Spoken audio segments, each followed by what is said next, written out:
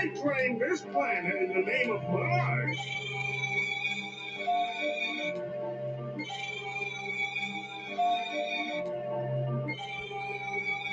Blaze 434.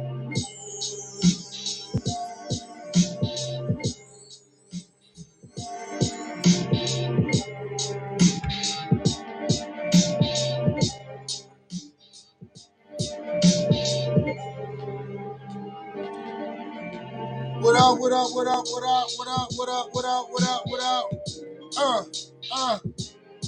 I claim this podcast in the name of Negroes. Boom. Hey, Hey, you already know what it is. What's up with it, ladies and gentlemen? You know what it is. Reality Check Retro Radio and Black Light Revelations. We out here getting this motherfucking shit, doing this shit. We back in the motherfucking building. We gonna be talking about a few things today. And we're gonna make sure we have a good time. Rob, how you doing? Black Light Revelations in the house. What's up with you, big bro? what up, what up, what up? What's good? What's going on with you, man? Man, same shit, different day. You know, I'm just trying to live. You know what I mean? Facts, Just trying facts, to same live. here. Just Facts. was on Clubhouse and we did a Clubhouse pre-show talking about Red Pill a little bit. So that was cool. That was cool. And we're gonna dive into that a little bit in this podcast.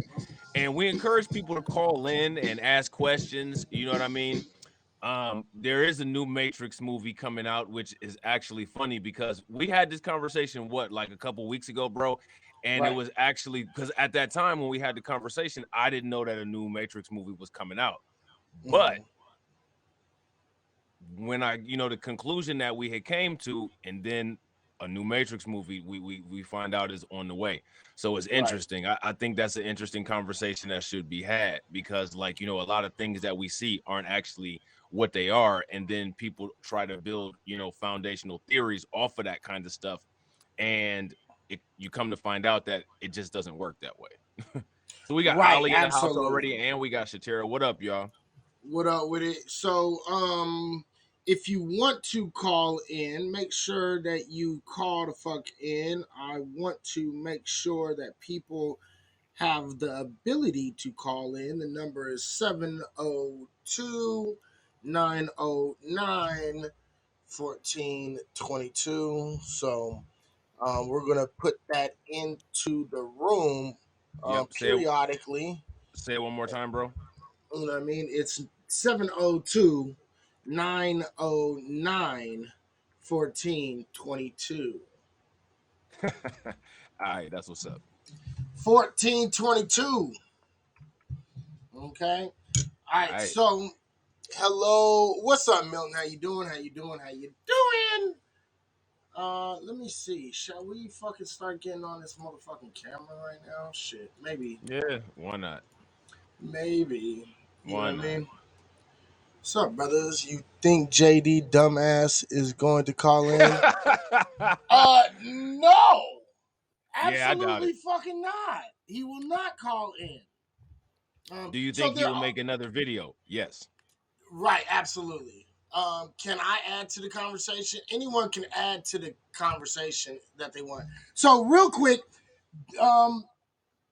let's fucking here. We're gonna fucking maybe we'll move to a different direction or move to different stories in the news in a minute. Let's talk quickly. Let's talk about this JD fella, okay? For all of y'all that don't know, okay, a fella by the name of JD fucking retard. I don't know his fucking real name. But yeah, JD retard. He kind of wanted to kind of go at Rob. And I personally was like, oh, I want to come on. I want to join this conversation because this guy's an idiot.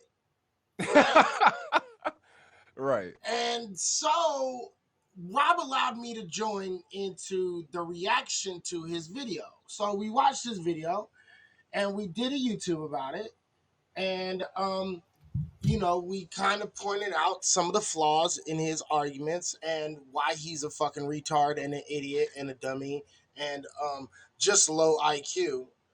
And then he got in his feelings, and then he wanted to spread his red pill ideology by saying that we spent 4 hours on him, when in all actuality, no, we really spent about 2 hours making fun of you.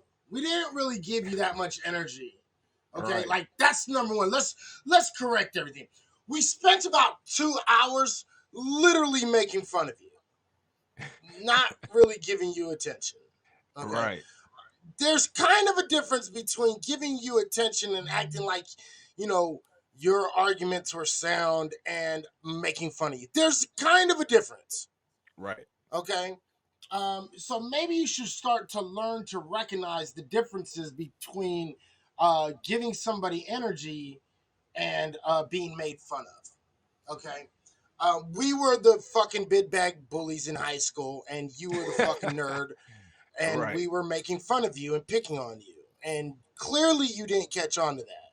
So, let me make it very clear.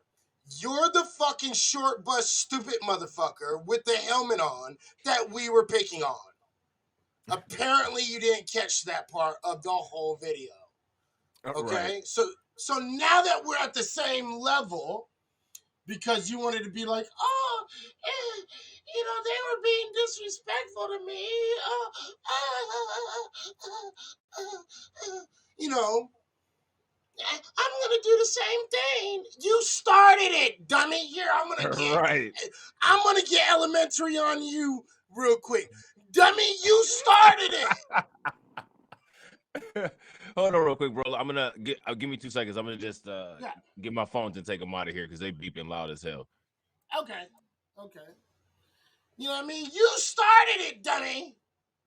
Don't get mad at me. Okay? You started it, we finished it, and you thought that you had some sort of argument. You still couldn't do it, but we watched your second video. And guess what? I'm going to reply with a very short summary. Okay? I'm going to reply with a very short summary of your video. Since you thought we gave you that much attention, I'm going to give you about 3 minutes of my life. And that's about it. After that, I'm done. You didn't refute a single argument we said. You literally used I'm real red pill and I say so. You didn't give any examples of the so-called coons that you say that are helping the black community. No example of that. You didn't fucking dispute or even counter all of the claims that we made about red pill being started in white supremacy. It was political, and it did have something to do with race. And we gave you a whole bunch of shit that shows that, but yet you gave absolutely nothing, and all you said was, yeah, sorry to break your fucking feelings, but it doesn't. You saying something doesn't mean shit. Okay? We gave you guys definitions. We went to 2 different dictionary definitions, the Urban Dictionary and the regular dictionary. And we brought up an article from Al Jazeera, an article from Newsweek, and another article from another fucking place. Okay? And we literally explained the whole beginnings and the history of Red Pill, even before Red Pill was Red Pill. And you didn't refute a single iota of it. At all. All you said was, you know, white people can be red pill and black people can be red pill and Republicans and, you know, Democrats and fucking liberals and fucking conservatives, and, you know, it's like that, and you can't stop it. And you can't deny it. You gave literally no examples of this shit like we did, but hey, you know, that's your fucking stupid ass brain working. And this is why you're fucking slow. You're stupid, dude. You literally look like you need to be wearing a fucking helmet as you walk down the street. Okay? So, with that being said, okay, You're dumbass, and I will never reply to any of your dumbass fucking videos ever again unless you cite anywhere to fucking prove us wrong outside of I'm Red Pill and I say so. Okay? You Yeah. fucking idiot. Okay? My fucking youngest son is smarter than you. Okay? You idiot fuck. Okay? And I mean that with all of the disrespect from the deepest crevices of my fucking heart. You dumb, stupid, retarded, dumb fuck, Sambo coon. And don't ever say I called you Uncle Tom, you dumb motherfucker. That's giving you way too much credit. Okay? And yes, I watched your whole video, you dumb piece of shit. Okay? You Sambo coon. You fucking black face of white supremacy piece of shit. Okay? And you can't fucking say that I'm wrong about anything I'm saying because I've already refuted. And if you don't know how I refute it, I regard you back to the last video and watch the first 2 hours, you stupid motherfucker. And you would have known that had you actually watched it, you stupid motherfucker. Okay, so that's all the energy I'm going to give them. Go ahead, Robert. Yeah, I mean, that's it, man. You know what I'm saying? Like, it's really nothing else to say. I mean, like, my thing is, like, if we're gonna, debunk some talking points and actually debate, then that's cool. But if we're just gonna talk about nothing and make the conversation about what you want to make it about, I'm cool. You win. Goodbye. Yeah, you know what I mean? Like, that's a lost cause. That's Yeah. that's part of my life that I'll never get back. But I will fucking say this much. I was very entertained for 2 hours of my life thanks to your dumbass shit. Facts. So I appreciate it. I do appreciate your fucking, short but special fucking dumbass commentary. So I was able to make fun of it. Thank you for that. I appreciate it. Facts. Okay, thank you. All right. Oh yeah, last thing. Mr. JD Retard, if you want, you are more than welcome to call me live on my show. Fucking hit me up on text and anything, and I will be willing to debate this, fucking discuss this, do whatever the fuck you want if you have legitimate arguments. If you don't, leave me the fuck alone. Now, if you do, give me a call, 702-909-1422, you dumb piece of shit. All right, now, let's do this shit. Let me see. Let's see. What's up with it? Good citizen, Gary Smith, Shatira, Ali, everybody, thank you. Madam Franz, what's up with it, sweetheart? How y'all doing? Thank you for coming into the show. That's about all that's all of the fucking energy I'm gonna give to JD Dumbass. Okay? But we are going to talk a little bit more about Red Pill. Okay? What are we going to get into, Rob, about Red Pill? Well, my thing is, and it's the question that I've been asking, is like, what substantiates a red pill? What substantiates it? What makes it validated? If somebody says, well, this is just the uncomfortable truth that you have to deal with, what actually makes that the red pill? What makes it right? What makes it correct? Oh, what you mean? Basically, you mean like what backs up and substantiates the arguments of Red Pill? Right. Okay. Okay, I feel you. Real quick, let me do something real quick, and then boom, let me bring you back the fuck up. So your camera's a little digitized right now, brother. Yeah, I'm gonna try to. Yeah, no, that's all good. I'm gonna try to fix it. I'm having some tech issues. It's all good. What you can do real quick, if you want to, is I'm gonna drop off the camera and I'm gonna come to a different camera and see if that'll work. So give me a minute, all right? All right, cool. So while he is doing that, oh yeah, you're back now. It says you're back now. Okay. All right. Cool. All right, you're good now. All right. Cool. So let's get into this. And real quick, today's show is called "The Red Pill Echo Chamber and the God Concept: The Ultimate Self Delusion," and I named it that because both of these concepts are literally self delusions. And we're gonna go through this shit, and we're gonna kind of break this shit down and see how they are similar, but at the same time, see how both of these concepts literally don't stand on anything. All right. Um, so we can start with the red pill. Give your summary of red pill and give your summary of the ideals of red pill, bro. All right, well, the idea of red pill, right, is a Mm-hmm. very broad spectrum uh classification. And basically what that classification is it is based off the Matrix, the movie. And what it basically is saying is that there's veils over reality. There's a lot of hidden and uncomfortable realities about the Mm-hmm. way the world actually is.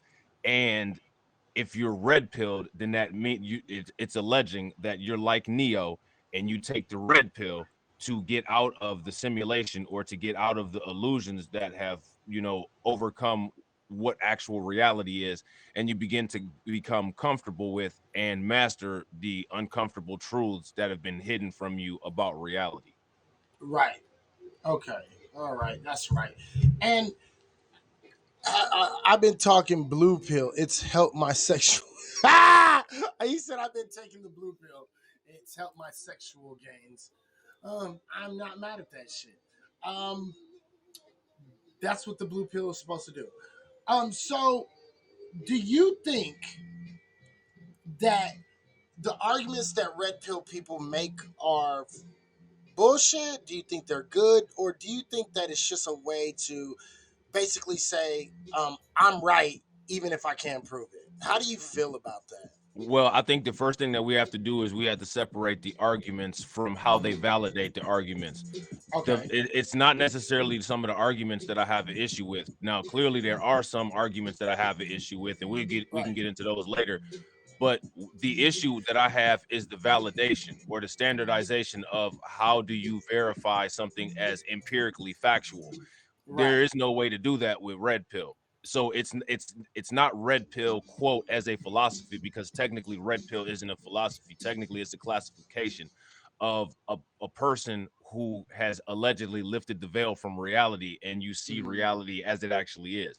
Now, if that's the thing that we're doing, we have to then have a base reality that we compare perception to. And Mm-hmm. if your perception is on a 1-to-1 ratio with what reality actually is, then allegedly the idea would be that you're red pilled. And if that was okay, if there was a base reality construct to compare what your perception is, then that would make sense, because we could say, okay, here's the base reality standard, kind of like a general relativity thing. For general Mm-hmm. relativity is supposed to standardize the laws of the universe, right?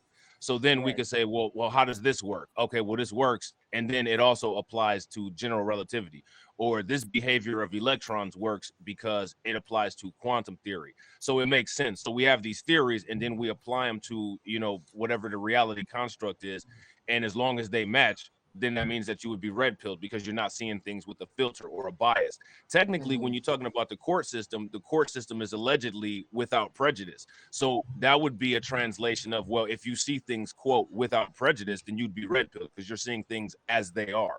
Mm-hmm. However, it's the as they are classification that the problem is, because who is the one that makes that determination of as they are? So if someone says, females have a tendency to do a certain thing, I might agree with that particular point. That could possibly be the reality. Women have estrogen, which is a different hormone than men have Mm-hmm. testosterone. So it's going to change the behaviors because of centers in the brains that they activate. So they may say, well, this is a female nature. Okay, I can believe that, but I don't believe it because it's a red pill truth. I believe it because empirical biological evidence says so. I don't believe it because you say so. You Mm-hmm. see what I'm saying? So it's the test of factual data against a base reality construct that I have an issue with as far as the red pill. And as far as I'm concerned, there's no test, there's no sample studies, there's no library of empirical evidence to say, well, I said that this is red pill, and it just is. Where is the test? Where is the citation? Where is the logic? There never is any. Right. Okay. Now I definitely understand that. Now we talked it a little bit about the history of red pill, right? And when we talked about it, we broke it down. And again, if you guys want, you can check out. I'm going to actually show this article real quick since we weren't able to do it before. I think you did show it before. Um, so here's the article. It's a great article on the history of red pill and the history of red pill that goes as far back as the late 90s. Okay, but it just wasn't under that name. Okay, but what it is, it talks about the Matrix, how the Matrix actually was the inspiration of naming it the red pill, right? So ever since the release in 1999, references from the blockbuster film The Matrix have become a part of popular culture. The movie's premise and many of its lines have struck with us for more than 20 years, and particularly the last decade has been co-opted by groups who would never be aligned with this original ethos. Right. Okay? Recently, in recent months, the Matrix co-creator Lily Wachowski has spoken out saying that the science fiction film is more of a transgender allegory than anything else. Revelations that will certainly grate on those who gravitate to the movement inspired by one of the movie's most memorable lines: "Take the red pill." Okay?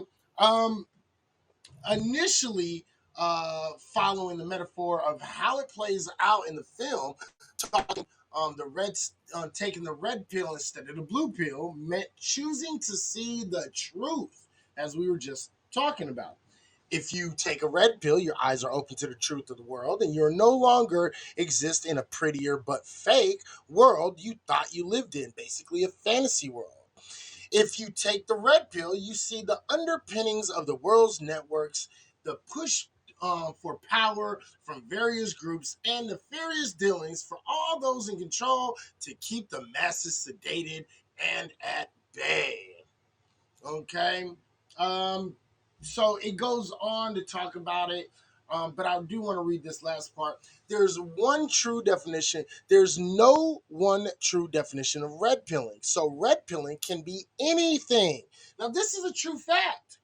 This is something that we have to acknowledge, and this is the reason why they get away with a lot of the things that they say, because there is no true definition of red pill. So they can always say, like we saw earlier with fucking JD fucking dumbass, he was able to construct his own fantasy fucking world. But that wasn't the true red pill world. Okay? And so, but there is a certain type of person who proudly proclaims to have taken the red pill most often. Men like Caesar Sayek, a man who sent improvised explosive devices to critics of Donald Trump, a far-right conspiracy theory and radio host, Alex Jones. Men who hate feminism, who are against liberal ideas, men who believe in things like Pizzagate, pickup artists, the manosphere, uh, PUAs, incels, and MGTOW, among others, and QAnon. Okay? So all of these, this is a wide range of different people who say that they're red pilled, right? So we deal with, a lot of people who, the pickup artists who say, I'm red pilled because I know how to pick up women and I know the true nature of women, right? You know what I mean? And the fact of the matter is they're just, a part of the whole misogyny and patriarchy system, and they don't want to lose their power. Okay. The question I have regarding red pill, as it relates to those who use it within the dating sphere, who is the red pill for? Well, in black red pill, it's for black men and women, I believe. In my opinion, what do you think, Rob? Do you think Who do you think in the dating sphere of red pill? I have to ask the question, if females have a predatory nature, if all females have an inherent predatory nature to be thoughts, gold diggers, and only want to use men, if that's the alleged female nature that the red pill is teaching people, then how is it encouraging you to date anybody? Because if those terrible features of women is the inherent nature of women, which I find interesting because it's actually just substituting narcissistic tendencies and superimposing them as true female nature. Then what? How does that make any woman desirable? And if no woman is desirable, then how is that going to lead you to quote date or find a relationship with anybody?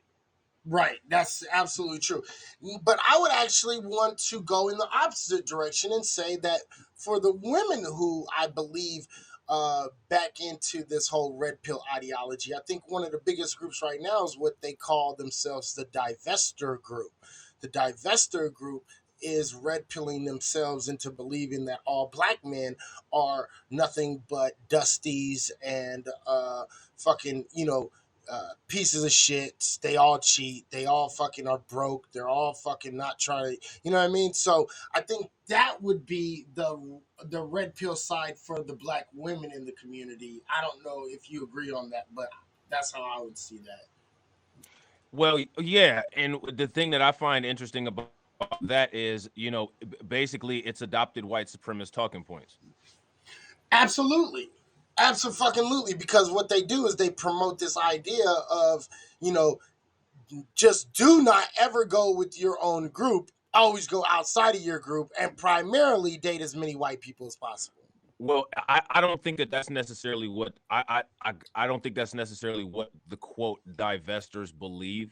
Don't get me wrong, because I'm not a divester, but it would be interesting to hear what they say. But the way that they phrase it and package it, and I believe that it's the same as the Mirror Black group, which would be like SYSBM, is they have programmed themselves to believe that because there's no eligible men within their own community, they're doing their own community a favor by looking for more favorable men elsewhere, because the community hasn't produced men that produce a good community for them.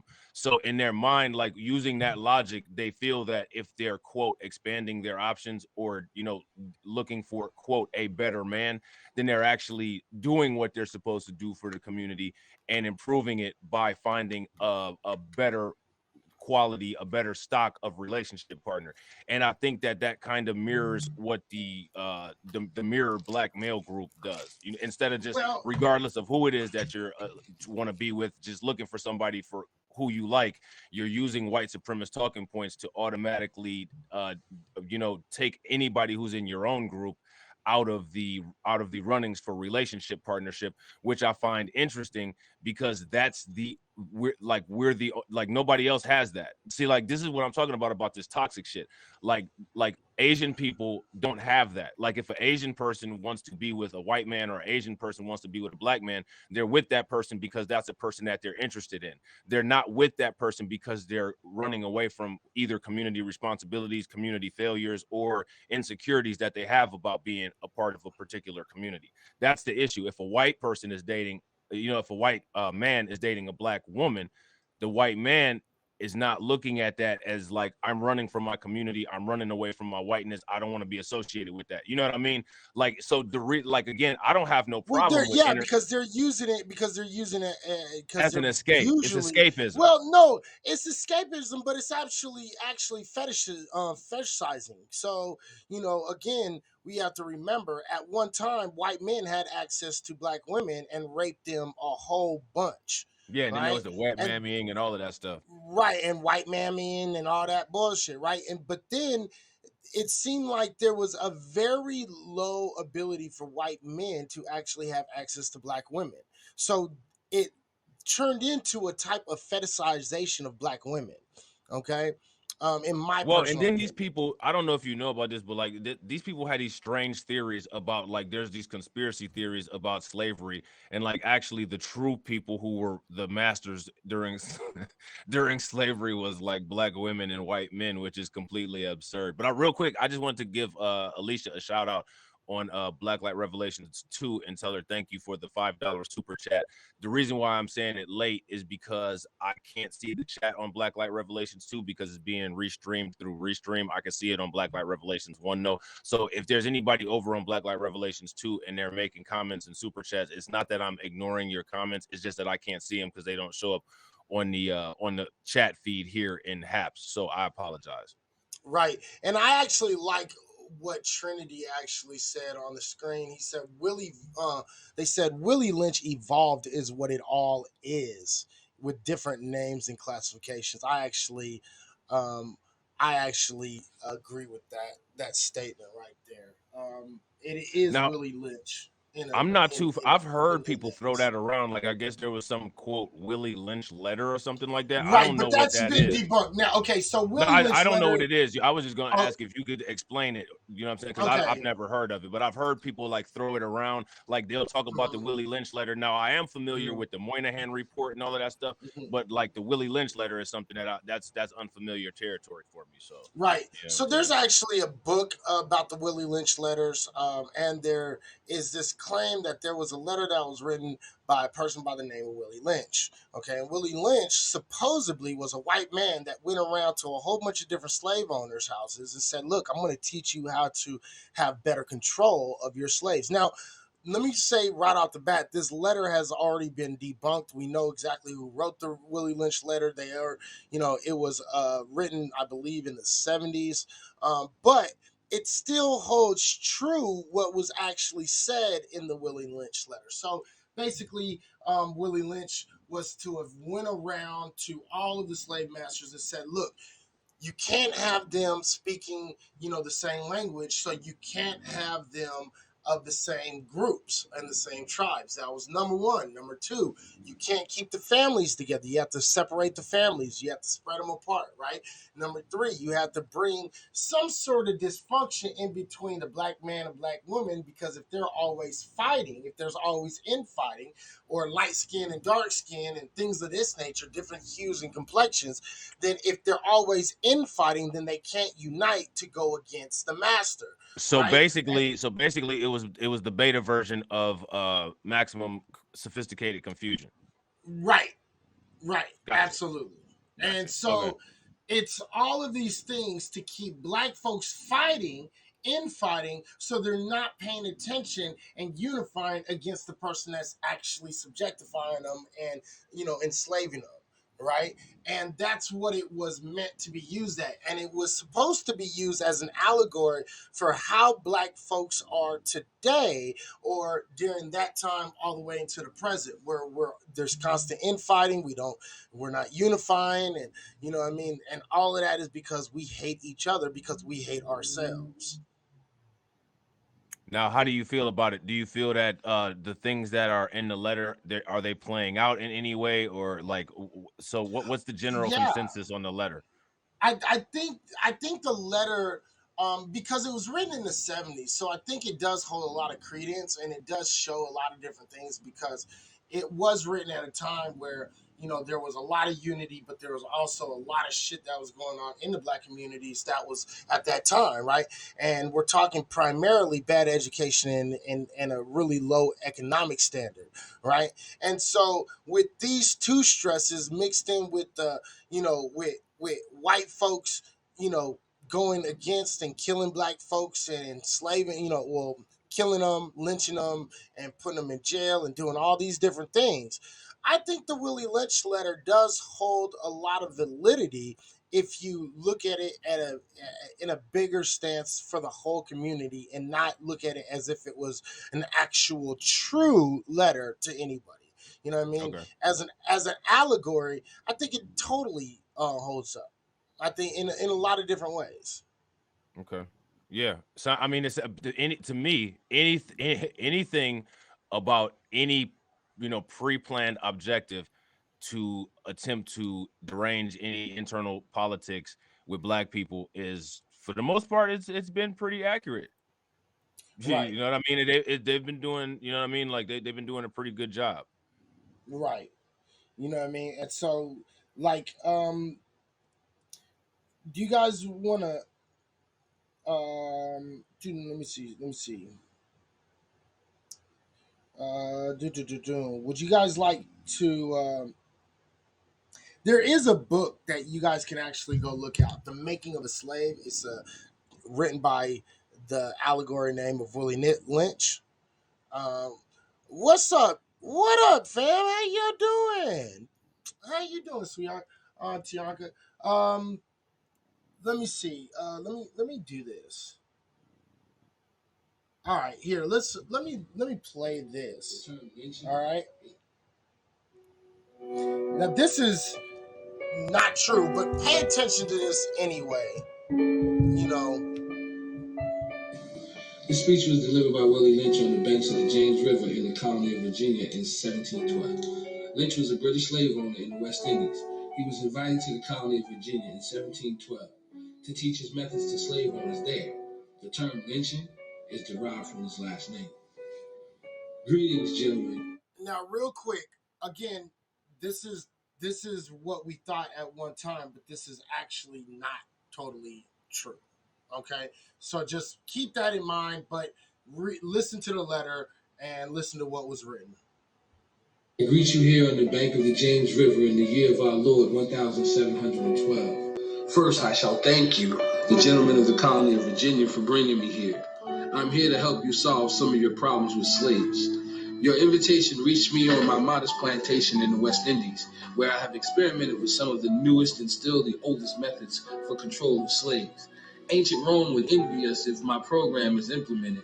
As our boat sails south on the James River, named for our illustrious king, whose version of the Bible we cherish, I saw enough to know that your problem is not unique.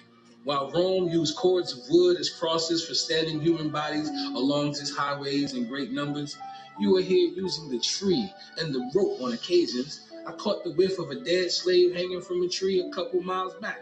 And you're not only losing valuable stock by hangings, you are having uprisings, slaves are running away, your crops are sometimes left in the fields too long for maximum profit, you suffer occasional fires, your animals are killed. Gentlemen, you know what your problems are. I do not have to elaborate. I'm not here to enumerate your problems. I'm here to introduce you to a method of solving them. In my bag here, I have foolproof method for controlling your black slaves. I guarantee every one of you that if installed correctly, it will control the slaves for at least 400 years. My method is simple. Any member of your family or your overseer can use it. I have outlined a number of differences among the slaves, and I take these differences and I make them bigger. I use fear, distrust, and envy for control purposes. These methods have worked on my modest plantation in the West Indies, and it will work throughout the South. Take this simple little list of differences and think about them. On the top of my list is age, but it's there only because it starts with an A. The second is color or shade. There is intelligence, size, sex, sizes of plantations, status on plantations, attitude of owners, whether the slaves live in the valley, on a hill, east, west, north, south, have fine hair, coarse hair, or is tall or short. Now that you have a list of differences, I shall give you an outline of action. But before that, I shall assure you that distrust is stronger than trust, and envy stronger than adulation, respect, or admiration. The black slaves, after receiving this indoctrination, shall carry on and will become self-refueling and self-generating for hundreds of years, maybe thousands. Don't forget, you must pitch the old versus the old black male versus the young black male. The young black male against the old black male. You must use the dark-skinned slaves versus the light-skinned slaves, and the light-skinned slaves versus the dark-skinned slaves. You must use the female versus the male, and the male versus the female. You must also have white servants and overseers who distrust all black, but it's necessary that your slaves trust and depend on us. They must love, respect, and trust only us. Gentlemen, these kids are your keys to control them. Use them. Have your wives and children use them. Never miss an opportunity. If used intensely for 1 year, the slaves themselves will remain perpetually distrustful. Thank you, gentlemen. All right. So it's real simple, and it's a real simple tactic, right?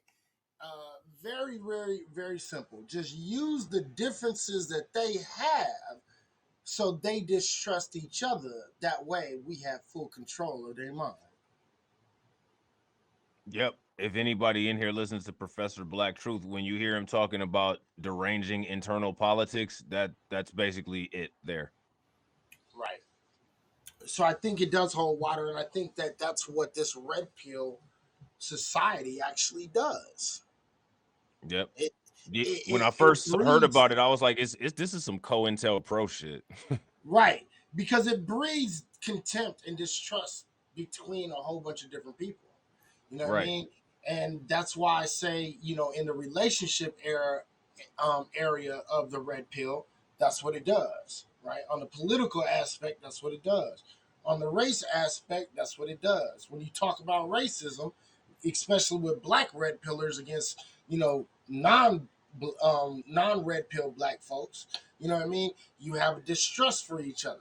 You see what I'm saying? Because the red pillars, the black red pillars, like to use white supremacist talking points, right? Right. Meanwhile, black folks is using regular talking points. So these end up ultimately becoming your coons, your tokens, and your sambos that You speak pick that me's. sambos. Yeah, your pick me Negroes. Okay. And so we have to understand that. That's really how that shit breaks down. So, go ahead. No, that's it, bro. That's all I had to add on that. Did you want to finish that article up? Oh yeah, let's get back to the article. You're right.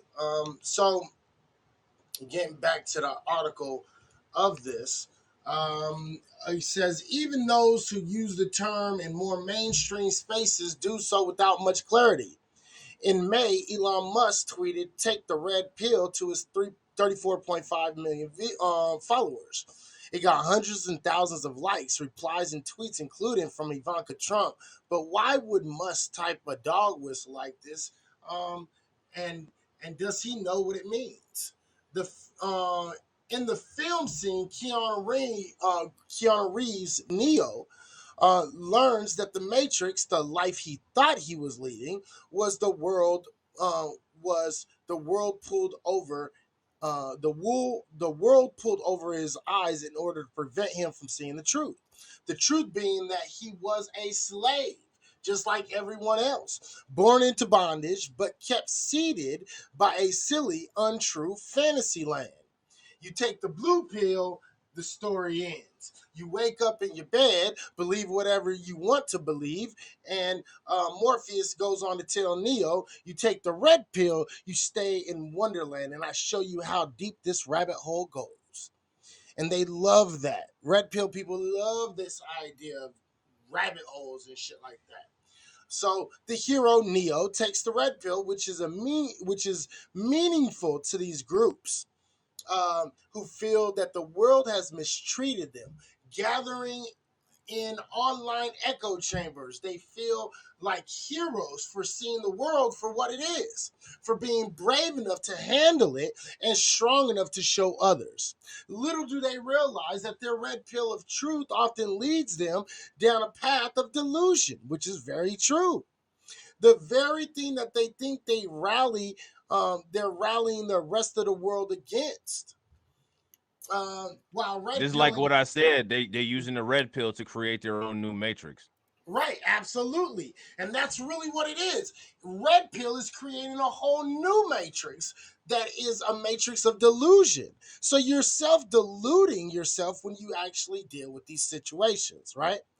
Um, while the red pilling has had some play in the media, it's often through a sympathetic lens.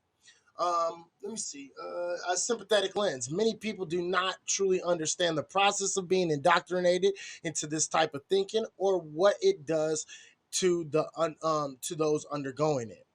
The phenomenon is not something to be gawked at or ignored. Misogyny, white supremacy, anti-Semitism are on the rise. So is the violence that goes on with them, including shootings, bombings, and vehicular violence.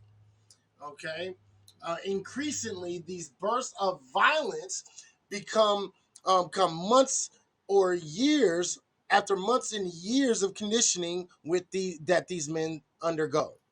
They hang out on YouTube in internet forums where they weave webs of conspiracy theories around themselves, in which they are ultimate victims and their scapegoats, some unlikely victors in the game of life. Groups typically marginalized by society: Jewish people, black people, other people of color, and of course, women. All right. So when we're breaking this down, this red pill is it because it has no definition. It's such a widely used phenomenon, and it covers a big umbrella. Underneath this umbrella, it's just under every single area. And then a lot of people don't really understand is that in a lot of cases, uh, this started with a lot of white supremacist groups. All right. Now Um, let me just introduce this, right? right. Go ahead. So you're everything that you said so far is right and the article is right, but now let's check this out, right? Because if we're going to adopt something from science fiction and we're going Mm-hmm, to apply it to the mm-hmm, real world, mm-hmm. did Neo choose himself to be red pill? Did Cypher choose himself? Did Morpheus choose himself? Did anyone choose themselves to be red pilled? Was Right. anybody a self-proclaimed red pill? Did Morpheus just wake up one morning and take the plug out of the back of his neck and start declaring that he was red pill? And then he says, you know, I'm gonna don Neo as red pill. I'm gonna don Trinity as red pill. I'm gonna don Cypher as red pill. Did that happen, or was there a vetting process? There was a vetting process. So that means that there was elders, right? And there was elders in Zion, Mm-hmm, which I find interesting because that's the name of a book. You know what I'm saying? But there was elders in Zion, one of which who was the oracle, who mm-hmm, was part of the vetting process. The first part of the vetting process was that they had to watch them for a while. They had to notice and follow the white rabbit. And also, Neo was working at a software company. He had to notice certain codes that Trinity was hacking into his computer and sending mm-hmm. him messages. So Right. the first thing was that Neo was aware that he was being sent messages. Remember, he kept saying it's like an itch in my brain. I don't know, but something's wrong. So Right. Neo recognized that there was something wrong. But Right. again, Trinity put him through tests. He then followed the White Rabbit to the club. The club introduced him to Trinity. He had to have some kind of affinity for Trinity. Now, if Neo had went to that club and had no affinity for Trinity because he was red pilled about female nature and said "fuck this bitch" and came back home, would there be any subsequent matrices, No, or would Neo still be Mr. Anderson working in the office space environment at that software company he was at? he would still be in his little environment, in his little cubicle. There you go. So there Mhm. has to be an authoritative body that governs whether you're red pilled or not. And in the Matrix movie, there was a hierarchy. There was Morpheus, which Morpheus wasn't the end all. He was just the field scout. He would Right. sift through the Matrix to see if there was anybody who was slightly rejecting it. You know what I'm saying? Like, Right. say, for instance, inside of the little things that they were in, they might have had a twitch or been more agitated. Because, you know, they had the people hooked up to the EKG machines and everything. They were able to see them through those plugs in the back of their neck. So they might have said, well, it looks like this one is trying to break out. Let's see what's going on with them and how they're interacting with the Matrix. Clearly, there was a disturbance inside of the Matrix because Neo kept questioning and saying something's wrong, something's wrong. So then Morpheus sent in Trinity. Trinity handled it from there. And then once Trinity successfully got Neo out of the Matrix, she then brought Neo to Morpheus. Hmm. Neo then had to do certain trainings on the Nebuchadnezzar. And once he did those Nebuchadnezzars, okay, next it's time to go see the it's time to go see the Oracle. Right. After he saw the Oracle gave him the news that he wasn't the one, which is something that we still need to revisit. Hmm. After he got the news that he wasn't the one, he still was being vetted because he had to make a choice. Am I going to say, fuck it, I'm not the one? Which I believe is what happened with Cypher. He was told that he wasn't the one, so he said, fuck all of this shit. Or did he say, you know what, I'm just going to do what's right. And even though I'm not the one, I'm still going to fight against this because this is wrong. Right. Neo then made the conscious decision to fight against that because it was wrong. And in every Matrix movie, the fact that he was in love with a woman, Trinity, his love for Trinity and Trinity's love for him is always what saved him. But Right. then again, but the red pill, remember, in current reality, the red pill is that there's no woman for you. While we're basing this on a movie created by a woman, a black woman, who a lot of the vitriol and hatred is about.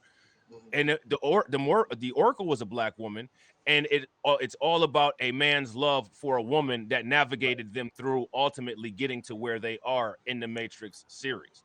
So Right. how does And that shit work? right. And I do want to point out what Shatira said, because it's actually a really really good point. She goes, because that's still someone else's perception of the red pill, even when we talk about the movie and when we talk about the red pill groups that we're talking about, right? It's Right. somebody else's perception that someone is actually adopting, right? So you're still living in a fucking matrix. You're just living in a different matrix than the matrix you previously was in.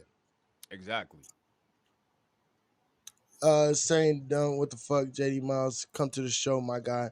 Yeah, tell JD he can call in at any time and I will fucking use and abuse his ass for fucking about 30 minutes of mine and your entertainment. Yeah, I Okay. mean, he can call in again, like just Absolutely. like how he could have called in today earlier, or if he could have called in, you know, when I was live by myself. Like, Right. He could have done that shit at any time. Again, if you guys are on Blacklight Revelations and you're watching this from Blacklight Revelations, make sure you press the subscribe, hit the like button, and the notification bell 2 times if you're in my YouTube Reality Check Virtual Radio. Again, subscribe, like, and press the notifications multiple times so you guys don't miss any content. All right. So that breakdown that you were talking about when you were talking about the Matrix, right? We have to acknowledge a few other things too when we're talking about the movie The Matrix, right? Because there was actually they act as if there's two areas, right? There had to been two areas, right? So which is the fantasy and the reality. So you have two different worlds that you're competing from. But the fact of the matter is there actually has to be a minimum of at least three worlds. yep, There has to be three different perceptions, three worlds. yep. Say your channel again, please. Oh, it's Reality Check Virtual Radio. Reality Check Virtual Radio. Okay. So and I know you understand that. Why don't you explain to everybody why there has to be three worlds rather than just the two, red pill and blue pill? Well, for one, there has to be three worlds, right? Because what we have is we have the software that creates the matrix, right? So Mm-hmm. there's the matrix.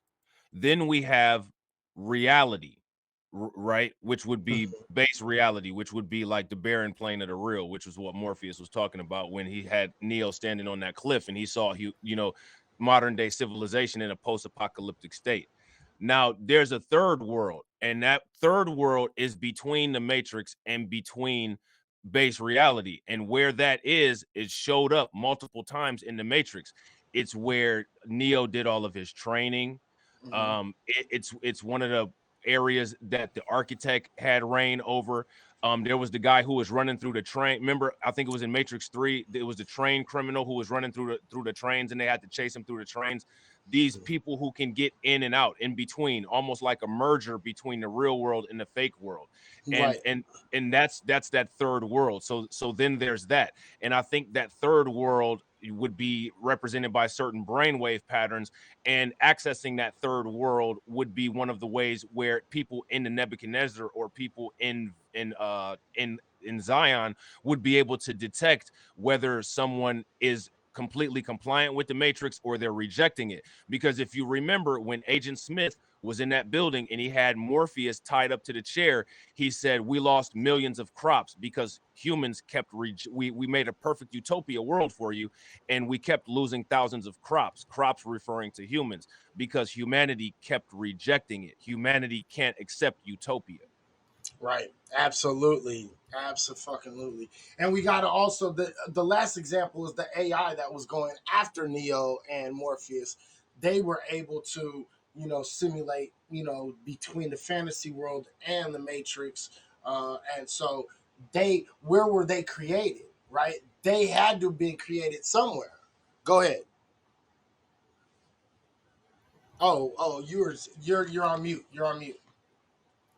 My bad, bro. That actually leads to another fundamental problem, and I need you guys to follow me on this. Starting in the first Matrix, the only thing that we knew is that humans could be inserted into the matrix, right? That is the only phenomenon we saw. Up until the last one, we now see that the AI can remove itself from the matrix and come into humanity. Agent Smith was able to reroute himself from the matrix and download himself into a human and chase Neo through Zion, which means that there's something else that's not only controlling the matrix but also controlling where they thought they were. And it also shows that there's something that's beyond those AI robots, because if that's the case, you have to ask yourself, Agent Smith had to hack his own programming to be able to do that. How did he do that?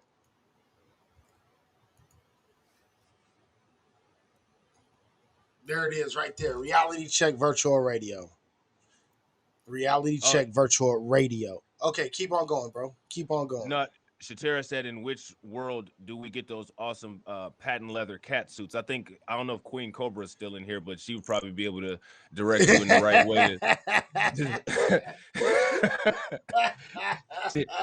If you're interested in cosplay or anything like that, I think Queen Cobra would be the right one to ask about that. Right? Yeah, you're gonna have to get at Queen Cobra to find out where those suits come from. Absolutely. All right. All right. So keep on going. Well, that was just my thing. Is we have to ask ourselves, how was Agent Smith able to hack the Matrix programming and hack into a human? Right. Right. Were there people born in this third world, separate? Or, Right. But I think the question really does pose, which is, from the information that we know, somebody always has to pull somebody else into getting the red pill, right? And so when you equate that to reality in real life, you have to understand that the person who is presenting these red pill scenarios is bringing you into their post truth, right? Is bringing it into their idealized ideal of what society should be, right? Right. And that's what you're being convinced of. You're being convinced of somebody else's ideal of what reality is. Right. You know what I mean? With minus the checks and balances, because in the movie there was a built-in system of checks and balances. The first check was the Nebuchadnezzar scanning. The second check was, did you follow the white rabbit? The third check was, did you survive, the process of getting the red pill and having everything removed, and then, making the jump and all of that different stuff, making the spoon bend and all of that. The fourth check was going to the Oracle. After going to the Oracle, then you make your own decision. Then the element of free will, ethics, and morality comes into it. What is the system of checks and balance for reality applied red pill? When we say you're red pilled based on your politics, okay, well, if we're going to compare how you determine if somebody is red pilled in the Matrix or not, there's even still checks and balances that you have to take to make sure that you're on the right path, even after the red pill. You know what I'm saying? Even after you've taken it, you have to make the jump and all of that stuff. And even after you've gone through all of that, you still have a defective red pill like Cypher who says, "Fuck this shit. I'm about to get back with the I'm about to get back with the with the blue pill in the Matrix, making backhand deals with Agent Smith." Right. Right, absolutely. Real quick, let me take a very quick station break to do my Kevin Samuels. Tonight's scent. And I'm gonna be pushing this scent. Like you guys know, like I was really on my Tom Ford for a little while. I'm on a new scent right now, and it is Sauvage Elixir. Please go out and go check this shit the fuck out. This shit is fucking thebomb.com. I don't give two shits what nobody says. You know what I mean? Only broke motherfuckers is gonna worry about the price of it because this shit smells good. All right, go check this shit out. It is where it is. All right, now I should get paid for that, Sauvage, Christian Dior, right? Let me get some motherfucking payment for that shit, ladies and gentlemen. Facts. All right. All right. So how does this relate to it is the one. Okay, the new one, the elixir, that's the brand new one. Oh Lord, I don't give two shits. This shit is Savage by Christian Dior. Savage by Christian Dior. It is. You said you got the cologne of the evening. That is the cologne, the scent of the evening. That is the cologne of the evening right there, boy. I swear to God. You know what I And mean? I'm drinking Monster. This is Monster number 5. Yeah, Monster number 5. I'm gonna need a what do you call that? A sponsorship for Monster number 5. I don't have my Chanel wine glasses available to Right. pour the Monster in, but I would recommend this for anybody, all of my FBI's and CIAs and DEAs and CEOs and LGBTQs and MGTOWs and everybody, make sure that you drink this and Right. practice finger flexibility so you don't tear your tendons like I did earlier, putting your pinky up in the air. And our second drink that we're going to be promoting on here is water. Okay, to all you thirsty Negroes out there, you incels that cannot get a bitch, drink more of this shit. It's called water. It will quench your thirst. Go ahead and drink some of this shit. Well, I tried water, but guess what? I hated it. I hated it. Hated it. Okay. From a male point of view. Alrighty. We got to stand up for our rights and our lefts. All right. All right. So thirsty niggas drink some water, and you baller fucking MGTOW fucking manosphere niggas drink some Monster number 5. All right, it is what it is. All right. Bottoms up. Bottoms up. They need to change it. It'd be more like this: bussies up. Bussies up. Okay, we really showing our age right now, dude. Like we should. Right. Okay. All right. So, how does this relate? This whole idea of the Matrix and the red pill in the Matrix. How does that relate to, the red pill push that we're dealing with today on a day-to-day basis? Well, I mean, the thing is it's one way, in my opinion, to substantiate the post-truth reality. And people don't even know that we're moving into the post-truth reality, but Right. it's literally all of that. It's literally all of that. Right. People having issues with relationships, divorce rates are up. Black people, as far as we are concerned, we still have issues, financial issues and different things like that. And basically the red pill is basically a cure-all to everything, because a white person can just say, hey, listen, the red pill is that, there's no such thing as racism, and none of us have white privilege, because I mean, like, look at LeBron James. Right.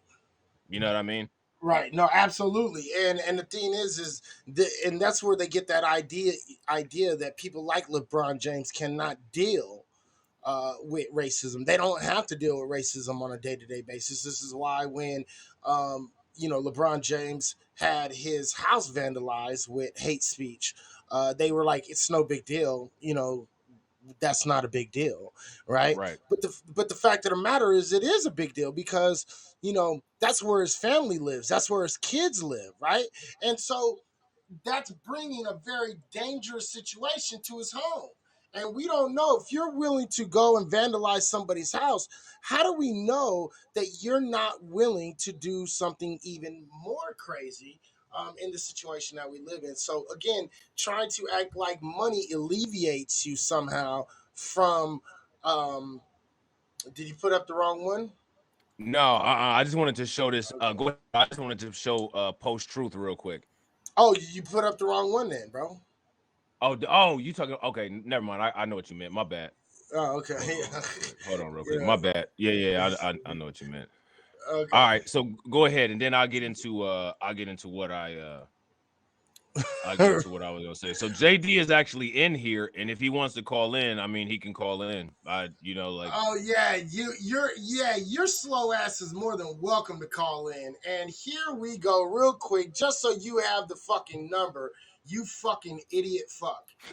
Um, you know this, and look, and I'm gonna tell you right now. If you don't have any kind of good arguments, bro, I suggest you not come the fuck up or not call in. But just make sure you have some better arguments than what you put down earlier today, because your arguments today were lacking at best. Yeah, average That's at best. I'm sure you heard no, that not before. even average, not even average. It was lacking at What's another best. what's another thing that Kevin Samuel said? Men don't like to compete.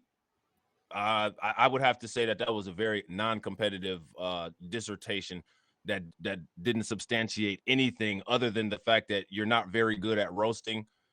Right. Like you know, I mean, none of the names that you called actually helped to substantiate any of the arguments.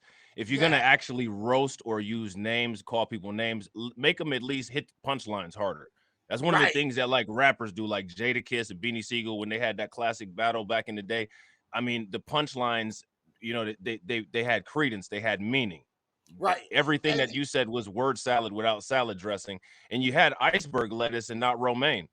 Right. And let me make sure you understand, like, we're more than willing to listen to your arguments. I Absolutely. definitely am. So you are more than welcome to call in 702-909-1422.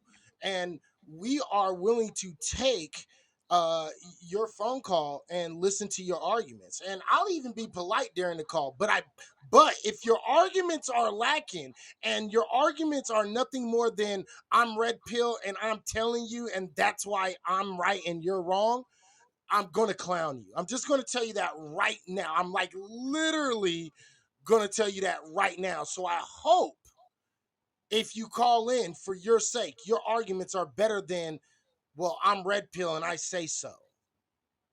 I really do. Right. So, it is right. It is what it is. 702-909-1422. We are welcoming JD into the room if he feels like calling. And here, I'll even give him a special entry.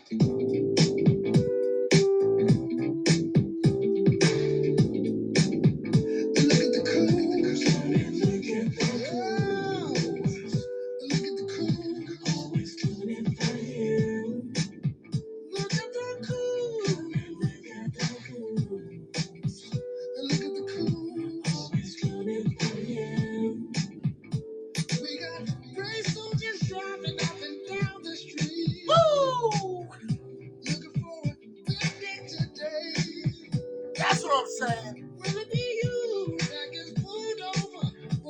See, look at the red carpet that we are rolling out for you.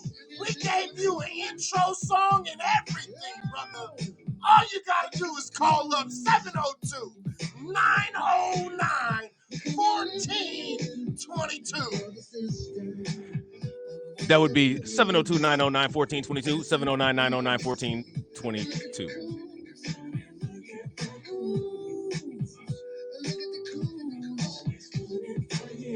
Woo! All right, that was it. We'll wait for We got to do a radio commercial. Right. Ladies and gentlemen, this is a station identification break for Reality Check Virtual Radio. We are doing a special show for call-ins with Coons, ladies and gentlemen. Call-in number 702-909-1422. Call-in number 702-909-1422. Please call in with your coonery, and we will give you a chance to speak. All right, back to the program. Absolutely. All right. So read to everybody real quick. Hold on, real quick. Do this and then do this. Okay. And then we'll do this real quick. All right. Please read the post-truth that you were talking about. That's on here. That's a little blurry, but you can read it, and we will trust your word. Oh yeah. Your mic is on. I mean off. Cool. Yeah, and I can update the description box with the links for anybody that wants to do their own research, because as we've been shown twice today, there's some people who can't do that on their own. They need their hands held. But here, all right, it says post-truth. And if you guys know anything about the Bilderberg group, post-truth was one of the topics at the 2018 meeting. So I want you guys to pay attention, and I want you guys to think about everything that you know about the fundamental issues that we're talking about when it comes to dealing with the red pill ideology. Okay, so think about that as I'm reading this. Post-truth. Post-truth is a philosophical and political concept for the disappearance of shared objective standards of truth. Now, let's stop right there. What is the first thing that I keep saying? What is the vetting process? What is the objectification? What is the standardization of what qualifies as a red pill truth? Then you have to ask yourself, as circuitous slippage between facts or alternative facts, knowledge, option, belief, and truth. Post-truth discourse is often contrasted with the forms taken by scientific methods and inquiry. Isn't that what I said when it comes to the dating? And this is one of the things that Vega and we kind of have little sub conversations in Duke and Don's videos about, is we talk about how a lot of the dating advice is given by a lot of these fake red pill coaches and these fake red pill people are psychological concepts that have a flawed understanding.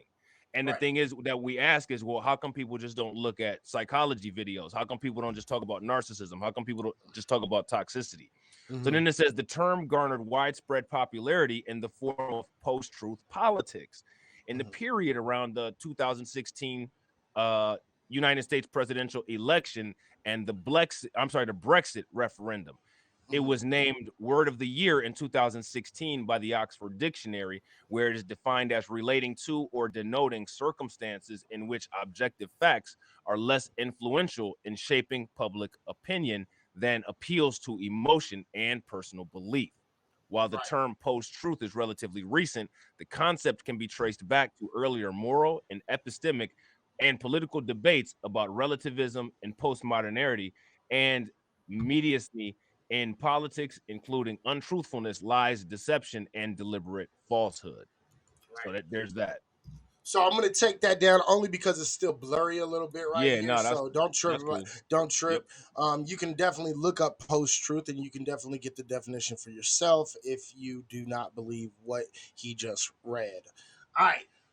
And alternative facts is simply just a lie, and I we have to understand that. So what this is, it's a whole lot of rhetoric, and most of it is all built on lies. And if an argument is built on a lie, then it's all a lie.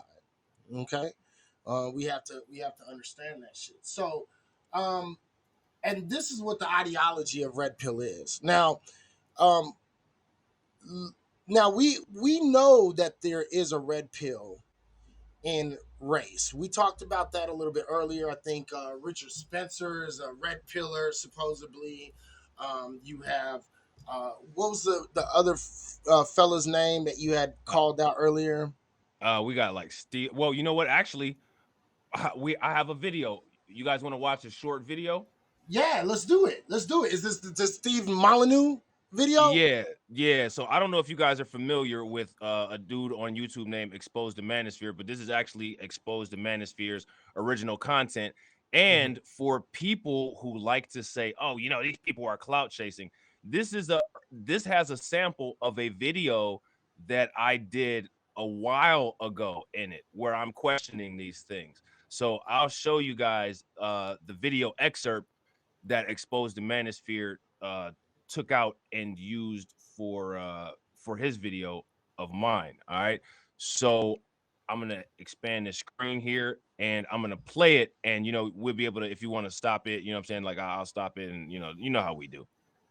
But I want you guys to think about questions and type the questions in that you have. Okay. Right.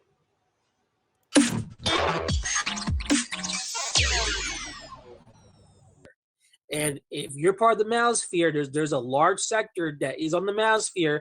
There are a bunch of white nationalists, and you can hear it from their mouths. Girl, they was over there in the chat when I was on the live stream talking about something. They will rather date a white supremacist than a black man any day.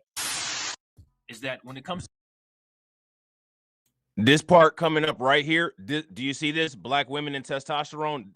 That's me right there. Like anybody who like knows my content or anything, and you guys know my voice. Like, so that this is me. He clipped this part of my video for this. You know what I'm saying? So again, like, you know, we got these people that are like, oh, you're cloud chasing, blah, blah, blah. Nah, this video was made like a while ago. You know what I'm saying?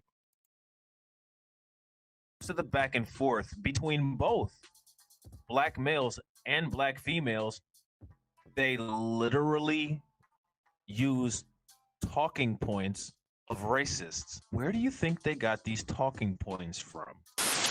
I'm going to read 2 quotes to you. This is the first one. Muslims have a problem inbreeding.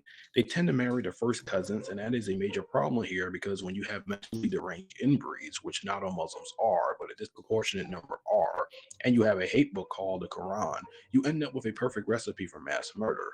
This is the second quote. Black women and young black boys, how black women are actually having sex with their own male children. Did you know I say out of 86% of children born out of wedlock, the majority of them are being born by mothers getting impregnated by their own biological sons. This is why they are so mentally dysfunctional, mentally violent. The first quote is from Gavin McGinnis, the founder of the Proud Boys. The second is a statement made by a SYSBM member on a live stream. It's tepid to dismiss these statements as fringe, but white supremacist talking points spewed in the manosphere is commonplace, and it's not just from white men. It's no secret that in the mid-2010s, the manosphere became submerged by the alt-right. Feminism is redundant. Fighting racism is redundant. There's a war on masculinity going on in the West, and it starts in kindergarten, where children are punished for being rambunctious. Boys are punished. The group not only quote alt-right figures, but they also even accept them as members. Quick note, there is nothing new about the alt-right. Instead, it is a continuation of white supremacist movements since the Civil War. As historian Kathleen Belew noted in her book, Bring the War Home, the movement consolidated in the 1970s and 80s against the state around a potent sense of betrayal in the Vietnam War, and made national headlines with the Waco incident, the siege on Ruby Ridge, and the Oklahoma City bombing. What is ironic is that white supremacist groups have historically placed a strong emphasis on the protection of white women. But the alt-right, as blogger David Frutel noted, borrowed backward notions about women from men's rights activists. These men went from promulgating the age-old xenophobic and sexual anxiety of blacks and immigrants raping white women to becoming increasingly concerned about white women willingly having sex and children with so-called alpha males who are non-white. Empowering them. When you lie and say you're as tough as a man, you're putting them in danger. Leftism, liberalism gets women raped. Women who choose. I just want to show so this is what I'm saying. When these people say leftism, liberalism, or when they use all of those dog whistles, feminism, it sounds nice, but basically it's a package for black people and non-white people, because as you'll see, it was clever how Exposed to Manosphere clipped this all together. But right here, now Stephen Molyneux with a bunch of dog whistles is going to talk about the outcome of what happens when white women date black men. You know what I'm saying? He's going to say, well, basically the MGTOW thing was basically, well, we're going to walk away from these women because they don't appreciate the communities and the things that we've built. They don't want our protections and things like that. So we're going our own way. We're away from them since they want to date these subhuman Muslims. They want to date these subhuman black people, whatever. They don't deserve our protection. So, and then when they talk about the death of chivalry, saying that women killed it, that's what they're talking about. Like all of that stuff, it's all dog whistles. You know what I'm saying? And you will see it right here. The assholes will fucking end this race. Keep fucking monstrous. He said the assholes will fucking end this race. He's talking about the white women who date out, and he's talking about the degenerate non-white people, because you have to remember, with guys like Stephen Molyneux, Jared Taylor, Jordan Peterson, and all of that, anyone who's not white is looked at as a degenerate. We get catastrophes. Women worship at the feet of the devil and wonder why the world is evil. These same men have expressed frustration with YouTubers either engaged to non-white men or suspected of doing so. One of my subs informed me that some white men stopped following YouTuber Nola Girl 504 after it was revealed she had a black husband.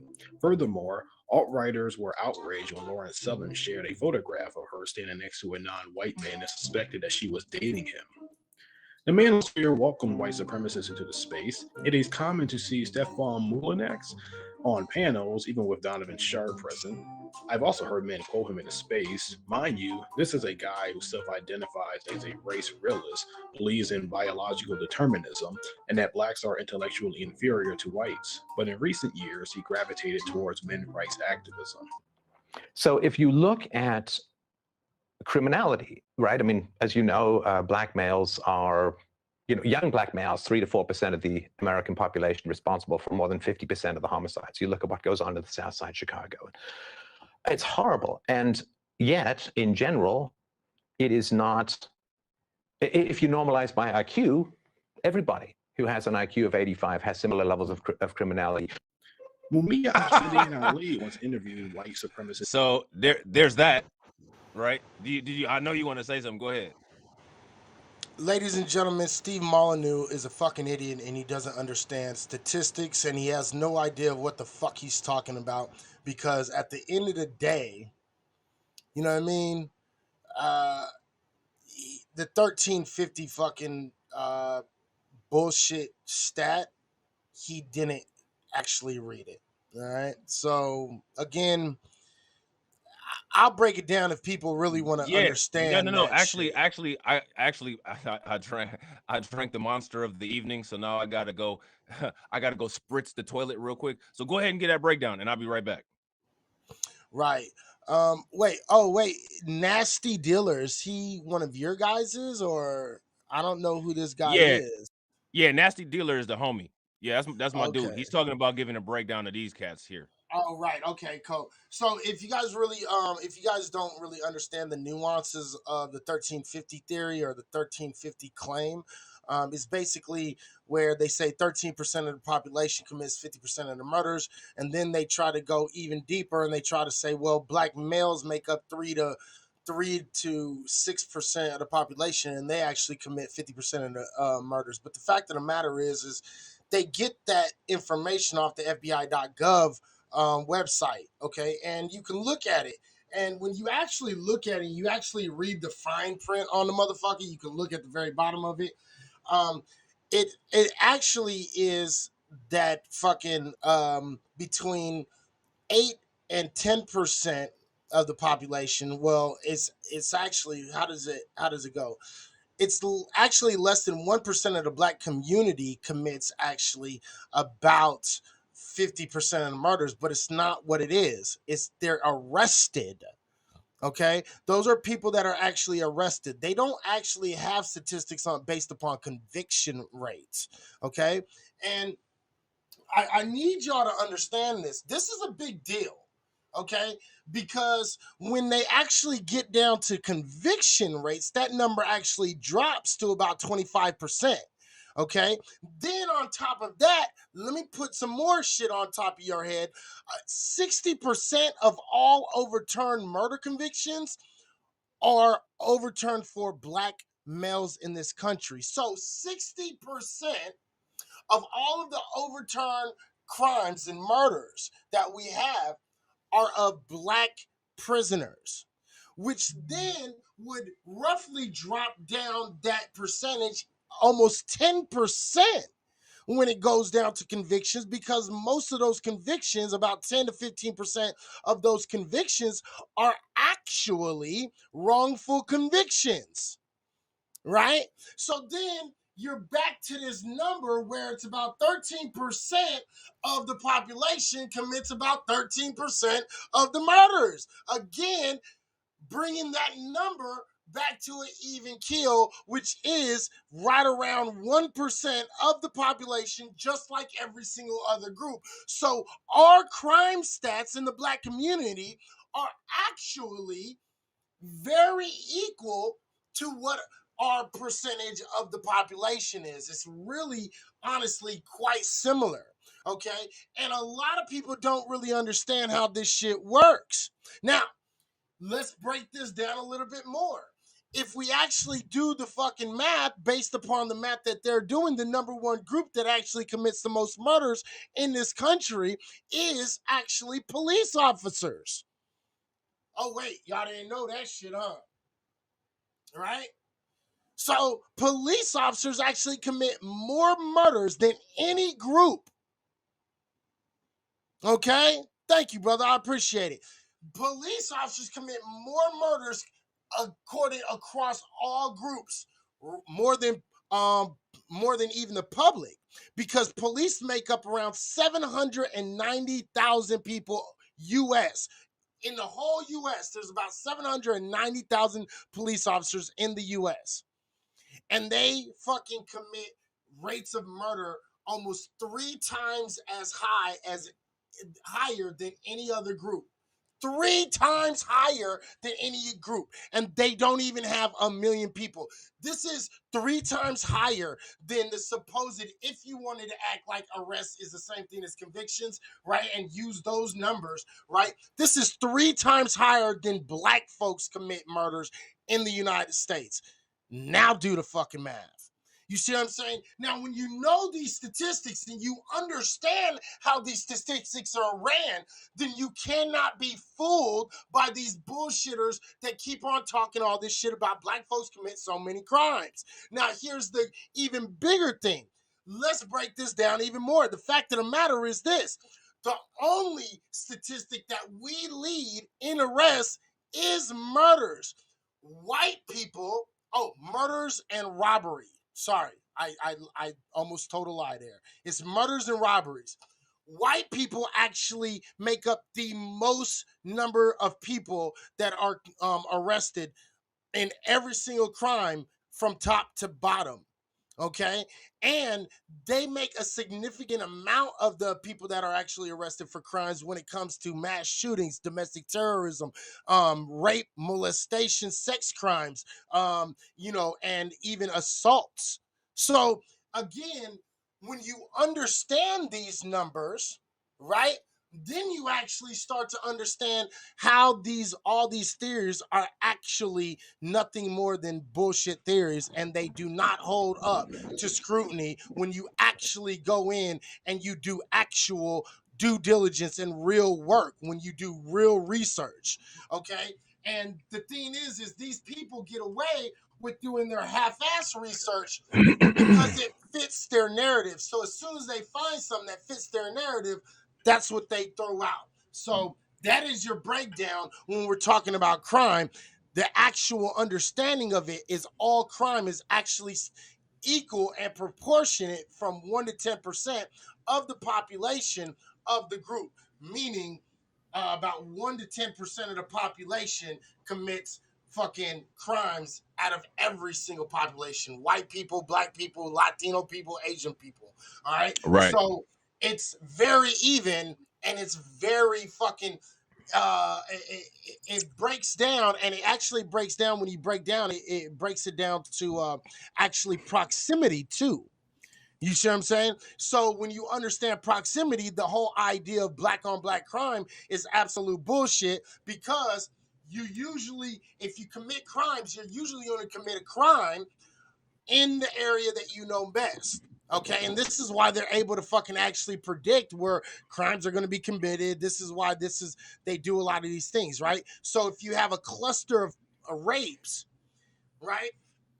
Usually you can break down the area in which that rapist actually lives based upon where his rapes are taking place, because usually people stay within the proximity that they feel safest in, meaning they usually stay in their area. So if it's a black neighborhood, most likely the crime that's committed against you is going to be a black person. If you live, no matter what your race is, if you live in a Latino neighborhood, same thing. It's most likely going to be a Latino person. And if you live in a white neighborhood, it's most likely going to be a white person. It's So now, proximity, ladies and gentlemen. so with Izzy and the wonderful breakdown that he just gave, now we have to give the red pill about the AAPI hate crime narrative. Oh. Ladies and gentlemen, where are most Asian businesses? Black neighborhoods. So who's going to be committing the crimes against those people? Black people. There you go. It's real simple. And do not fall for the AAPI hate claiming that black folks are actually disproportionately committing hate crimes against Asian folks. If you actually go to the FBI hate crimes area, okay, and I believe it is table 43. I can pull it up. I've actually pulled it up many different times. You know what? What's up? I was gonna. Oh, never mind. Okay, go ahead. I was gonna say because that'd be cool if you could pull it up because I'd like to actually show that on the screen. But okay, I can do that. But while you were pulling it up, I was gonna say I could run the rest of the video because it's only about 5 more minutes. Do that, and I'm gonna pull this up for. And once you pull it up, let me know and I'll stop it and we go right back to this. All right, cool. This is Jared Taylor on Blog Talk Radio. I asked a young student, I always went to the university because it was always interesting to go to the university and meet young people who had studied. I asked him, well, I don't mean to give you any offense, but why is it that compared to Ivory Coast, your country is a mess? He says, oh, that's a very easy question to answer. We didn't have the benefit of being colonized by the French. Unfortunately, the clip no longer plays, but the interview was cordial apart from Angry Man calling in and saying he was appalled by what he was listening to. The description is just embarrassing. In the midst of police shootings of black men, Obsidian decided to talk to Taylor to have a so-called honest conversation about race and admitted he knew about his work for years. Towards the end of the interview, he even told his listeners to check out Taylor's book, The Color of Crime, which is a booklet that seeks to quote-unquote prove that blacks are inherently more prone to criminality than whites and insists that hate crimes against white is a greater problem than hate crimes against blacks. What's ironic about this is that the black manosphere argues black women have smeared black men's image for decades. Essentially, if you said just one critical thing about black men or a black man in his size, you have thrown the entire race under the bus. But these same men quote and align themselves with white nationalists. Think about that for a second. Moving along, more recently, some content creators like Trady MBD was called out for being apologetic about the Proud Boys, which the Southern Poverty Law Center labeled as a white nationalist group. We will kill you. That's the Proud Boys in a nutshell. We will kill you. We look nice. We seem soft. We have boys in our name. But like Bill the Butcher and the Bowery Boys, we will assassinate you. Trey admitted that he interviewed a few of them and talked about the tenants and quote-unquote rock with it. And I met a ton of Proud Boys, black, white, Latino.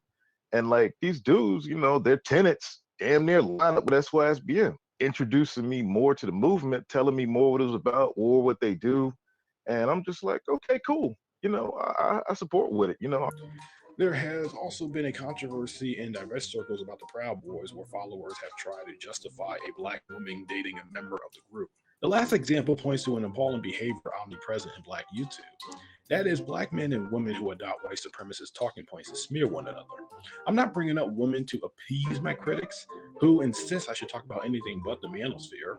I'm instead pointing it out because one tragedy of black YouTube gender wars, groups who respond to toxic rhetoric gradually become just as toxic as the group it criticizes.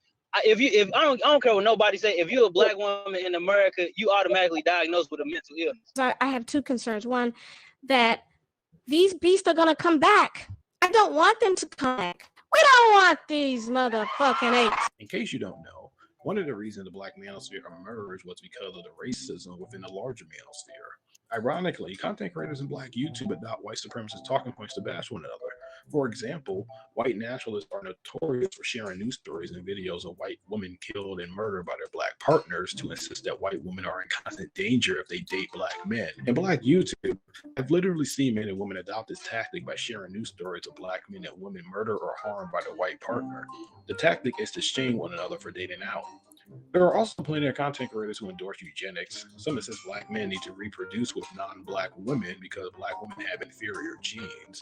Put this way, a colony of ants are far more intelligent than a collective of black females. That's how dumb black women are. Most people don't want to believe me saying this. Facts. If you are a true practitioner of SYSBM, put a 1 in the chat if you are a eugenist.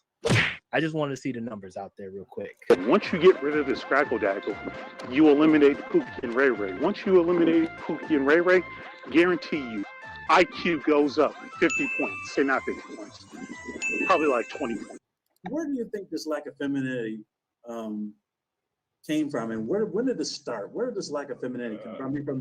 The where it's coming from is a lot of inbreeding, brothers. That's what it is. Just as the alt-right bemoan growing interracial dating and fear white women sleeping with black men, the black manosphere constantly complains about black women seeking white men, even though black men date out at a higher rate. Much of this is vindictive, since most men don't want black women dating out because they despise the idea of women who rejected them having options. Now, there are countless examples, such as YouTubers who insist that black men and women are physically unattractive, that black men are inherently criminal and black women reproduce future criminals, that black culture is the reason for racial inequality, etc. I'll just stop for now because it's all a petty and gross example of internalized racism that is personally sad to witness. All right. So was that So the my video? question, that's the video. Yeah. Okay. What's your thoughts on that video? I mean, it's very clear that, again, this red pill group is nothing more than a whole bunch of Sambos and coons. And what it is, it's a group that's built upon self-hate and trying to cause problems in between the two black men and black women. All right. And so I think it's really clear by that, and I think you can see that. You know what I mean? So Yeah. I mean, that shit is just it's bizarre to me. You know what I'm saying? What do you guys in the comments think? I mean, have you guys ever heard of or seen any of that stuff or like any of that? Because literally, if you listen to that stuff, that's literally, you automatically, like, if you listen to this excerpt that he took from my video, you literally understand why I said that. I said, where do you guys think they get these talking points? This isn't original thought. This came from somewhere. Where did it come from? right, absolutely. So while you guys think about that, I wanted to bring back the hate crime. So 2019 is the most recent hate crime statistics. I actually keep these motherfuckers up to date. 2020 will be coming out pretty soon, and then 2021 will probably have to wait a whole another year. But I want to show you what we're talking about when we talk about the anti Asian hate crime that is nothing more than delusion. And I want y'all to pay attention to this shit. Okay. So when we talk about the population, first we got to put the population into text. Okay. So first and foremost, we must understand that black folks make up between 13 and 16% of the population. Okay. Right now they're trying to say it's about 13% of the population, so we're just going to go with those numbers. All right. Now, they're getting them all these thoughts from the system of white supremacy that of the start of this whole what is it, the red pill society started, because it's white supremacists that started the whole red pill ideals. And so they get their talking points from white supremacy. All right. So let's break this down real quick on hate crimes, because I'm going to show you this shit and y'all going to fucking flip your wig. Black folks make up about 13% of the population. Asian folks make up about 6% of the population. Okay. It's actually 5.9, but we'll round up to right around 6. Okay. So approximately a little bit less than half of the population of Asians that's in the United States are black folks. Now, keep that in mind when I start breaking this shit the fuck down. All right. So here we are. The known offenders race, again, you can see this is 2019 hate crime statistics. This comes from FBI.gov. If you want to go look it up, you can look it up yourself. You don't have to take my word for it. Just look up 2019 hate crimes, table 5. Okay? Now, you see this. This is the biased motivations. You see anti-white, anti-black or African-American, anti-Indian or Alaskan Native, anti-Asian. What'd you do that for? Put that back up, bro. Put it up on the main screen, bro. Yeah, there you go. There we go. Now let me get back to this. My real bad, bro. quick. I was trying to get my camera off the screen because I don't know what's going on with my camera, man. I must not be getting like a good feed or something, but it keep like blinking and doing some weird stuff. So I just put the icon up there. That's Oh, what I was okay. trying to do. My bad, bro. Go ahead. All right, don't worry about it. So what I'm going to do is you're going to see me highlight the numbers. Now, we're going to do look at this. Watch this. Anti-Asian, okay? Anti-Asian is right here. This is this line right here, anti-Asian, okay? Then what we're going to do is we're going to just go to African American right here. So, African Americans in 2019 committed 30 hate crimes that were anti-Asian hate crimes that they claim. Okay? 30. Now, pay attention. Now, if you go Asian, right, and go down to anti-black or African American, it's 19. It's 19. Now, we have to adjust for ratio of people. So, if Asians were at the same number as black folks, if black folks and Asians, if the population numbers equaled, you would have to double this number and add a few more. So 19 plus 19 equals what? It equals 38. 38 is higher than 30. Actually, you would have to adjust it a little bit closer and it actually come up to a number right around 40 hate crimes. If their numbers were exactly the same as ours, their number would be 40. Our number is 30. That means they're committing 10 more hate crimes every year than us. And listen, I'm not going to go down because if you want, you can go through my older videos and I've already done all of this and I went year by year from 1991, I believe, all the way to present. And every year from 1991 till the present, Asian folks outnumber hate crimes against black folks. The number might look different because you're saying, well, 30 is higher than 19, but you would have to double the number of hate crimes that Asians commit. And on the years before, you would have to adjust it for the lower amount of fucking people, which would actually make their numbers even more higher. Okay? So you have to pay attention that technically Asians actually commit more hate crimes against black folks than white folks commit. Black folks commit against Asian folks when it comes to anti-Asian hate crimes and anti-black hate crimes. And this is your proof right here. Double the number because you have to double the population to equal out the number in order to get the numbers of rate of what's the rate looking like. And so basically Asian folks actually commit about one, or let me see, they commit actually about 1 to 10% more hate crimes from 1991 all the way to present. They've committed between 1 and 10% more hate crimes against us than we have against them. And now what they're doing is they're pushing the narrative that black folks are actually committing anti-Asian hate crimes. And what they do is they go on websites like Neck Shark. And I don't know how many people have ever heard of Neck Shark before. I don't know. Have you ever heard of them, Rob? I don't know if you've ever heard of them. But I'm going to show you exactly what they do. Because this is, and anybody that's old enough actually knows exactly what this is. Okay, watch this. And I'm sorry I gotta go through all of this. This is my Facebook page, but I called this shit out on all of my Facebooks because it's the most important thing.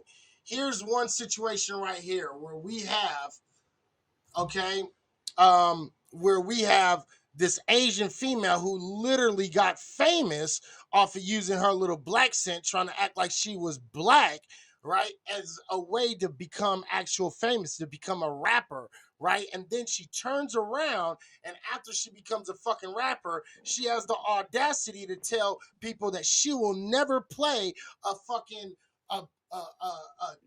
a stereotypical Asian position, and she will never use that voice, that Asian voice, that that no, we can't do that, that kind of voice. She'll never do that because that is disrespectful to Asian people, but she's more than willing to use her black scent in order to mock black folks. Okay, this is one way of it. I'm going to show you a couple other ones too, because these are the ones that matter, that really actually paint us in a very, very bad light.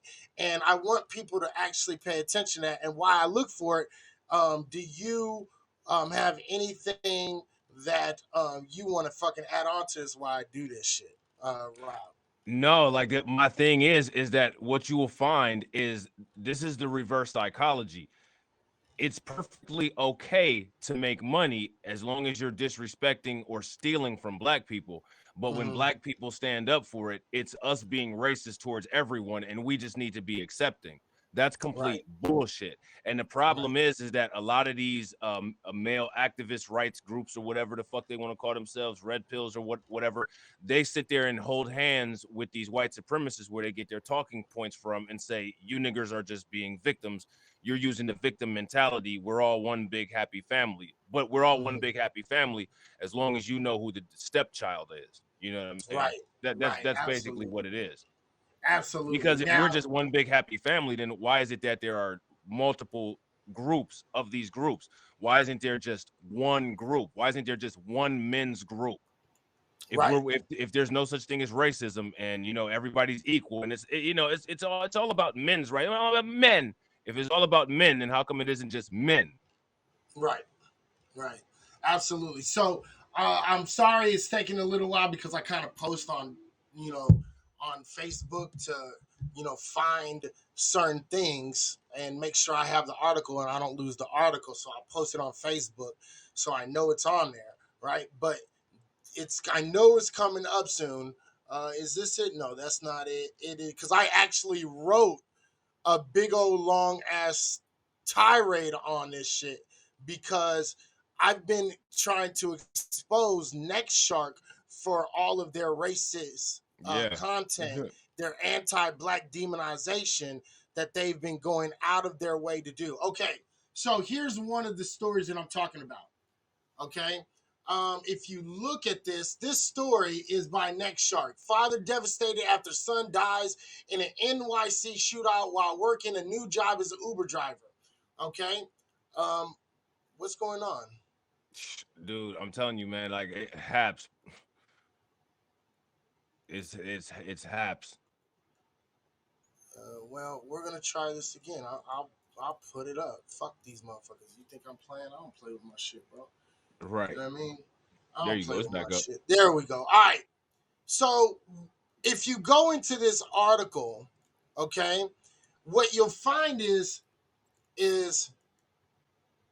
watch this. And I want to read this. It says, must be a white guy trying to rob the driver because no pics or videos of the criminals. Now, why do I say that? If you go through this whole article, there's clearly a video, but they don't release the video. They don't have any fucking suspects, but yet there is no description of any suspects whatsoever in this whole article. Now, so I said, oh, this must be a white dude. Now, I'm going to show you exactly what the fuck happens when it's a black man that... What the fuck is this? Hold on, I'm going to... For some odd reason... It's like it's like they're trying to stop me from putting out this information. Oh, red pill, motherfuckers! Red pill, red pill, red pill! They're trying to stop this real fucking information from coming out because this is the truth. See? Okay, anyway, I found it. Don't trip. Watch this. Okay? Now, I'm going to show you exactly what this is. All right. Now, here is the tirade that I fucking put on there. Now, it says, why do you have to get to the very bottom of the article to see the person who stabbed this man? Why is his face not plastered on the front of the article? Oh, it's because he's a white kid. And to protect the white kids and the white folks, but demonize black folks. Again, this is it. This is the Asian guy who was killed by a white kid, a 16-year-old kid, for racist reasons. Okay? They don't show the white kid. They show the victim and they show this picture. If you go into the article, you have to go all the way to the down, all the way to the bottom to see this dude's face. And like, actually, this is where his picture's supposed to be. Okay? Right here. You notice that there is no picture. This isn't a mess up on the screen. They just took down the picture. Okay? But here's the description. Right? The following day, the police were asking information when a neighbor told them that they were that it was a white man with blonde hair dressed in black walking around the neighborhood. And that was supposed to be the picture. Okay? Here's the arrest. Now, again, this matters. Here it is, right here. Here's the kid, right here. Okay? Now, this is it. And all they do in this video is they show his picture for about 2 seconds. Okay? Now, if we keep on going down and we show you the black folks, right? On the fucking next chart, what you ultimately see. And I stopped posting a lot of these because I was like, you guys are clearly trying to demonize motherfuckers. All right. Right. And so I just kind of stopped posting those. But I wanted to point that out. But here is next shark and a black suspect. Let me see. Nope, that's not it. That's not it. It'll be coming up real quick here. Because when you let me do this. Let me just do this the easy way. Watch this. Watch this. Okay. Okay, let's go next shark. All right. And then we'll go bang over here. And we'll just go to next shark's fucking webpage. Okay. And when you start going down next shark's webpage and you start seeing their shit, and they start talking about hold on, where is it? See all. Okay, let's move that over again. And again,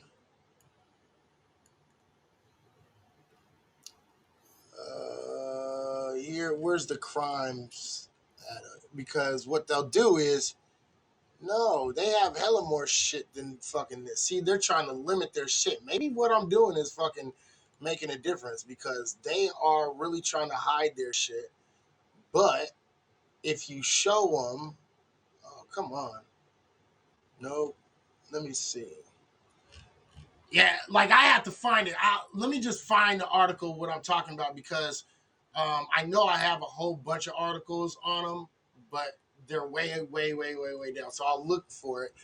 Let me see. Asian. Oh wait. Anti-Asian hate crime. Right.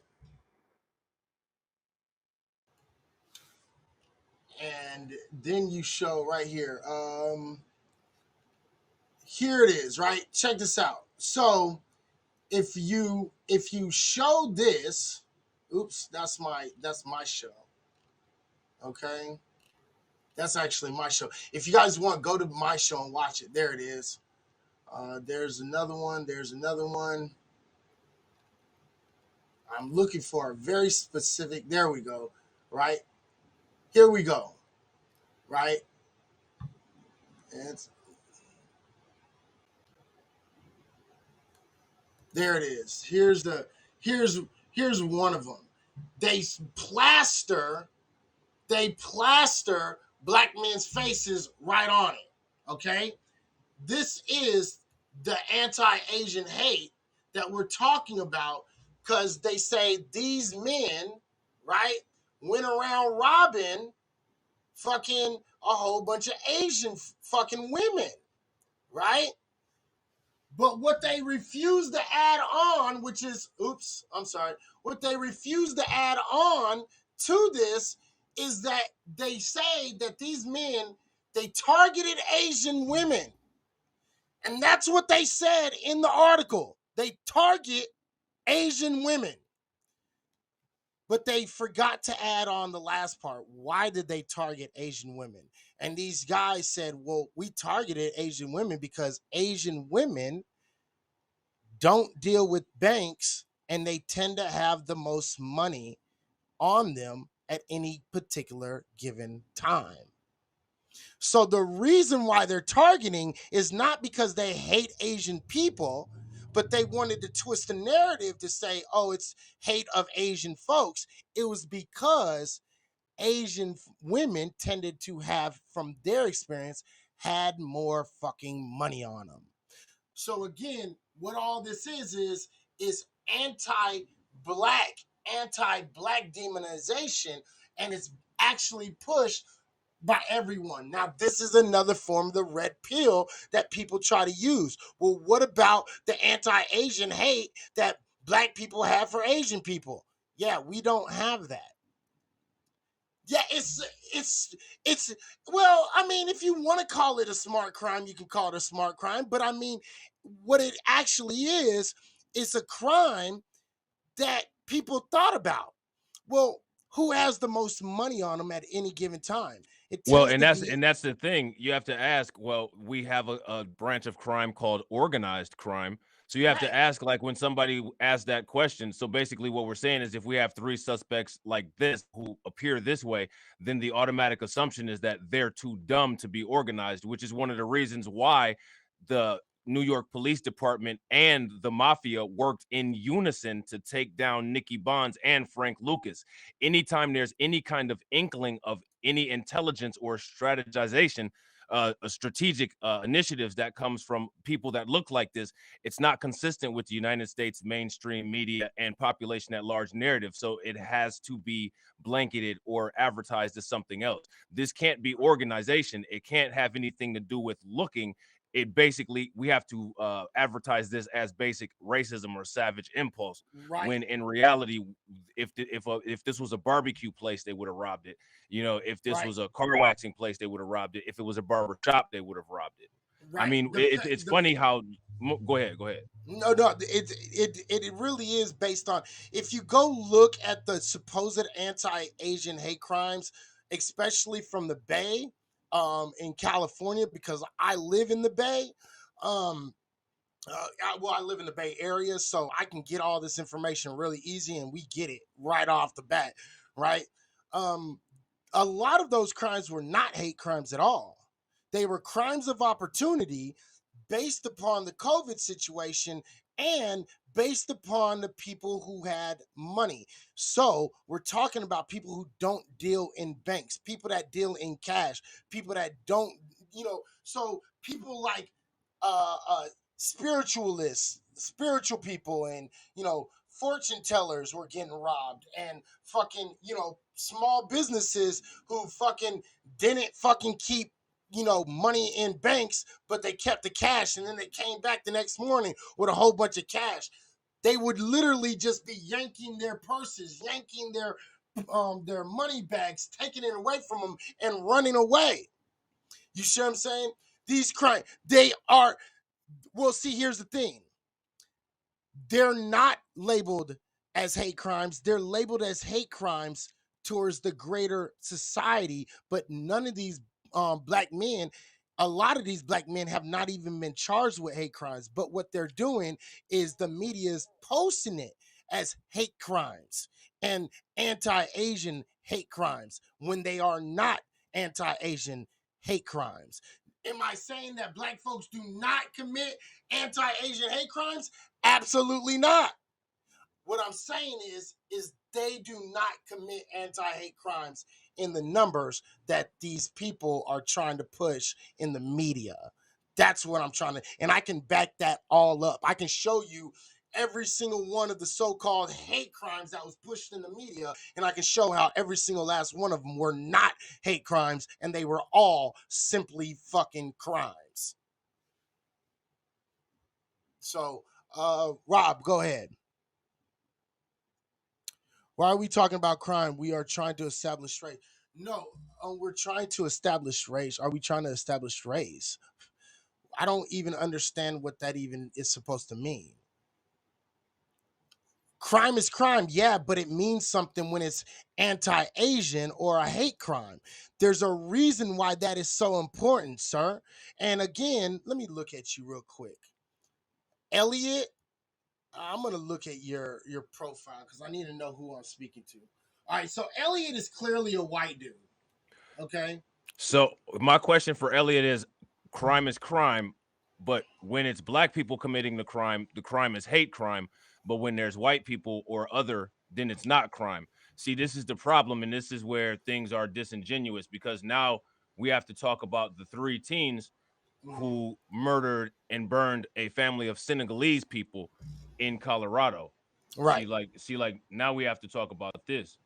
And then what we have to ask is, these crimes where people are getting pushed down are not classified as hate crimes. However, and we know that white people commit crimes. We're living in one of the crimes that white people commit right now. Like we're broadcasting this live stream from one of the crimes that white people commit. We know. So right here it says 3 teens arrested in mysterious Colorado arson that killed 5 members of a Senegalese family. These white teens and these Asian teens went to this specific Senegalese neighborhood. They sought out Senegalese people. What the dynamic is with the Asian crimes is that those Asians seek out opportunistic areas of black low income property areas in inner cities that they can set up shop in, and they get crimes committed against them by people who were already in those areas who would have committed crimes against other people.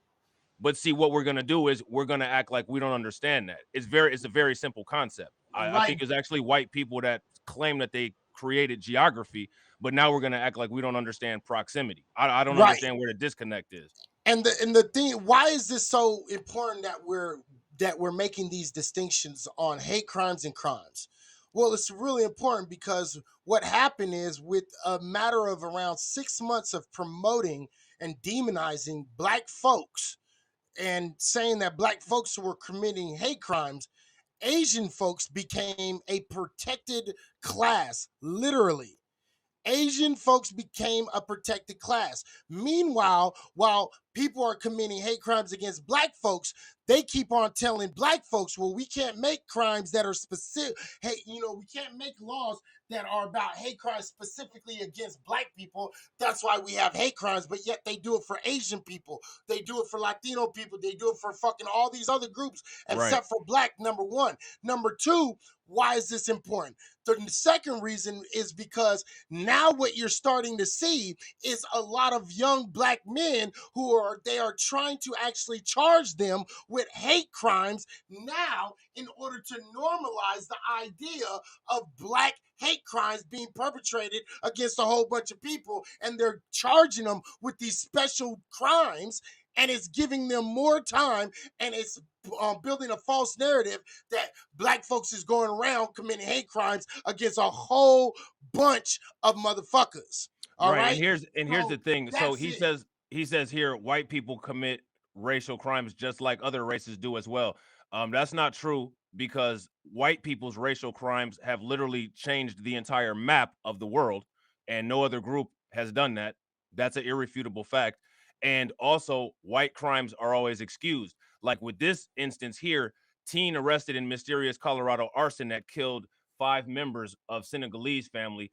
In the next article in the Denver Post, it says teen suspect in arson that killed 5 members of Senegalese family dealt with sister.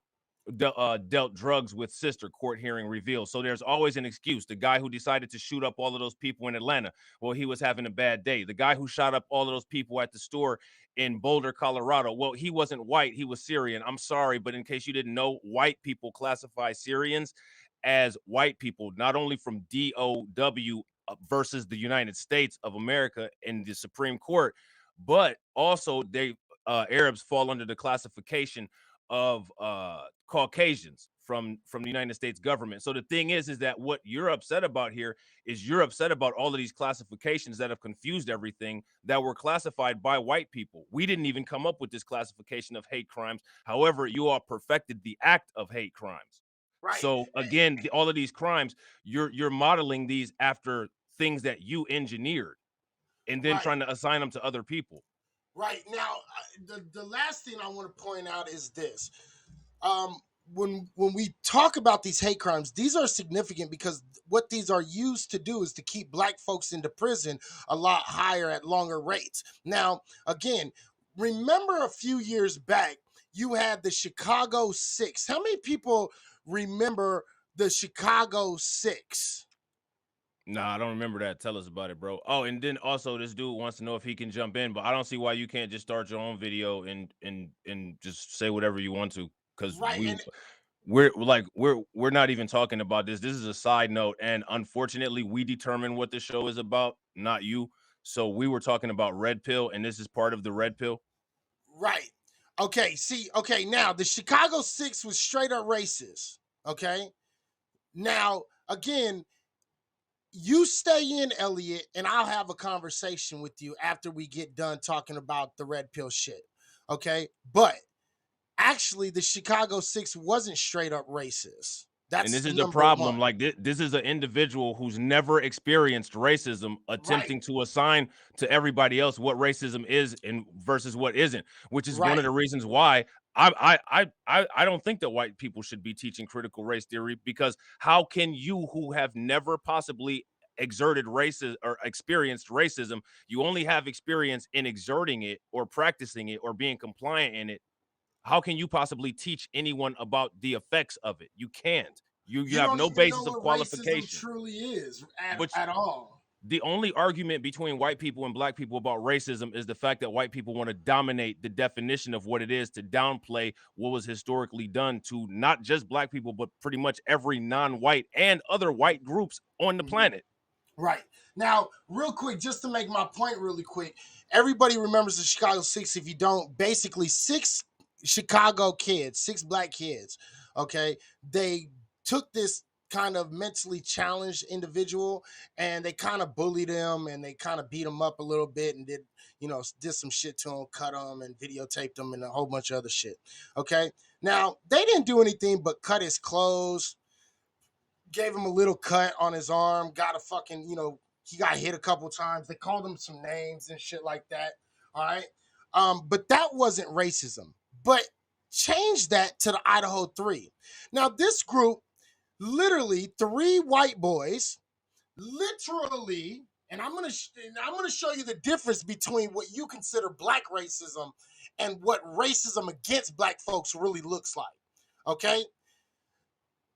They beat him up a couple times. They punched him a few times. They talked shit about him. They pushed his head. They, kind of talked shit, acted like they was going to beat him up and a whole bunch of other shit.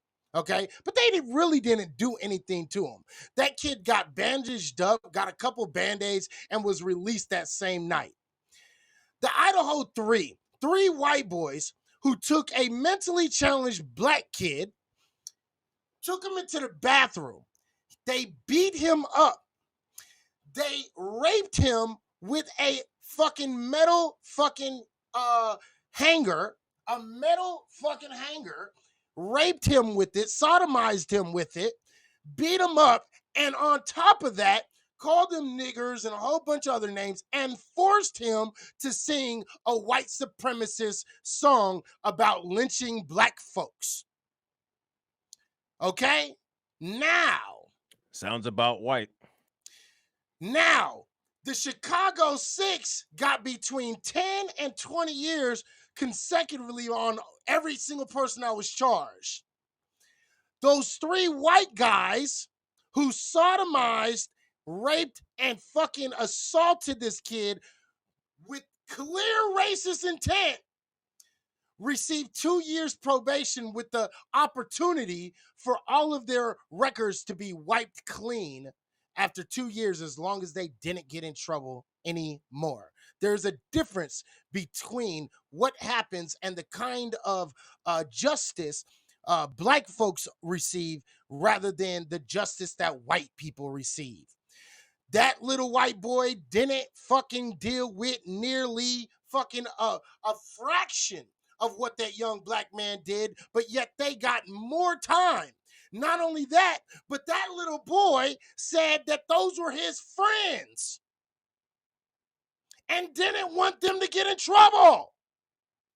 One of the black kids that was actually convicted of the crime actually fucking, like, they kicked it on a daily basis.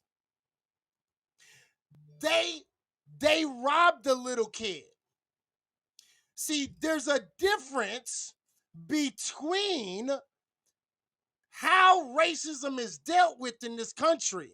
And what they're trying to do is they're trying to overcharge young black men and women for so-called hate crimes and let everyone off of their hate crimes, especially when it's against young black men and women. And that's just facts. And we can prove that over and over and over again. Go ahead, bro. My bad. Oh no, you good. Like but Elliot said he wanted to call in while you guys chat or debate or whatever. I'll be watching. You know what I'm saying? And then when you guys get done, we can get back to the red pill thing. But Okay, my here, thing check is, this but out. real quick, I just wanted to say, he said, because I said, I don't debate racism with people who have never experienced it. And he said, thank you for that. Also, I never said I know what the definition of racism is or that I've been treated with racism. And I can't accept from a white person that they don't know what the definition of racism is. I'm sorry. Yeah, Like that yeah, I I can't either. like But I I that just invited him up. Elliot, if you want to come up real quick and we can have a quick 5-minute conversation, 5-10 minutes conversation on this real quick, and we can talk about this real quick. But after that, we're gonna move on. But you are more than welcome to come up now, real quick, and we can have a short conversation because I don't run from anything, and I'm more than willing to have this conversation with you about the racism, the anti-Asian racism, and everything else, especially when it pertains to the Bay. So you're and I more than want to welcome. It's I in your actually notifications. Check it out. I Go actually ahead. want to hear what racism he experienced. I want to hear who used, economic laws and, different things like that to Right. stop progress of him and past generations of his family. I want to know what black person utilized a legal system and laws to stop any progress with him, anything like that. So I'll listen for that, but when you guys get done talking, I'll be back. Right. So let's bring up Elliot. How you doing, Elliot? Thank you for coming on tonight. What's up? How you doing? What up, Izzy? How are you, man? I'm doing quite well. So you wanted to speak on the racism, especially pertaining to the Bay, that I was just speaking on. So what do you got to say about it? Go ahead. Well, first of all, the thing I wanted to say was I came into your broadcast, didn't know exactly what was going on. I was just listening to what you guys had to say. But the Mm-hmm. gist of what I understood of what you're saying is, and we share a little bit of something because I live in the Bay too, lived here my whole life, born Mm-hmm. here, raised here. You don't find many of us anymore. A lot of people are transplants here in the Bay Area now, right? Right. I'm a native Bay Area person, born in San Francisco. What up, Alicia? Uh, Born here, lived here my whole life, right? Okay. And I didn't know what your conversation was about, but from what I kind of understood was we were talking about Asian hate crimes, Right. and if and correct me if I'm wrong, I don't want to speak out of turn, but it sounds like, and from the optics of it and how it's covered in the news, that Mm-hmm. most black people are the ones that are attributing to these Asian hate crimes. Am I right about that? It's Yes, not according to the media. according to the media, Right. absolutely. And so Right. I'm thinking that that's what you guys are talking about, right? Yes. Yes. Okay. Okay. Now, I am not a media watching person. I'm not an optic person. When I see media, I don't say, "Oh, that's the truth. That's what's going on." Now, whether they're going to show you all the black video, all the closed circuit TV cameras they have of black people doing hate crimes or crimes on Asian people, yeah, that's what they're going to show you. I don't know why. Maybe that's what we need to have the discussion for. What up, Wander? Well, the thing is what this is, and we can actually kind of lightly touch on this. So you're from California, the Bay Area, which is really cool because that should help understand. Can I get an idea of how old you are so I know about the time range that you know? 48. 48. Okay, so you're around my age too. Cool. Yep. All right, cool. So remember around the 80s and 90s when they were always putting on news back in the day, it was always when they talked about crime, they would always put black faces on the TV, right? And slowly but surely, they started kind of petering that out because black folks started calling that out, saying, why is it always black faces you're putting on the TV, right? Well, what's going on is that the media that we're dealing with today with the social media, especially the Asian social media, is actually doing the same thing. So what they're doing is they're blasting blackface on the motherfucking media everywhere when it comes to Asian, anti-Asian hate.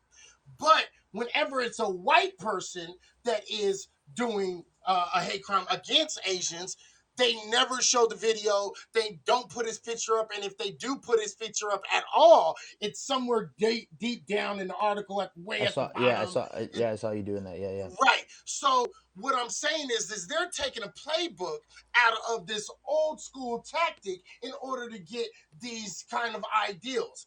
And the next point I want to make on it is when they were like really steep in this whole anti-Asian thing, they literally, after a white dude committed a hate crime against Asian women, okay, remember the shooting in Atlanta, okay?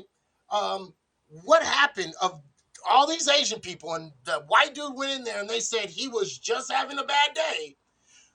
The article that they posted was what black people can do to help anti-Asian hate crimes and diminish anti-Asian hate crimes. Instead of focusing on the white male who went to an Asian massage place and killed all these Asian women and men, they wanted to focus on what black folks can do for Asians to stop the anti-Asian hate crime. Mm-hmm. Do you understand what I'm saying? And No, what that does is that builds a narrative of demonization of black bodies. And that was my point that I'm ultimately trying to bring to light. okay. And hey, and I'm not saying you're wrong. Okay, but I think the key word you use there is narrative. Yeah. Okay, and I don't care what color you are. When there's a narrative created, you can't escape it. You can't recover from it, right? If the media is going to put a narrative on something before all the facts come out, before everything's done, that narrative, you know, it's already done. What are you going to do? Well, what we can do is do exactly what I'm doing, is exposing the truth for what it is. And this is the Absolutely. thing, that our supposed allies, you know what I mean, are supposed to actually be doing for us because they're the ones that have the more reach. But we're not getting that kind of love from the so-called allies of black folks when it comes down to this whole situation. When we talk about racism and legal lynchings by the police officers and the demonization of black men and black women and black kids. Yeah. And that's the Well, problem. well, I'm here to tell you that the thing I share in common with you is the whole narrative. It's a narrative, and you can't escape it. Okay. Now you can take somebody that just listens to the news and what it does, and the narrative's created, and they can just say, "Oh, it's black people," but I don't think that that's everybody, man. I don't. I think it's dumb people. I think it's people that listen to the media and they listen to what they're saying. And how can somebody that has half a brain can just say this is all black people that's doing this? Well, Especially after everything that's happened in our country in the last year and a half. Okay, somebody that's is smart and has listened to everything that's going on should just say narratives can't be escaped and they're false and narratives are false and they're falsely created. Okay, but let that's me ask it. you this, and I get it, but let me ask you this. Do you not do you like? I get you saying, okay, well, I understand narratives are false and we have to dig to them, but how many people are actually doing that real homework?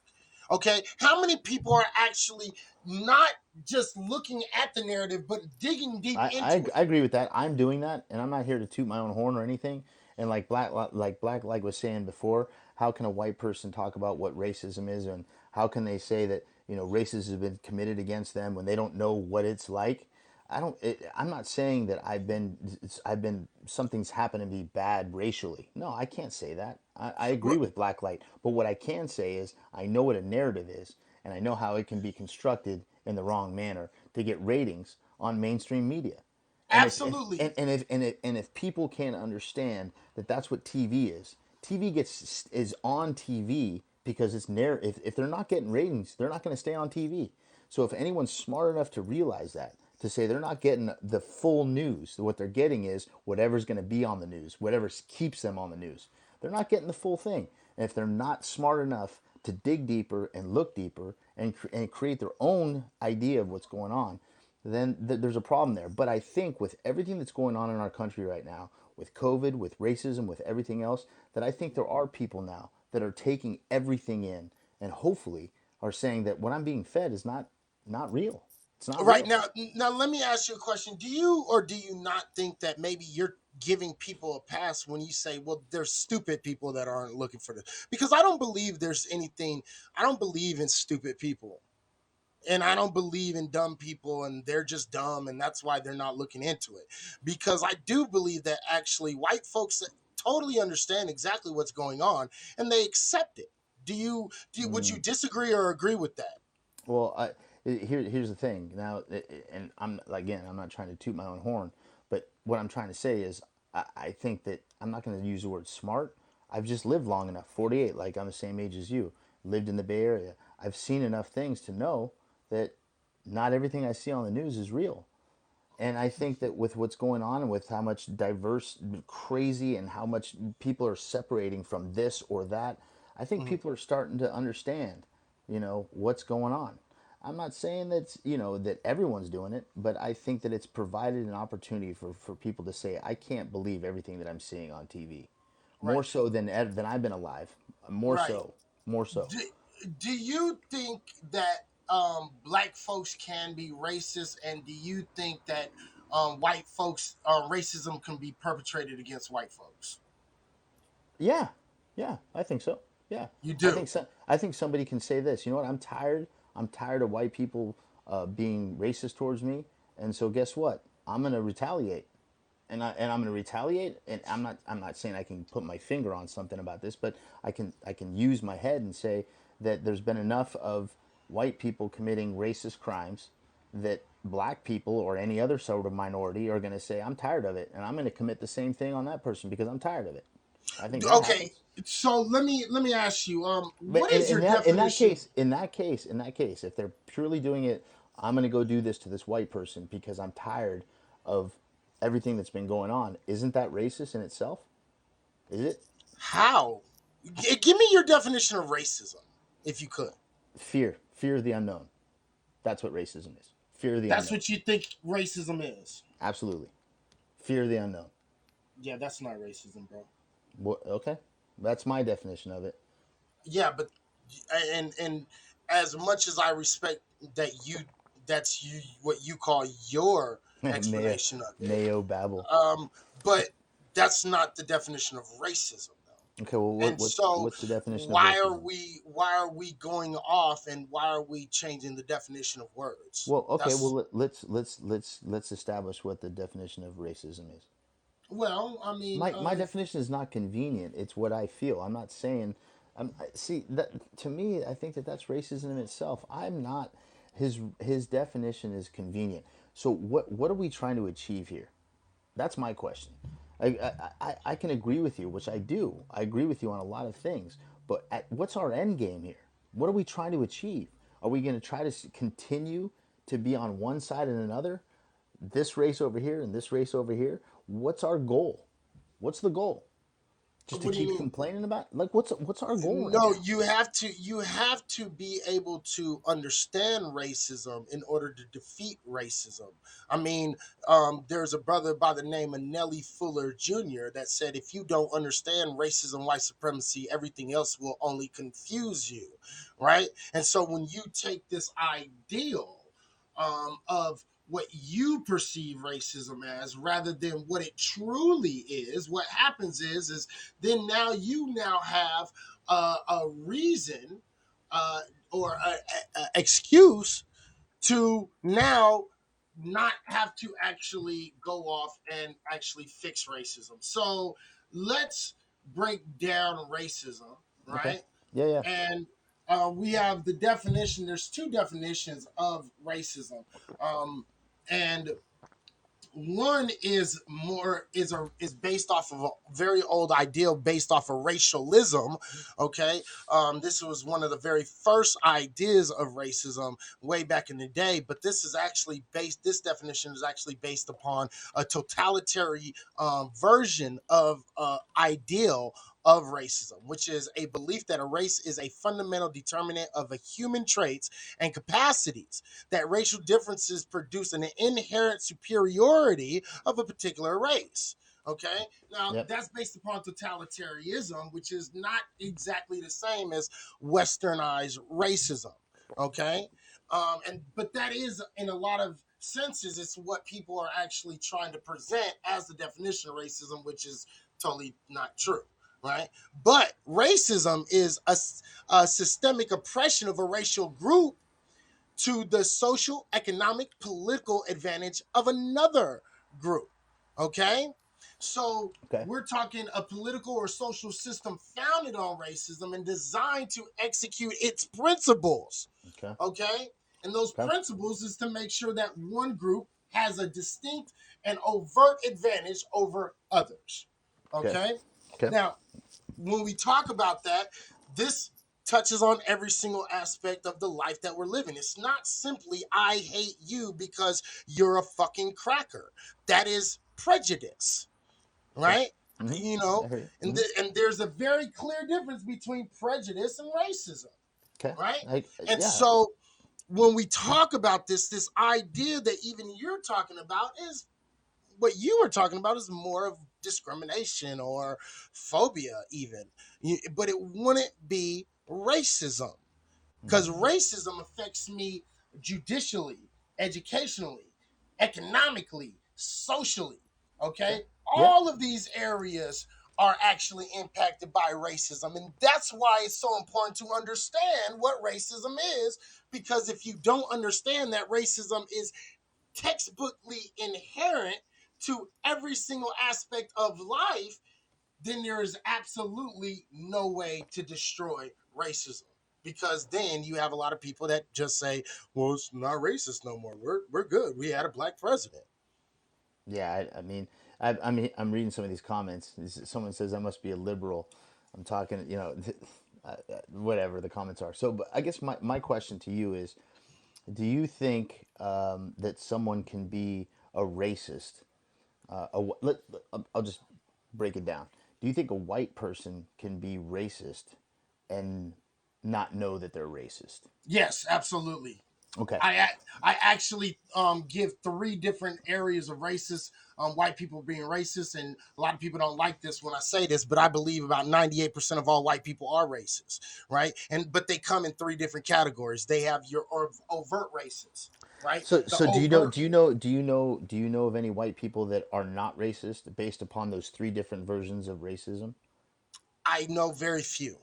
No, I'm asking, do you know one in particular? Because I think I'm this is sure what's I I think probably this is know one. I think this is what's very important to talk about, right? That if you are saying, not you, I'm saying you in general for the Mhm. discussion. I'm not Uh-huh. pointing at you. I'm just saying No, you I in get you. general. I got If you. I if got if you. we're willing to say that there are white people out there that are racist and don't know they're racist, Mm-hmm. right? Mm-hmm. We need to come up with a definition, and you're labeling them as a racist and they don't even know it, right? No, I don't label anybody as a racist, but I do understand what you're talking about. What I'm trying to say is, if you have an instance of one person, a white person, that doesn't fall under those three terms of being racist, you need to talk about who that person is and why they're not one of those three different racial terms that you're talking about. But So that we can understand, we as a white person, okay, can understand. Right, So but give here's us the the example. problem. Give me the example. Give me the example of that one white person that you know that And doesn't here's the fall under problem. those three terms of being racist. And here's the problem. I can't do that for you. And this is the biggest problem with white folks, Why? Why can't because you? I'll explain what I mean by this. Because the fact of the matter is that white folks have had the ability to get by with their white privilege and not being affected by the things that black folks and many other groups have been affected by. Not as much as black folks, but and because we're in this discussion, we're going to talk Does that about make black them folks. racist? Does that make them Huh? racist? Does that make them racist? Again, subconsciously they are. Yeah, Yes. yeah. I mean, I see the point you're trying to make. I totally see the point you're trying to make. But what it says to me is, because you can't give me the example of the one white person that you Because know it's that not doesn't my fall. job to judge. Hey, And I listen, don't listen, know listen. people on a I'm daily not no, saying. no, no, but hear me out, because I get what you're saying. Because here's the thing. I can't sit here and tell you what a white non-racist looks like, because they are few and far between. I can't I'm not say, asking oh you. well, I'm not this asking you to tell white me what they person. look like. I'm asking you to tell me the one person that you know that isn't like that, based upon who they are as a And person, I not don't what they know look very like. many that are, so I So you're can't saying even you know tell you. zero. You're saying you know zero. Yeah, I mean, That honestly. that in itself, and I'm not disagreeing with you, but that in itself is the crux of everything that we're talking about right now. Because there's no hope. You don't know No, there one. is hope. Then if there's hope, then you Hmm. need to tell me I that don't need to one tell person you that you know. anything. No, That's what you're getting this is the mixed up, man. conversation. I'm not saying you owe me Hear anything. me I'm out. not Hear saying me you owe out. me anything. This is Let a me explain what conversation. I mean. I don't think you owe Hear me me. anything. Hear what I'm saying. Do you understand that I John don't Brown think is you a owe me great anything? example. Check this out. Do you I understand that I don't think you owe me anything? I do This understand is a that, but conversation. and I get that. But listen to what I'm telling you. Okay, John Brown, I think, is a great example of somebody who's not racist, and that'd probably be your shining. That's your point that you can look at and say John Brown would be probably Well, a tell us about him. Tell non-racist. us about him. Okay, Tell us John about him. Brown is a man that fought for equality, a man who literally fought over and over, and he literally gave his life. Him and his son gave his life for the freedom of black folks, to make sure black folks were treated equally in every single way, not just ideally treated the same way. So you would have to do more research on John Brown, because it's not my job. Again, my thing is this: white folks, and I don't mean this to you. I'm talking to kind of like a lot of white folks that are in the room right now, and a lot of people. I need a lot of white folks to understand it's not black folks' job to teach white folks what racism is and I what don't think it's non-racism looks like. I don't Just think hold it's your on, hear me out. responsibility either. Hear me out. Hear me out. The Okay. fact of the matter is, as I do not believe that white folks give enough a shit to actually go out and learn this shit. That's the problem. I think that there is a chance that white folks cannot be racist. The problem is, I don't think white folks give a shit to not be racist. You see what I'm saying? They give a shit. They give enough of a shit to pat themselves on the back and feel good about themselves, but anything past a certain line, they don't want to keep on walking that line. What Now line is that's that? the problem. What line is that? Now you have to understand, Um, Izzy. What you have to understand something right now. I am not arguing. I'm having a mhm. conversation with you, I because get you. in order to move on, because is that the goal? Is that the goal here? Is the goal here to end this? Is the goal here to progress? Is the goal here to end racism? Because if that's the goal, then we should be doing whatever it takes to get that done. Let me. Instead of talking about, you know, you can't even name a person that's not racist. That's where we're at right now. That's where Like we're I at said, in our John Brown. country. I gave you a name. It took me a Okay, minute to okay, think of one, but okay. there's a name, right? But here's the thing: it's not. It's and this is the biggest problem, because now it feels like I gotta walk you down this line, right? And again, I know you don't mean nothing by it, right? But here's the That's problem. not what I want, man. That's not what I want. That's not what I'm And looking for. I That's not what and I'm I looking for. maybe not, but that's how it feels, because you're I'm looking saying, for progress, man. well, I'm not if you asking want you to hold my progress, you hand. want real progress. Yeah. Honestly, that's what you want, right? Real progress. Mm-hmm. Change the foundational laws that inherently are biased towards black folks. Which law? Name one law. Judicial laws, all the judicial laws, the implicit bias in the judicial laws. When we're talking Here's about the deal. If we're talking about the law, minimal mandatory maximums, when we're talking about social ideology, when we're talking about educationally, when we're talking about fucking economically, when we're talking about when we talk about wealth building in the black community, you want to really you want to ask me what I'm looking for. That's what I'm asking for. I want that type of justice and that kind of change. I want justice for my ancestors. I want equality, the ability to literally live a life and not have to worry about walking down the street and being hassled by the police. Okay, I want to be able to walk down the street and not have a weapon on me and not get shot and killed by the police because the way I talk or the way I walk or the way I look. I don't want to be perceived as a thug or a criminal or this or that. I don't want this type of shit to happen to me and my sons and my daughters as they walk outside. You know what I mean?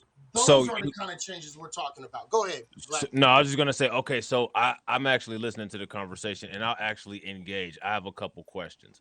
Go ahead. Okay, so my first question for Elliot is, when you are dealing with an expert is usually the person who teaches an apprenticeship, right? So if you have a CDC machine operator, a CDC machine operator has an apprentice because he's experienced at use of a CDC machine and he teaches someone who wants to learn it and understand it, correct? Okay. Now, I'm not saying that you, because I don't know you as an individual, so I don't want to be disrespectful or push this onto you.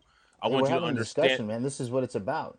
I want you to understand it from where I'm coming from. And I want you to understand it, not necessarily rebut it, but try to understand where my brain is. You see what I'm saying? Yep. So if we're dealing with people in this country who have 400 years of experience in exerting, building, and utilizing racism and racist ideologies to build this country, to create generational wealth, all of these different things, right?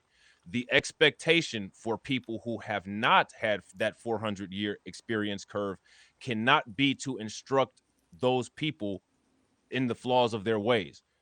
It has to be those people who recognize that there's a problem, to be honest about that problem, and then instruct those people who are currently exerting those kind of things to say, hey, this is why this is wrong. We can't do that. And also, if we're talking about racism, if black people are expected to give white people the standard of what racism is, that would actually be us being racist, because it's not even taking into consideration your own perspective. If I just say, okay, well, we're just going to go around and teach everybody what racism is. Isn't that one of the reasons why we have all of the backlash? In New York, there was a private school that sent out a card about 8 identities of whiteness. White people had an issue with that.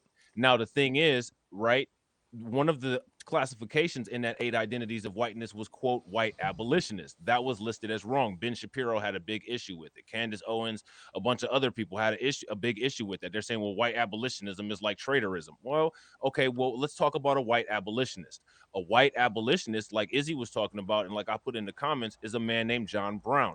What I find interesting is, if we want to correct the country, people are more upset about what's being done with Confederate statues than the fact that the history of an actual white abolitionist is not even talked about anywhere in mainstream society. Sure. John Brown's name should be synonymous with Martin Luther King, but more white people know who Martin Luther King is than John Brown.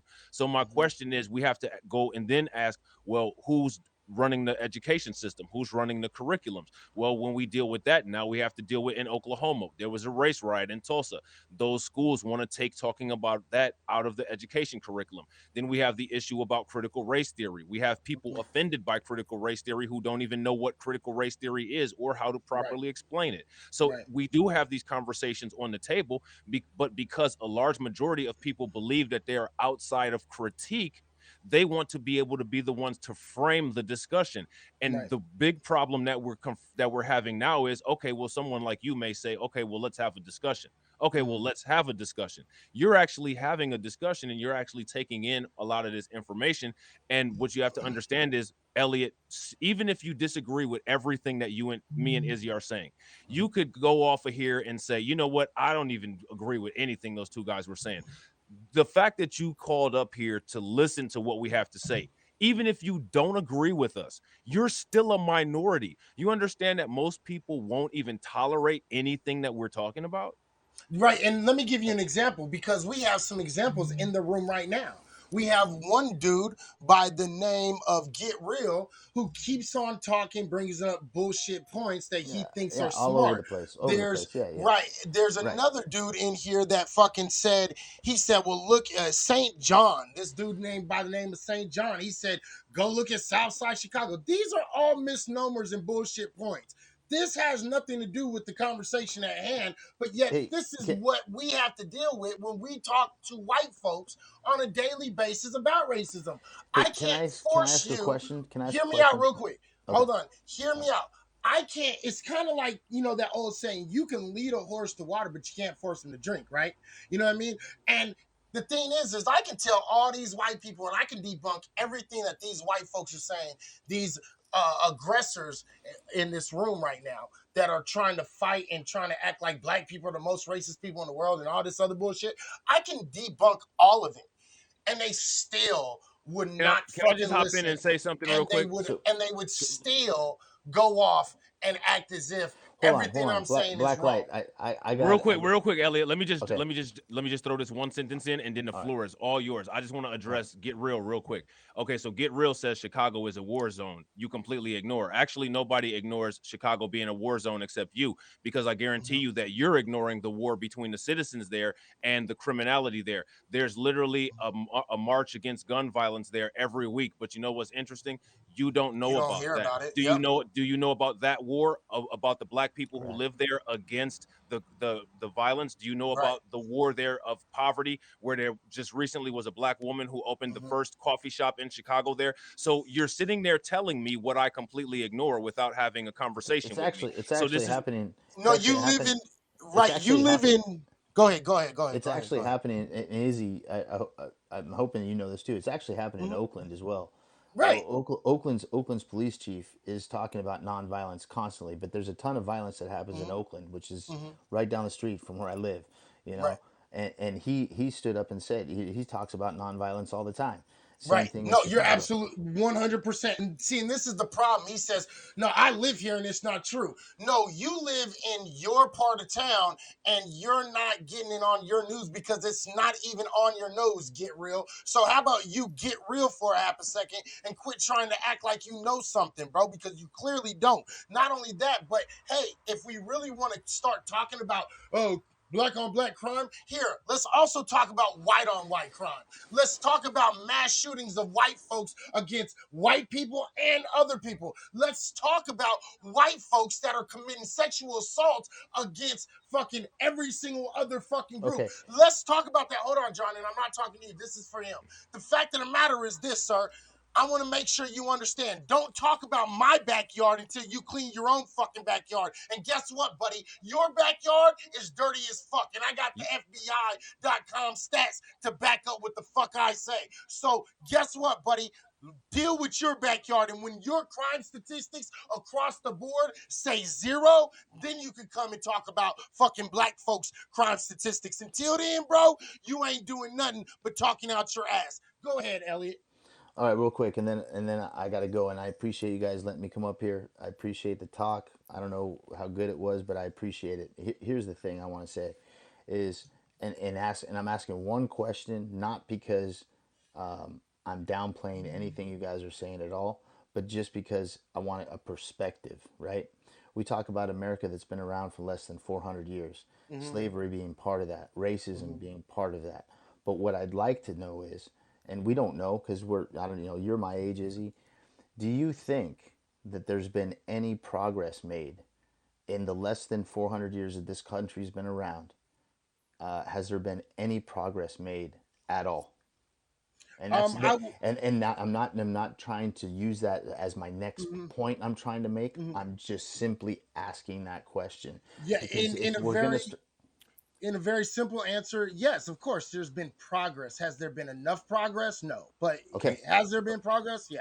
okay, Can I so throw something in there? Can I throw hold something in on, there? Let me Blacklight, just real go quick, ahead. and Go ahead. I Go ahead. won't leave until you made your point. Go ahead. Go ahead. But here's the thing, okay, and I'm not saying it's enough, okay, you guys, I'm not saying it's enough, okay? But we are so divided right now, right? We are so divided right now. We're so polarized politically, COVID, race, everything, that we need to start taking perspective of the whole picture. I'm not saying it's enough, Izzy. I'm not saying it's enough, Blacklight. It's not, okay? I'm not giving a free pass to say, hey, we're making progress, so that's good enough. That's not what I'm saying. What I'm saying is we need to take perspective in that there has been that some progress has been made, and we need to build on that, okay? And I know that I can sit here as a white man and say, you know, oh, it's easy for you to say, oh, you don't live in our world. I don't, and I know what's going on. But what I'm trying to say is there has been progress made, and this country has had a blink of an eye of history. And slavery and racism is a big part of that blink of history, man. There's architecture in Western Europe that's been around for 10 times longer than this country's been around. And because we have the scar of racism as part of our short history of this country, okay, we need to take perspective and that there has been some progress made, not enough. And I don't want it to, I'm not taking that and saying, see, no, that's not what I'm trying to say. But we need to take perspective of all the crap that's going on right now and that there is some progress, and let's learn how to build on that. And I know I can sit here and it sounds super easy for me to say that. I just need to make that perspective made, if that makes any sense. No, I totally understand your perspective, and I appreciate it. And I appreciate the conversation. Anytime you want to come up, we can always have a conversation, Elliot. So I do. First off, I want to say thank you for coming up, and I do appreciate what you had to say on this. I do, and but I have a slightly different perspective, and I think that's understandable that we would have slightly different perspectives, right? Absolutely, Um, absolutely. so with that being said, I do want to say thank you for that. Okay. Real quick, I want to answer some of these things because there are a few statements that I think I'm that gonna are jump very. down. I'm gonna subscribe. I'm gonna jump down, and I appreciate you guys, man. Thank you for letting me Thank you. come in and Yeah. talk, man. I Good. appreciate it. Appreciate it. Good. Hey, Yeah. and Appreciate calling in, Elliot, man. Yep. Elliot, I want to give you big ups for jumping in because not very many people have enough nuts to come up and have a conversation. Thank you very much for Real quick having the before you nuts leave. to Real come quick up. before you leave. Do you have any bullet holes, any black eyes, broken arms, elbows, anything like that? See, like we Hey, don't beat hey, beat hey, people up. You know what I'm hey, saying? Like, hey, Black light, you black light. know Hold what on, I hold on, mean? hold on, hold on. I'm being dead serious right now. I'm being dead serious. You guys ready? I'm gonna tell a story right now. There's some people in here that know because they came over from Periscope. Okay, my brother's lived in Oakland for 15 years. Okay, he owns a bar in Oakland. I've been going down to Oakland in the last 15 years of my life a lot. I was shot in Oakland. Okay, on Periscope, live. Shot in Oakland. Okay, an armed robbery. Okay. Okay, I get and it. Okay, I get it. I and get I it. wasn't gonna bring that up at all. I was about to be out of here, but Blacklight said, "Do you No, have any bullet holes? Do you right, have any but we black met eyes?" in And here's here, the thing. in Here's the thing. here. Here's the thing. Hold on. Here's the thing. Here's the thing. He said black eyes or bullet holes. I've been jumped in Oakland, and I've also been shot in Oakland. Okay, my brother still lives there, and I'm here to say right now. Okay, I am not a racist. Okay, I know I'm not a racist, and I You know don't have to that, tell us that. A crime shouldn't make you a racist, man. You may Yeah. not ever believe this, but I was dating a white woman who was killed by her white husband. absolutely. So That's yeah, you yeah, know what I mean? Like, so in my opinion, like crime should never make you racist. You know what I'm Right. saying? Like you look at absolutely. everybody on an individual basis. Yeah. Now, real I quick. went to a Lutheran school, and like I had a lot of horrible racist incidents with kids when I was in kindergarten. young white kids who were in 5th grade calling me the N-word, making fun of my brother. We were in fights every day. There's another dude who actually went to school with me. He was like 2 grades higher than me.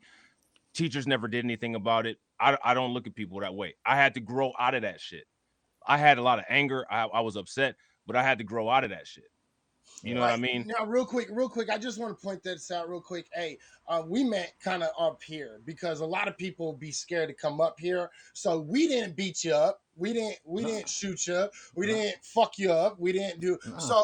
You know, for all those people out there that fucking always act like we're not willing to have a conversation. We are willing to have a conversation. So I do Absolutely. appreciate it, Elliot. And next time we're on, we can have another conversation for sure. All right, guys. I appreciate you. Thank you. Thanks a lot, brother. All Thank right, you. man. All right. Stay up. All right. Real quick, somebody said to the people in the room, there was what did he say? I believe, if I remember correctly, it was once again Get Real. He said read Thomas Sowell. Instead of Roland, and I think he meant Roland Martin. Sir, I have every single one of Thomas Sowell's fucking books in my fucking phone right the fuck now, sir. Don't speak to me on Thomas Sowell because Thomas Sowell ain't got shit. So calm the fuck down. Miss me with Thomas Sowell garbage, okay? Because Thomas Sowell's understanding of history is sadly mistaken. He's a fucking coon. He's a Sambo. And all he's doing is he's trying to suck up to white fucking folks in motherfucking white society. And that's all. Well, we don't Nothing even more, we don't nothing, we don't nothing even less. have to That's it. we don't even have to talk about Thomas Sowell. I just got a question for everybody that's black in here. Do you No, he's all not brilliant. He's a fucking idiot. Okay, do keep you on going. do you all follow Roland Martin blindly? I'm pretty No, sure like fucking Roland Martin's a fucking idiot too. yeah, if you read his initial comment, he said what you need to do is read Thomas Sowell instead of Roland Martin. Right. I don't think there's one Roland Martin supporter in here in either Izzy's channel or on my channel or anywhere. So I'm curious as to why you would say that. What I find interesting is you must understand something about Roland Martin's objectives and the reason why he's introduced and put in the faces of people. You must understand something about that, and you must understand what Roland Martin's purpose is. So let's not talk about Thomas Sowell for a minute, and let's talk about your understanding of Roland Martin. Because again, what I find interesting is that you seem to think that we listen to Roland Martin. So that means that you understand his purpose in weaponization. So I have to ask you, what is your understanding of Roland Martin? Yeah, what is that? Yeah, I don't. Nobody gives a shit about Roland Martin, bro. I don't know. But what would make a white person come here and direct us to not read him as if he has some inside information about every black person, as if we follow Roland Martin blindly? Because That he has an idea. Roland Martin isn't a racist, you fucking idiot. You're a dumbass, bro. so my so the thing is that he comes into this room and he assumes that because Roland is a racist, that we would follow Roland Martin because he's a racist. Again, get real. What I'm trying to understand is your logic, and right now it's a lot of word salad. Roland Martin is not a fucking racist. Roland Martin is a fucking idiot, okay? Stop that shit. And if you think Roland Martin is a fucking racist, bro, you have no idea what the fuck racist is or racism is. Stop it. Okay? He's a fucking idiot. And that's all he is. And that's all the credit you'll ever get fucking about Roland fucking Martin. He's a fucking idiot. Fucking that comes out of the Boule class. He's not a fucking racist. And if you knew anything about what the fuck you were talking about, you would know exactly what the fuck I'm saying right now. And you clearly have no idea. Well, Stop it. my question for him is, again, he still hasn't answered my question. Get real, you need to answer the question or one of the moderators is going to mute you. Why would we listen to Roland Martin? Is what you're trying to do call myself, the host, and everybody else in here a racist? Are you being a liberal? Are you being a SJW on behalf of some unknown group? Again, none of us have ever voiced any support or reading or endorsement of Roland Martin. So what I'm trying to figure out is Why would you just bring say that? him up? Yeah, why would you bring him up at all? But if you actually understand and listen to what Roland Martin says, Roland Martin is a Democratic shill. if you actually listen to what Izzy says that it's not beneficial to take sides with any party. So again, even if you say by this other guy's tone, when you say by his tone, are you talking about the passion in his voice? Are you talking about his voice is deep? Is that low octaves? What is it that you're getting at? Yeah, he froze up a little bit. I don't know what happened. He froze up a little bit. But yeah, what about my tone tells you anything about fucking Roland Martin? Keep on going, bro, because I just, you know what I mean? What about Okay, my no, tone? I was gonna say, but about it, the only thing that happened with Izzy's tone was that Izzy had a productive conversation with a white guy who may have had one or more opposing views. So that's what happened with Izzy's tone. So Izzy had a productive tone conversation with a white guy where Roland Martin has produced nothing for black people at all. So again, I'm asking okay, so now you're criticizing his tone, but the tone was a tone in which an understanding happened and we all left with possibly different opinions, but respect for each other as men. And I have to ask, if we're all quote men, this goes back to the red pill. We all have our distinct individual interests and issues, but isn't that what we're supposed to be accomplishing? So I got to ask again, get real, like your questions aren't really following a good line of logic. His argument is because of my tone being aggressive, you know, that I must be a racist like Roland Martin. You see what I'm saying? And this is the problem with people. You're missing the content and you're missing the words that I'm saying. You're not talking about fucking, you're more worried about how I tell you rather than what I'm telling you. You see what I'm saying? And that's a dumb form of logic. This is a way for people to ignore the talking points that we're having tonight and try to insert their own idea, their own stereotype, their own way of fucking trying to label someone because you don't like a tone. Well, if you don't like a tone, bro, guess what? Let me make sure you understand something. That's the bitch inside of you that you're not used to, a black man who speaks with all of his chest like a grown-ass man that is not going back down to nobody. And So that's one of the reasons why anytime they talk about masculinity, anytime they talk about masculinity in context of a mainstream context, they only talk about white men. Just like the manosphere, just like everything else, because the expectation is for black men to be docile and have no masculinity. And then when it's criminalized when we do, because neither one of us is a criminal. So now you just what I got gotta done saying all white people are racist. I did. And guess what? You're proving my point. And the thing is that white people, just like we, live in a system of illegitimacy that was created by racist white men. Now, if you were here earlier, what I also said, and Izzy agreed with me, is that there's two ways that black people participate in white supremacy. We participate in white supremacy involuntarily, and we participate in it voluntarily, depending on who we are.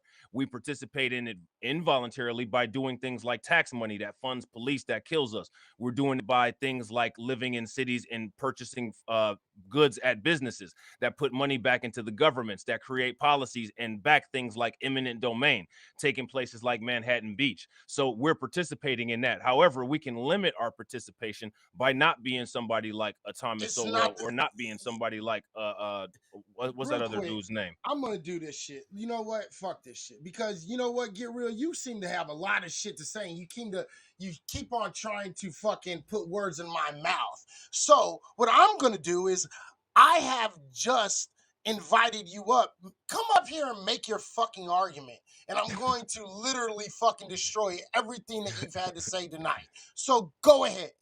And then you can go off and act like I didn't say nothing because of my tone. Meanwhile, I'm gonna fucking eat your ass fucking alive, bro. Well, see, the thing is, bro, you can continue to keep whatever No tone homo. that you want. Listen, here's the thing: you can keep whatever tone that you want, and the I reason know. why, but listen though, the reason why you can keep whatever tone you want is because you're having a different tone than I am, and he's responding to both of our comments the same.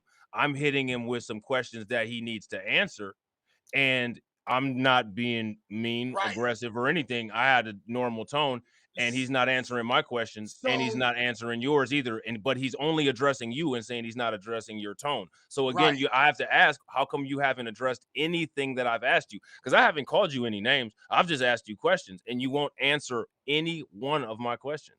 Well, the fact of the matter is, first off, Mary, nice to have you here, but Jesus wasn't real. Number two, you can say save my breath because it stinks.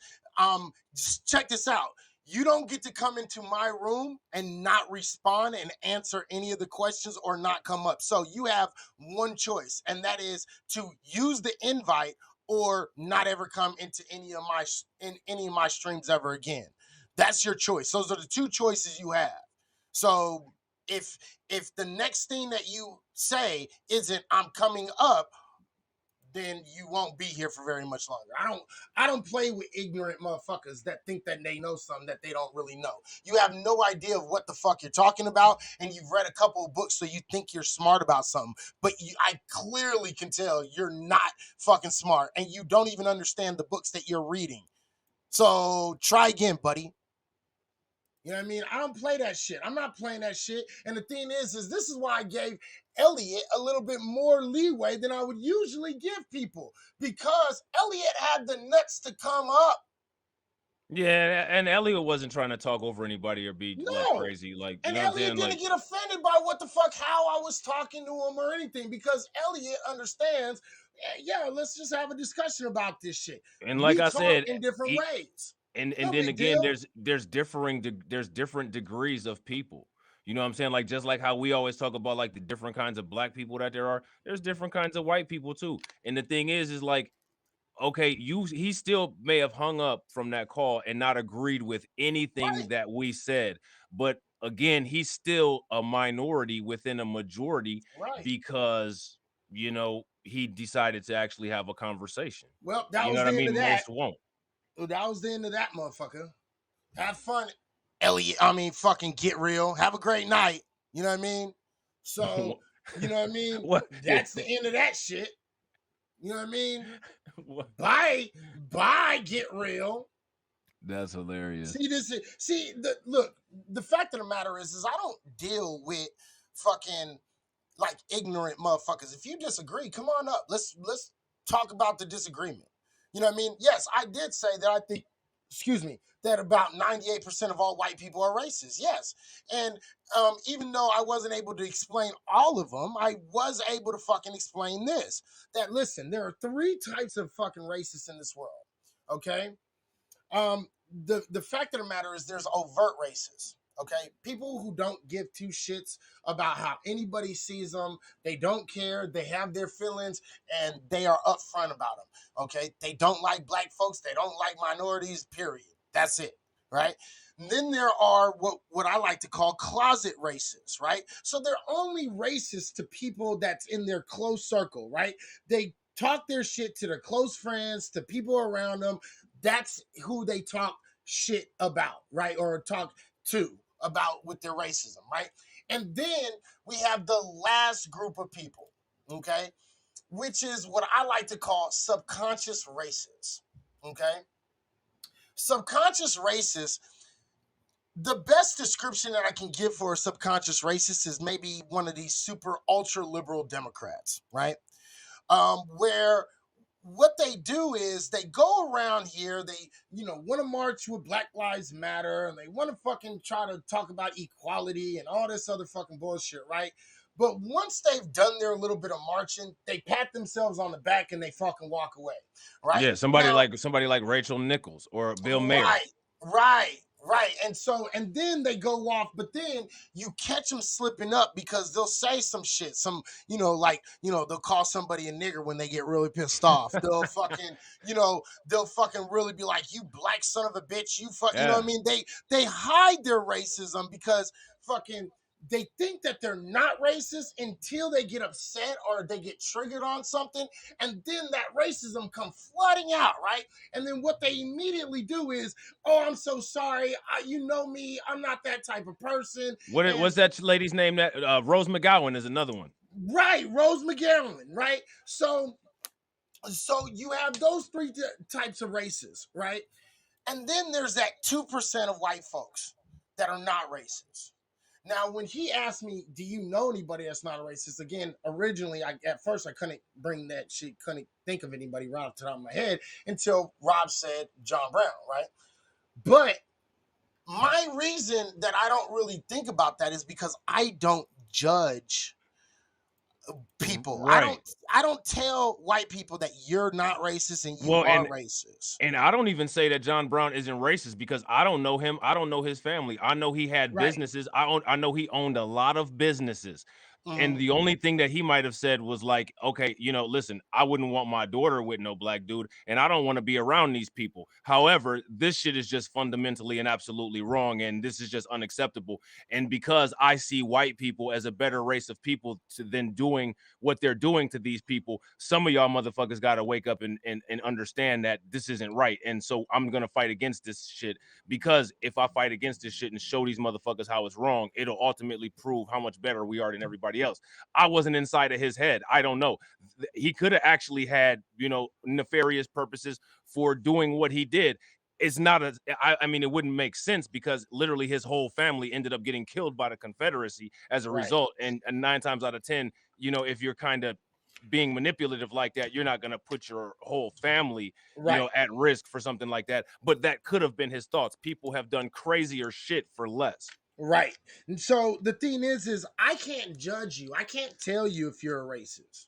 You know what I mean? Or tell you that you're not a racist. Now I can figure out if you're a racist. It's not hard. Now, and You the know what I thing mean? is that the people who always say, well, you shouldn't get offended, you know, don't cancel, right? If somebody says, well, you're a racist, what this is the problem with white people's understanding of racism. So you think just calling somebody the N-word or just saying the N-word is racist. Right. You know, here's a You question think for you. you You think fucking me participate. calling you a cracker is racist.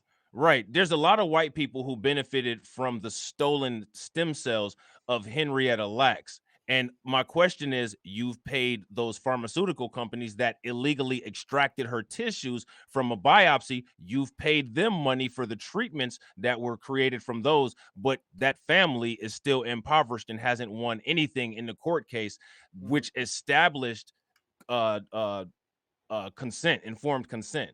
So that's paying into a system of racism because those ideas were founded because a racist act was done.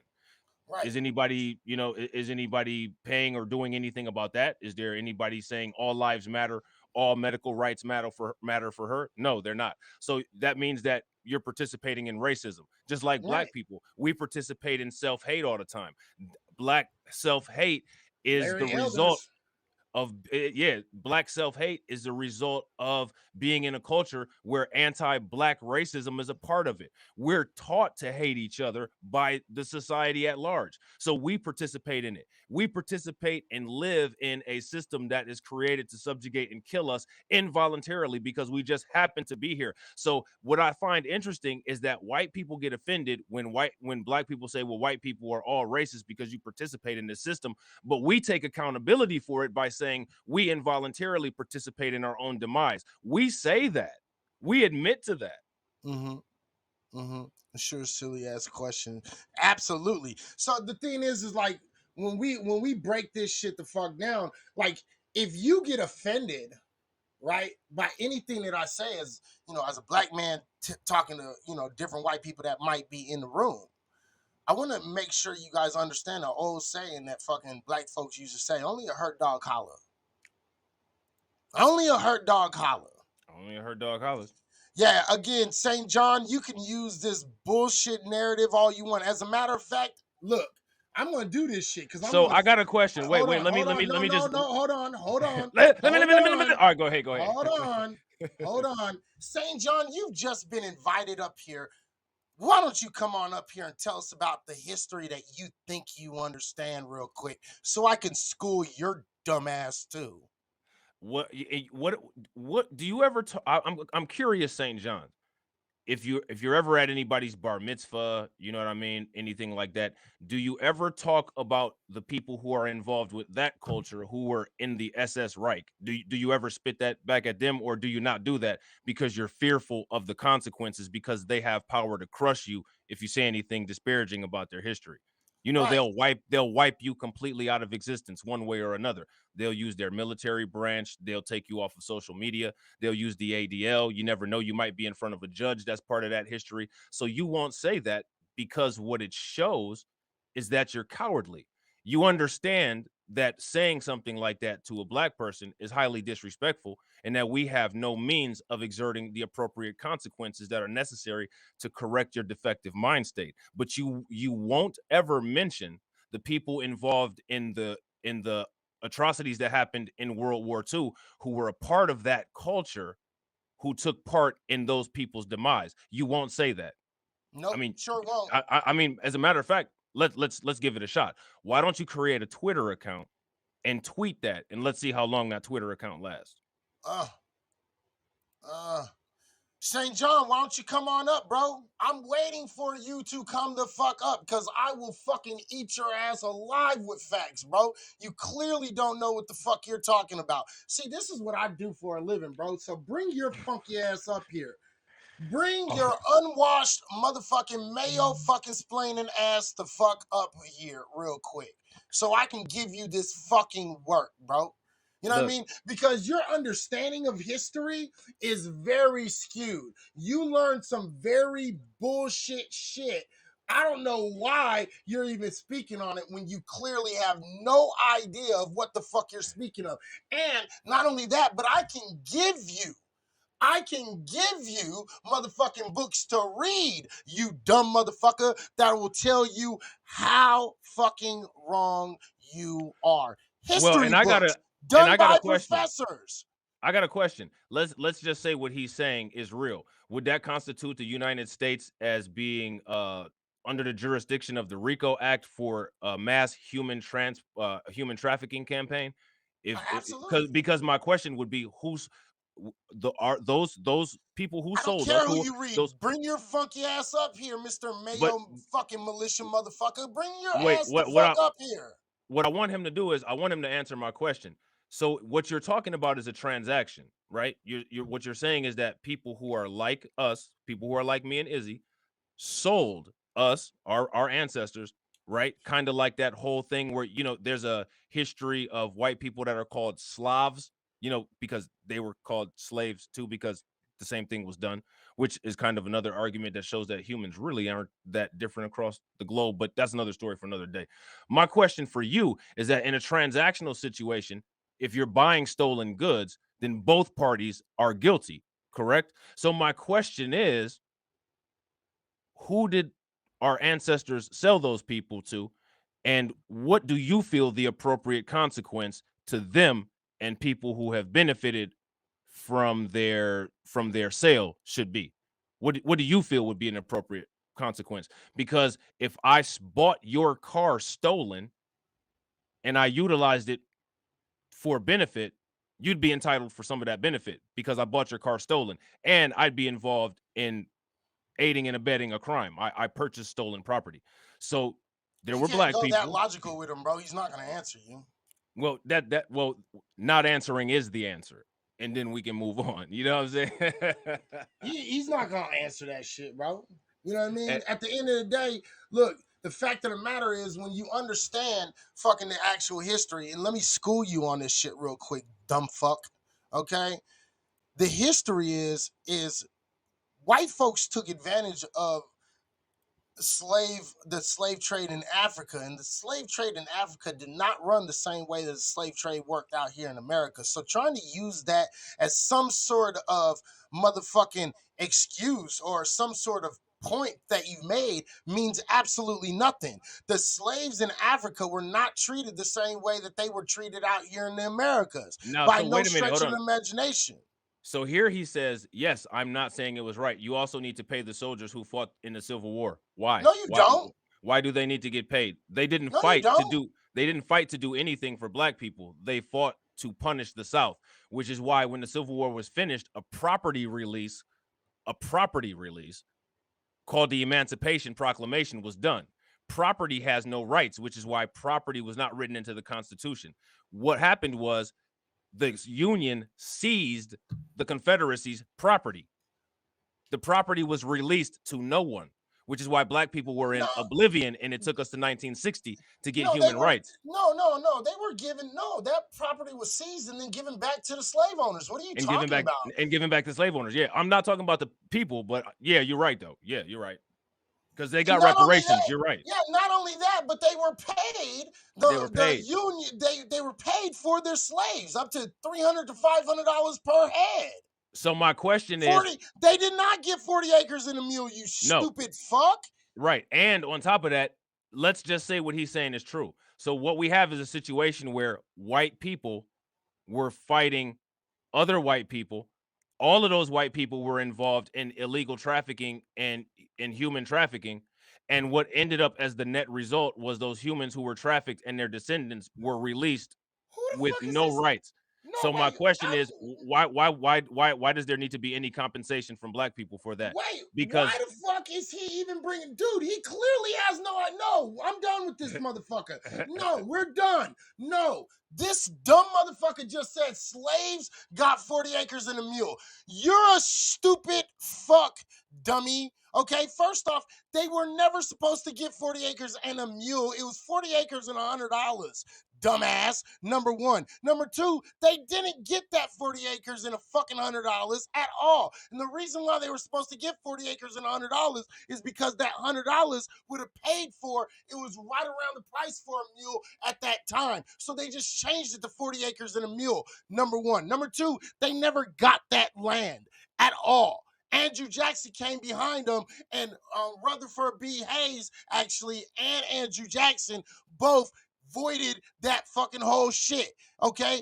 Then, not only that, black folks bought up to 15 million square acres of land, and it was all taken. Today, black folks own less than 1.2 million square acres of land, dumb fuck. And it was all, most of that land was taken by force, you idiot fuck. Are you serious? Dude, this dude has no idea what the fuck we're talking about. If he says anything else, if he says anything else and does not come up here so I can give him this work, fuck him, he's getting blocked too. I'm on a blocking spree tonight, motherfucker. You better watch your mouth. Fuck you. That's hilarious. I'm not doing that shit. No, exactly. But this is the thing, though. This is the thing that people need to see. Is that white people are allowed to assert these post-truth talking points with no pushback, and it can't just be me and Izzy out here pushing back with actual facts.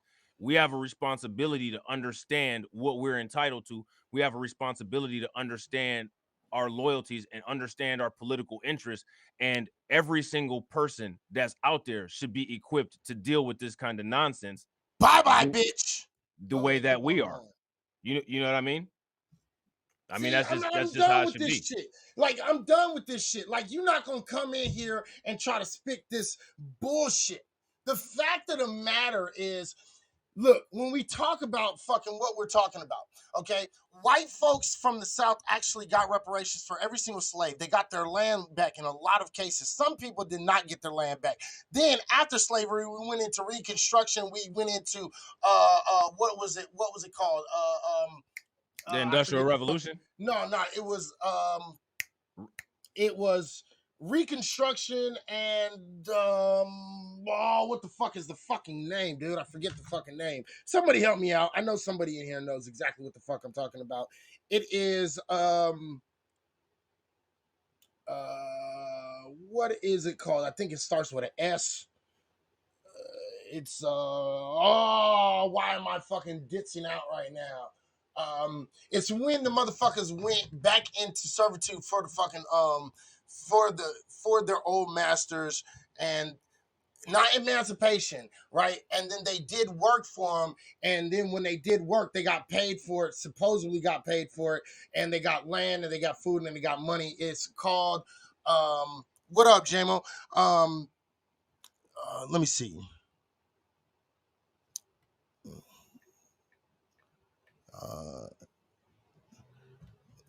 Reconstruction and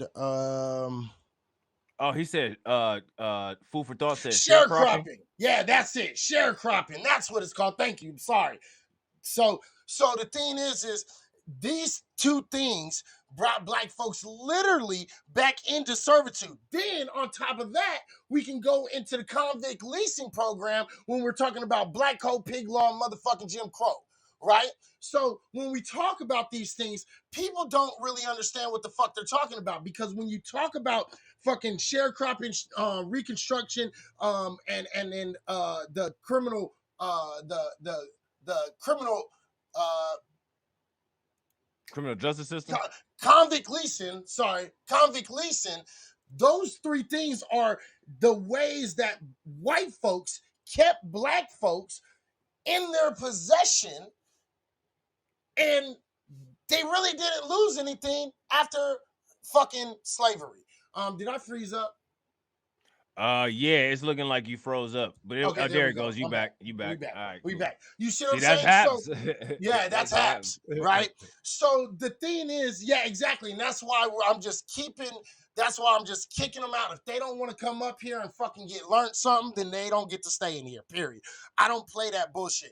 Well, see, that's the difference, though. Like, that's a fundamental difference, and that's what people need to understand. Because somebody who actually wants to learn something, that Right. conversation will look like the conversation y'all saw between Izzy and Elliot. Right. Somebody who doesn't want to learn something, you will see what they're doing in the comments. So Because he wants to push his narrative of black people were just as wrong in slavery, so therefore slavery was okay.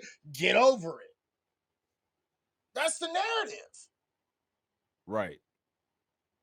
That's the narrative. And I'm so sick of that narrative. I'm so sick of it because So people don't understand. can we say, well, you know, everybody, the FBI statistics about crime are public. Everybody knows what it is if you move into the hood. I mean, Right. you know, Asians are just as guilty for AAPI hate crimes. I mean, spend some money and move your businesses into white areas. Right.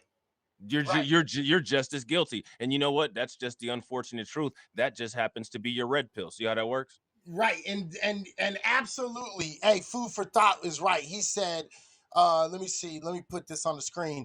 He said, that's where petty crimes came from. They started locking freed slaves up for petty crimes and leasing them back out to former slaves. Absolutely.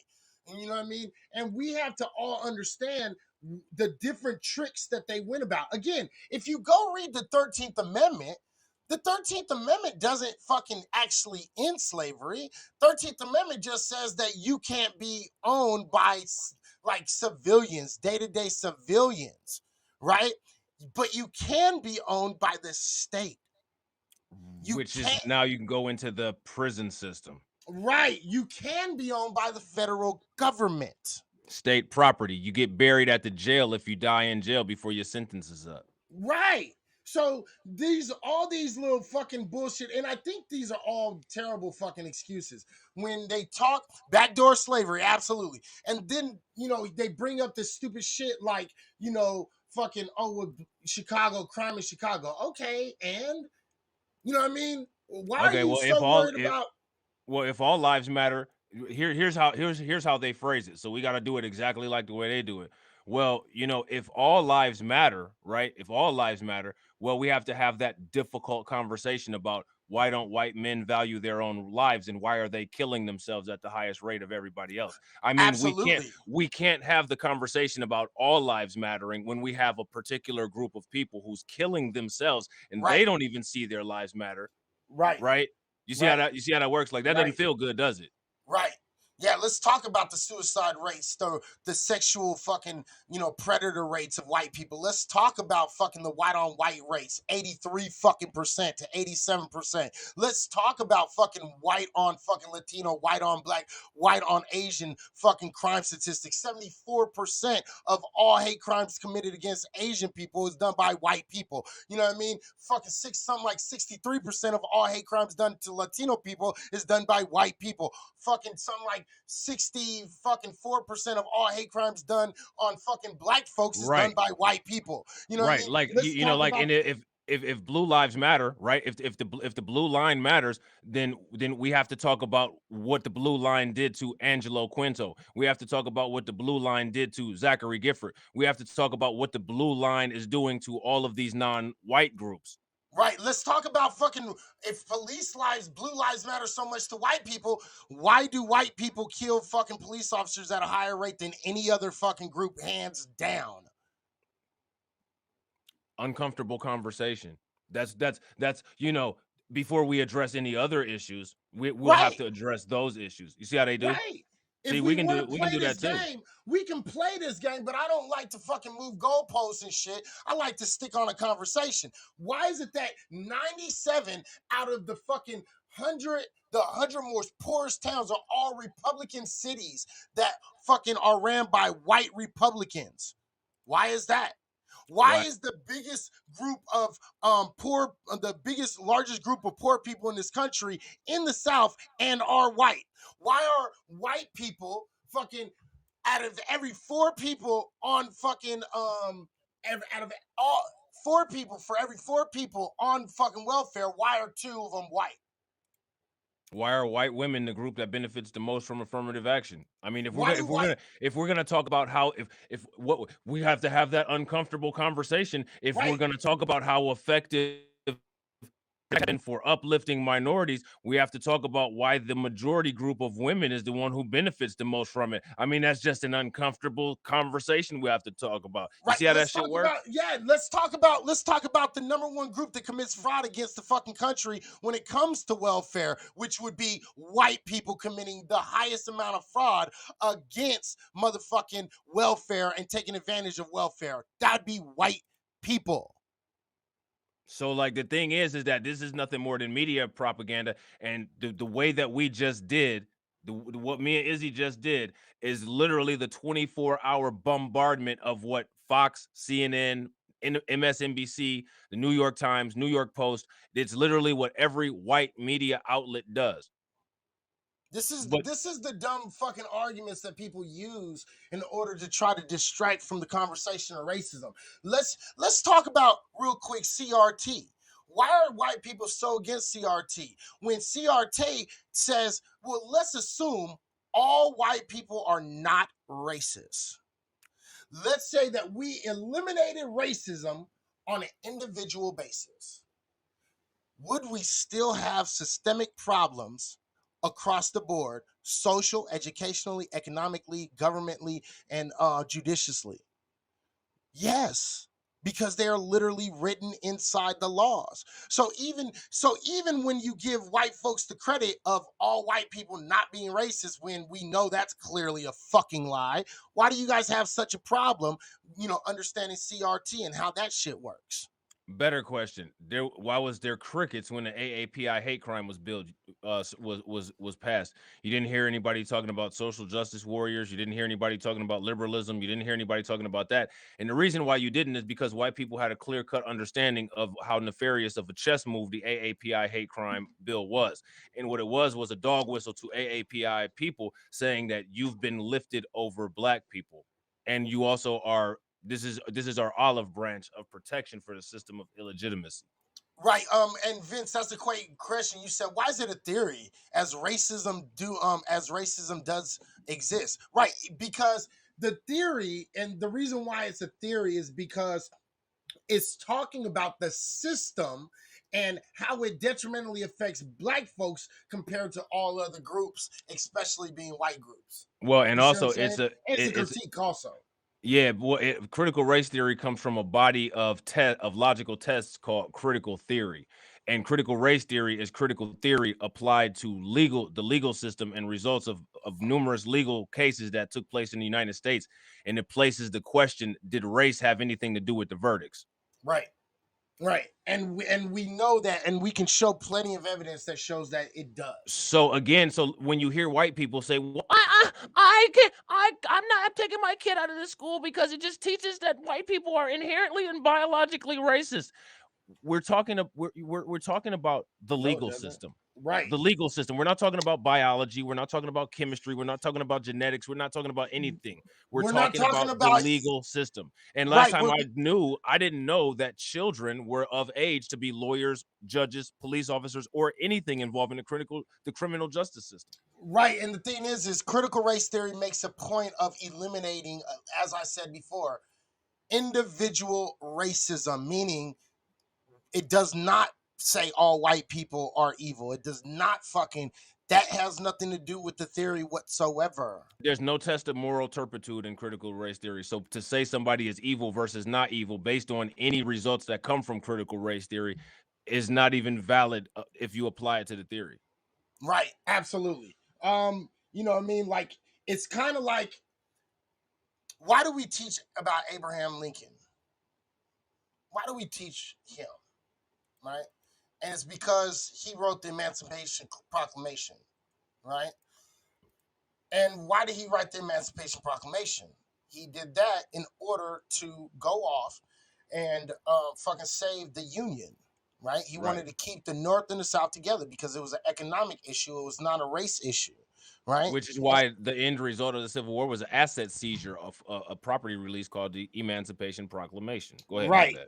Right. No, you're absolutely right to butt in right there. And so let me again, I did this, I believe I did this last week. Didn't I do this? I read what Abraham Lincoln said last week, didn't I? Yeah, but you should definitely read it again. That needs to be repeated until everybody memorizes it, like everybody has the Lord's Prayer memorized. Right. So real quick, during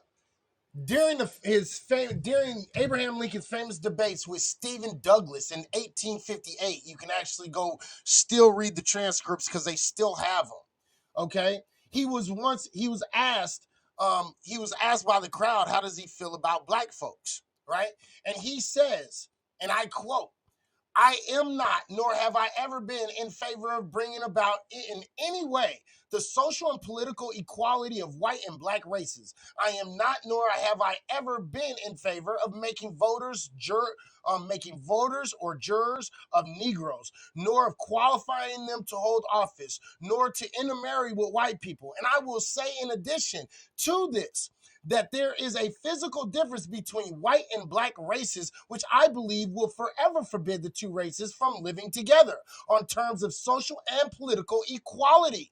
In so much as I cannot, in so much as they cannot so live while they do remain together, there must be a position of superior and inferior. And I, as much as any other man, am in favor of having the superior position assigned to the white race." There you go. That's your boy. That's why they celebrate Abraham Lincoln. And they don't want to teach you about the true separatist racist Abraham Lincoln. They want to fucking feed you the Abraham Lincoln that was best friends with Frederick Douglass, which he was not. Now, isn't that one of the talking points that people always say? Well, Abraham Lincoln was conservative. I totally believe that. That's not hard to believe. Yeah, he was absolutely a conservative. So let's not play these games again. And all of this matters. Why does all this stuff matters? Because all of this is everyone getting red pilled. When you don't do your due diligence, what you are getting is fucking red pills. Right. But the Confederate flag is about states' rights. Yeah, the states' right to fucking own slaves. Exactly. Which, by the way, Republicans voted for recently in Virginia. Right. Because there's still slavery laws on the books in Virginia. And literally, there is slavery laws on many of the books, bro. Many of the books. Arizona, motherfucking Mississippi, Alabama, fucking Texas, a lot of them. And people don't know about it. They literally just went off and they did in Arizona, they just did a thing to repeal that law completely. And it barely passed. Which tells you what? It tells you that white people still want to enslave black folks. Literally, it only passed. It was something like 44% voted against repealing that law. 44% of Arizona didn't want to repeal the slave law. But we're not racist. Well, who do you want to be your slaves then? Right. Who are you saving that law for? Right. That's you made it illegal to do that to Asians because that would be a hate crime. So who are you saving that law for? Right. Right. Facts. All facts, ladies and gentlemen. All facts. All facts. So we've kind of killed the racism deal. So we talked about we talked about racism and we talked about red pill. So I think we can mesh the red pill and the racism argument, and we can kick that out the way. Do we Right. want to go into the political aspects of it, or do we want to go into the misogyny relationship aspect of this red We pill could shit? go in. Bro, like I said, I got time today. We can go into all of that shit. If y'all want us to go into all of that shit, let us know in the comments. If y'all tired of listening to us, let us know in the comments too. But while they are telling us about which direction to take the conversation, we should throw out there that me personally, I don't know how you feel about this. I don't believe that Neo was the one. And I believe that the Matrix, the red pill was completely ineffective. And I believe that the movie, The Matrix, actually proves that. What do you think Yeah, about that? I know, I absolutely agree, and I think that's why ultimately the red pill movement that we're dealing with today is actually flawed in many different ways. So, Absolutely. Because there's a flawed understanding of the actual red pill and the actual events of the movie. wait a minute, hold on real quick. Vince says I am being censored for checking a moderator who retaliated by blocking me. Wow. Okay. Do you want to still watch the video or no? Because you can talk now. I saw Yeah. everything that was going on. We can consistently have these topics and have knowledge given, but what do you feel is going to take to actually achieve change? We may be in an army of 300 against millions that don't want to hear. That's a great question. I'm not gonna lie. That's a great question. Um, what we need to do is we need to learn all of these things, and then once we really start understanding them and we process these things, I think what it ultimately tells us that we have to do a little bit more about worrying about us, and we need to start taking an attitude a little bit more like white folks, right? So what I mean by that is um, we need to be just as cutthroat as them. We need to not worry about what the fuck they're calling us. We need to learn how to fucking get back into a community so we can, live in a community, not in a hood, right? We need to actually sit down and we need to make sure that our kids are getting the proper education and proper history. We can't let them be red pilled by um, these bullshit narratives that we keep on dealing with, right? Let me see. White folks, what the hell? That's racist, bruh. Yeah, that's not racist. So yeah, it's not. And if you think it's racist, I'll invite you up here and you can actually give me your points on why it's racist, and I'll be glad to. Uh, I'll be glad to, make you look just as stupid as that comment. So, yeah, there's your invite. All right. So, I think what we need to do is we need to go out of our way um, to actually depend on ourselves. Because, again, just like you said, it's like the 300 versus a million. If we need to sit down, then what the fuck are we getting together, huh? You don't even make any sense. Like I said, you're more than welcome to come up here. Yeah, I'm angry. If that's what the fuck you get from me inviting you up, then okay, if you say so. You're fucking weird. All right. So we need to take this ideal, okay? And we need to probably start thinking about buying our own land. We need to start thinking about fucking, you know, uh, practicing a little bit more in entrepreneurship.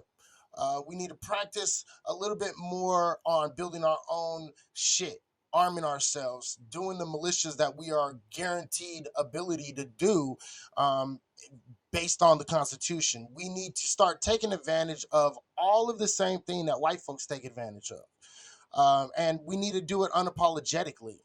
Okay. And so once we're able to actually, do that, then we'll be in a better position to actually help ourselves and we don't have to worry about them. All right, real quick. We have somebody by the name of Real Talk on here. Real Talk, what do you say is racist?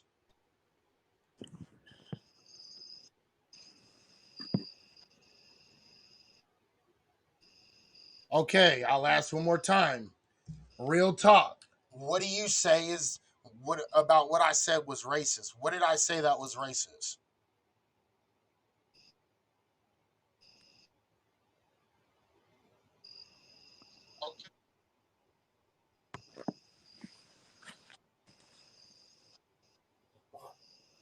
Okay, Real Talk.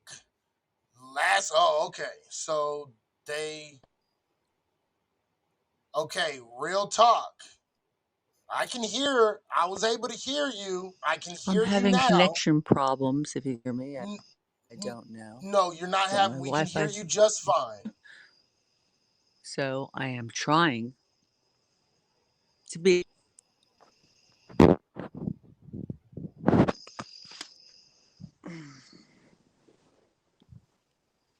All right. So, again, what did I say that was racist?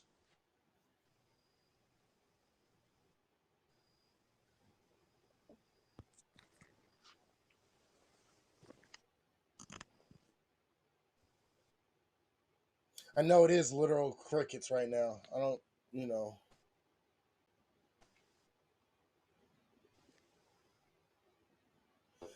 I'm not the only one. I'm not the only one that hears this, right?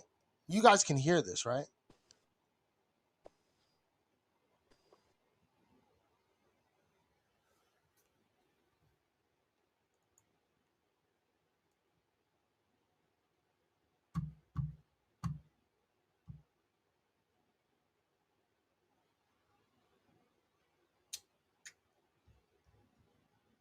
Okay. Somebody needs to upgrade their phone.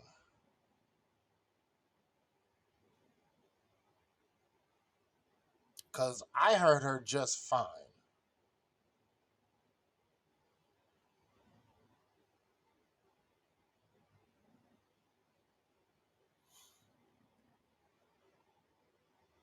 So okay, so Real Talk left. Um, she's fighting something. She's fighting her Wi-Fi connection. You know what I mean? That's what she's fighting. But she dropped down, so we'll just fucking move the fuck on. Because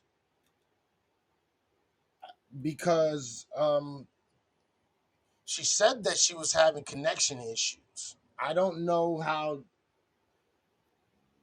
you know, I don't understand how people have this many connection issues. I mean, I get the connection issues with fucking apps, but it's not really that bad. All you got to do is, you know, enter the room and join, and you know, it's real simple. Maybe she didn't know how to. All right, so what I'm gonna do is, um, I'm gonna put the number, the call-in number, so it'd be easier. That's the call-in number. Yeah, maybe she'll come back. That's the call-in number. That way you can just call into the fucking call in rather than it's right here or right here. Okay.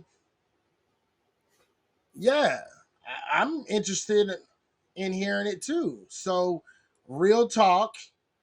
Um, here's the call in number. It's going to be right above my head. Okay, it's right above my head, and we'll present that on the stream. It's right here. Call in 702-909-1422.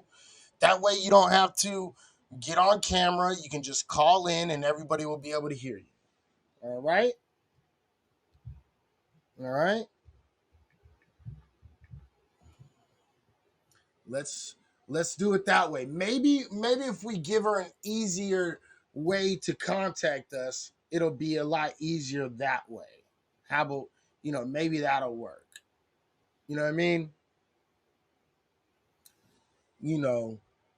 Maybe that'll work.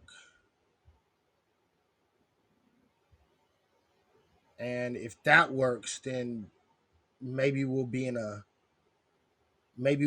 better position.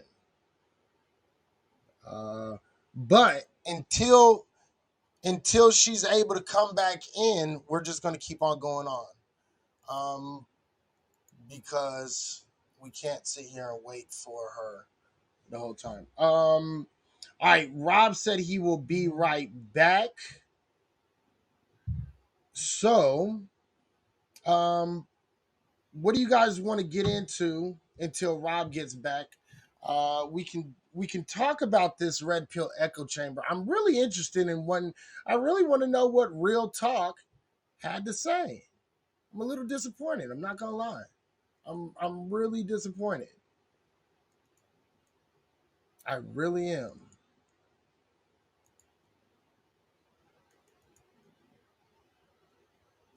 That's a little disappointing.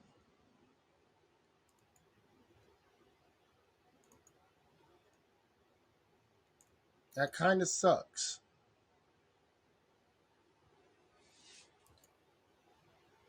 That kind of sucks. Not gonna lie.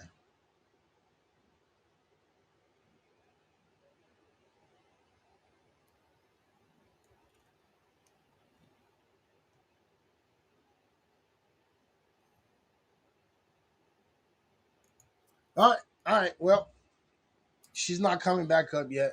So if you guys want, like I said, if you see her come in the room, all you got to do is let her know that this is the phone number. You know what I mean? Let her know that that is the phone number, and we'll go from there. All right. Now, so why did I put on the title Red Pill, Echo Chamber, and God Concept, the ultimate self-delusion? If you don't know, I am an atheist. For everybody that doesn't know, I am an atheist. And so I kind of have a small little bone to pick with people who believe in God or a God concept, because they actually build their morality and their ideals around this concept of this God, right? And they do the same thing. They live within inside an echo chamber in order to convince them of these ideals that they want to keep. And to me, it's actually very similar to the echo chamber that we're talking about when we talk about red pill, right? And why is that problematic? Well, it's problematic on both sides in similar ways. When people have a God concept, in a lot of ways, the way to get good people to do terrible things is have them believe in a God, right? And the one of the best ways to get a red pillar to commit violence is have them believe the ideological ideas of red pill.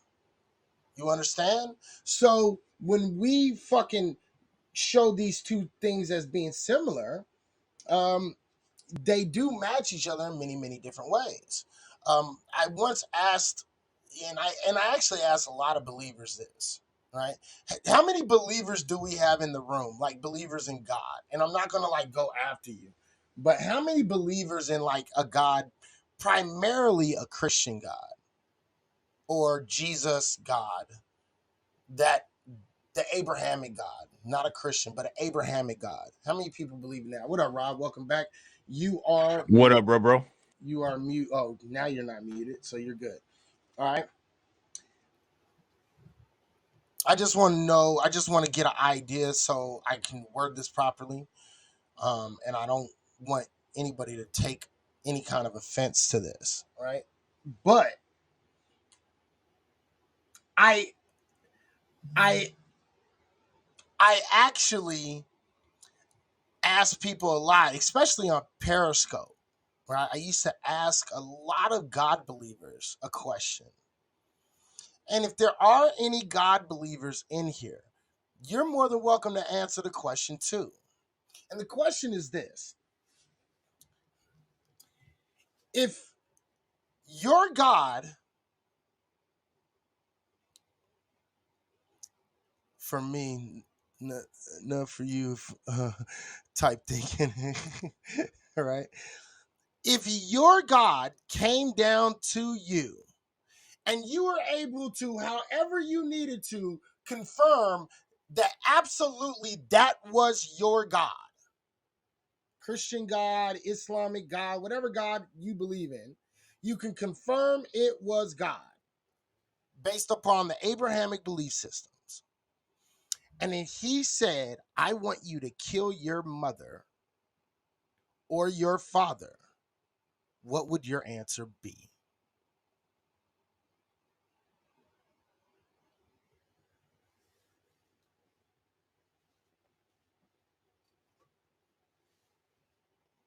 Because if you don't kill him, you're disobeying God and you're going to go to hell. So what would you do? And don't tell me, well, my God wouldn't make me do that. My God wouldn't do that because according to Abrahamic belief system, you know what I mean?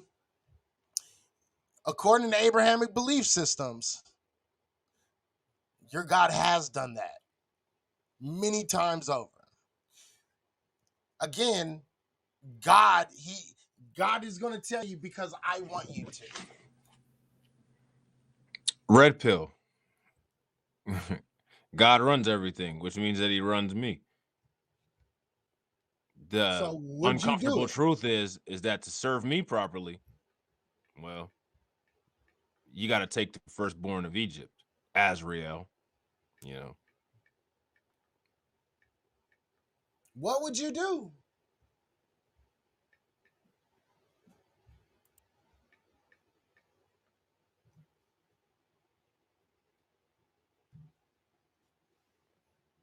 God ain't going to give you the answer. God just says, because I told you to. That's why. That's why. It's the only answer I need. Well, Would you? the red pill is because God is God and you're just a human. So as your creator, which is your red pill, I'm superior to you. You need to do what you're told by your creator because your obligation to your creator, being a creation, is that you do what I say. Because if I created you and I created your thoughts, I know what you think and I know what's best for you anyway. You law, I'll get into that in just a second. That ain't the true God, the most high creator. How is that not the true God, the most high creator? We have, according to his own word, he's done worse than that. So why wouldn't he tell you to kill his kid or kill your parents? Why wouldn't he?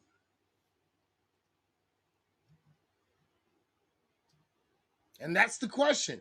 Because if you think God,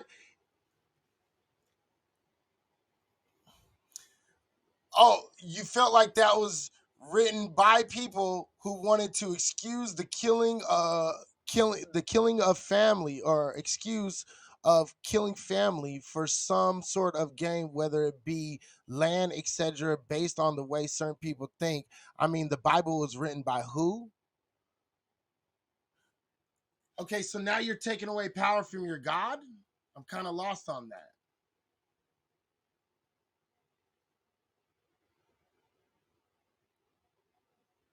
But you already do, Fee. You're saying in my heart couldn't go for a being saying that to me for me to But do. the thing is even if you're not an atheist, right? Like even if you're not an atheist, this is why it's so important to question things. And one of the reasons why for me like it's so intriguing and interesting to like listen to like the atheist like, you know, thought process and like questioning thing is, well, you have to ask yourself, what is the reason of the European westward expansion? Manifest dynasty, right? Well, what was Manifest manifest destiny, yeah. what was manifest destiny? It was about something that we can't prove, something that we have no tangible evidence about, allegedly with no we don't have any record of it, telling a certain group of people only that they have dominion over the entire earth and that there should be nothing stopping their westward expansion. So that's how Here. we justify it. That's the red pill is that, you know, I just happen to be, you know, the winner in the genetic lottery, and I have these traits that make me this way. So because I was the winner in a genetic lottery, that makes me able to westwardly expand and do whatever I need to do, and everyone else is just put here to serve me.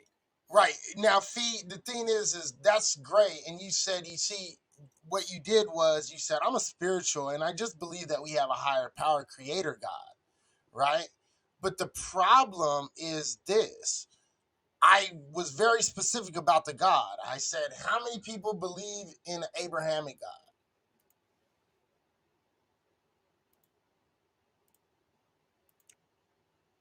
So By like a bunch of men who base things on their thoughts of right and wrong. So like the Abrahamic God would be Yahweh, Jehovah, Allah, that type of thing. Right. Yeah, exactly. We're talking about Jesus. Do you believe in Jesus and his Father, God?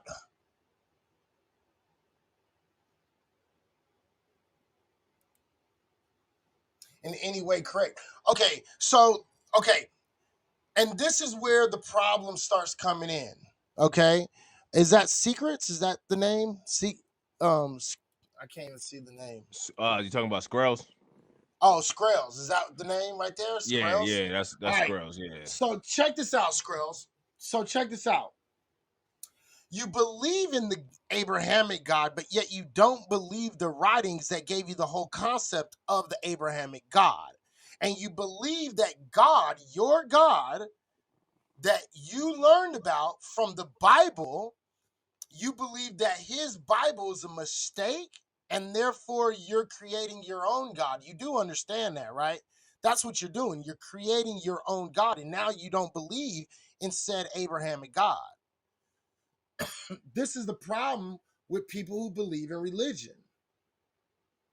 Because God does not just kill, God commits genocide.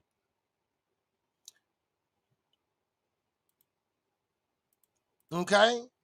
God has said that fucking it was okay if your child was, disobeying you. You can take them into the middle of the city and have the whole city stone your own child to death. Well, and then remember, the covenant with God between God and Abraham was that he was supposed to kill Isaac.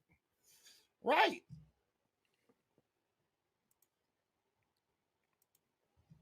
But I too question it all. And the truth be told, I do feel conflicted, but open to hear others' views. I feel what you're saying. See, Yeah, and so that's where that's how me and Izzy are. I mean, like we literally talk about this shit. Like I literally just like pick his brain, like, you know what I mean? I was raised in beliefs too, but I've always questioned things though. It's certain things that didn't make any sense. Right. You know what I'm saying? Hey, what's up, Sapphire Barbie? Long time no see. What's good? Right. Okay. No, and now I get it. See, and that's why I asked specifically about the Abrahamic God. Who believes in the Abrahamic God specifically?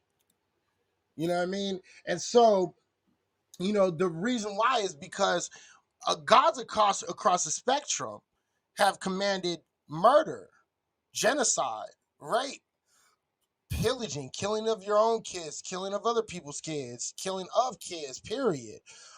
Different things of that nature across the fucking multitude of all gods, right?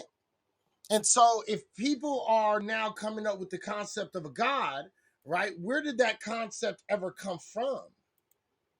Right? Where did that concept of a God ever come from in your head? And then Right? also, why did it originate? That's another Yeah. question. Like, why did it originate? See, because the way that the human brain operates is that we tend to create our own explanations, whether they may be logical or illogical, for a phenomena that we have a difficult time understanding or explaining. Right. And Like, so and the thing this is like that. I mean, like that's literally what we do. You know what I'm saying? Go ahead, bro. I'm gonna look up something, and then when you Oh, I was actually gonna look up something too. So you go ahead. you go, you put your gun down. what movie? What movie was that from? You put your gun down. You put your gun down. You What put movie your was gun that? down. You know what I What mean? movie was that from? I can't remember. Oh, the nigga, wasn't it from was it from Bad Boys? Was it one of the Bad Boys movies? Yeah. When the Will Smith was arguing with somebody? No, but what I I was think gonna so. say was we create this construct in our brain that's called a schema, and schema is like short for schematic. I've talked about this before, but like just because you gloss over something before, don't mean that people have a full understanding of it. So my question is, do y'all know what a schema is? If you're familiar with what a schema for your brain is, let me know if you know what that is. All right. And gone. Joan of Arc, the leader of the armies who committed atrocities against the Catholics. Absolutely. And also the Israelites who actually committed genocide against the Amalekites in First Samuel 15.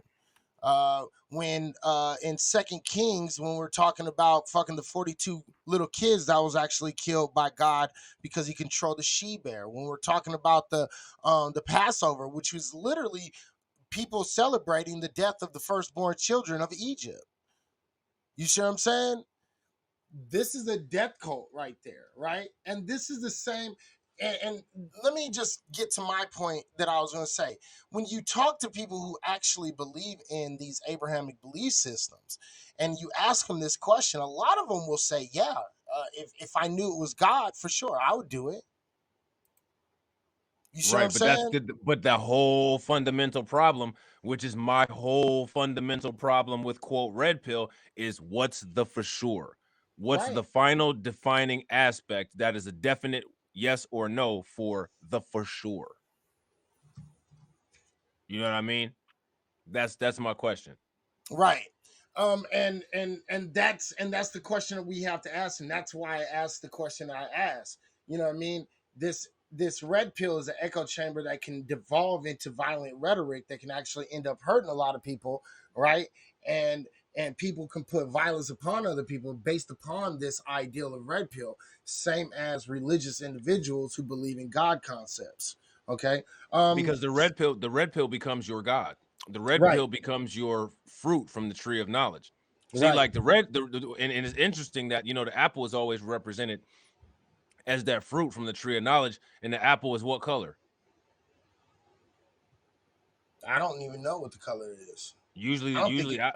usually apples are red. Usually, but we don't know Right. what color the fruit is though. It's always represented as an apple for some reason, but we don't know what the hell the fruit. It could have been a motherfucking orange, mango, or a lemon. I don't know. Right. And the thing is that's the whole thing. We don't know for sure if uh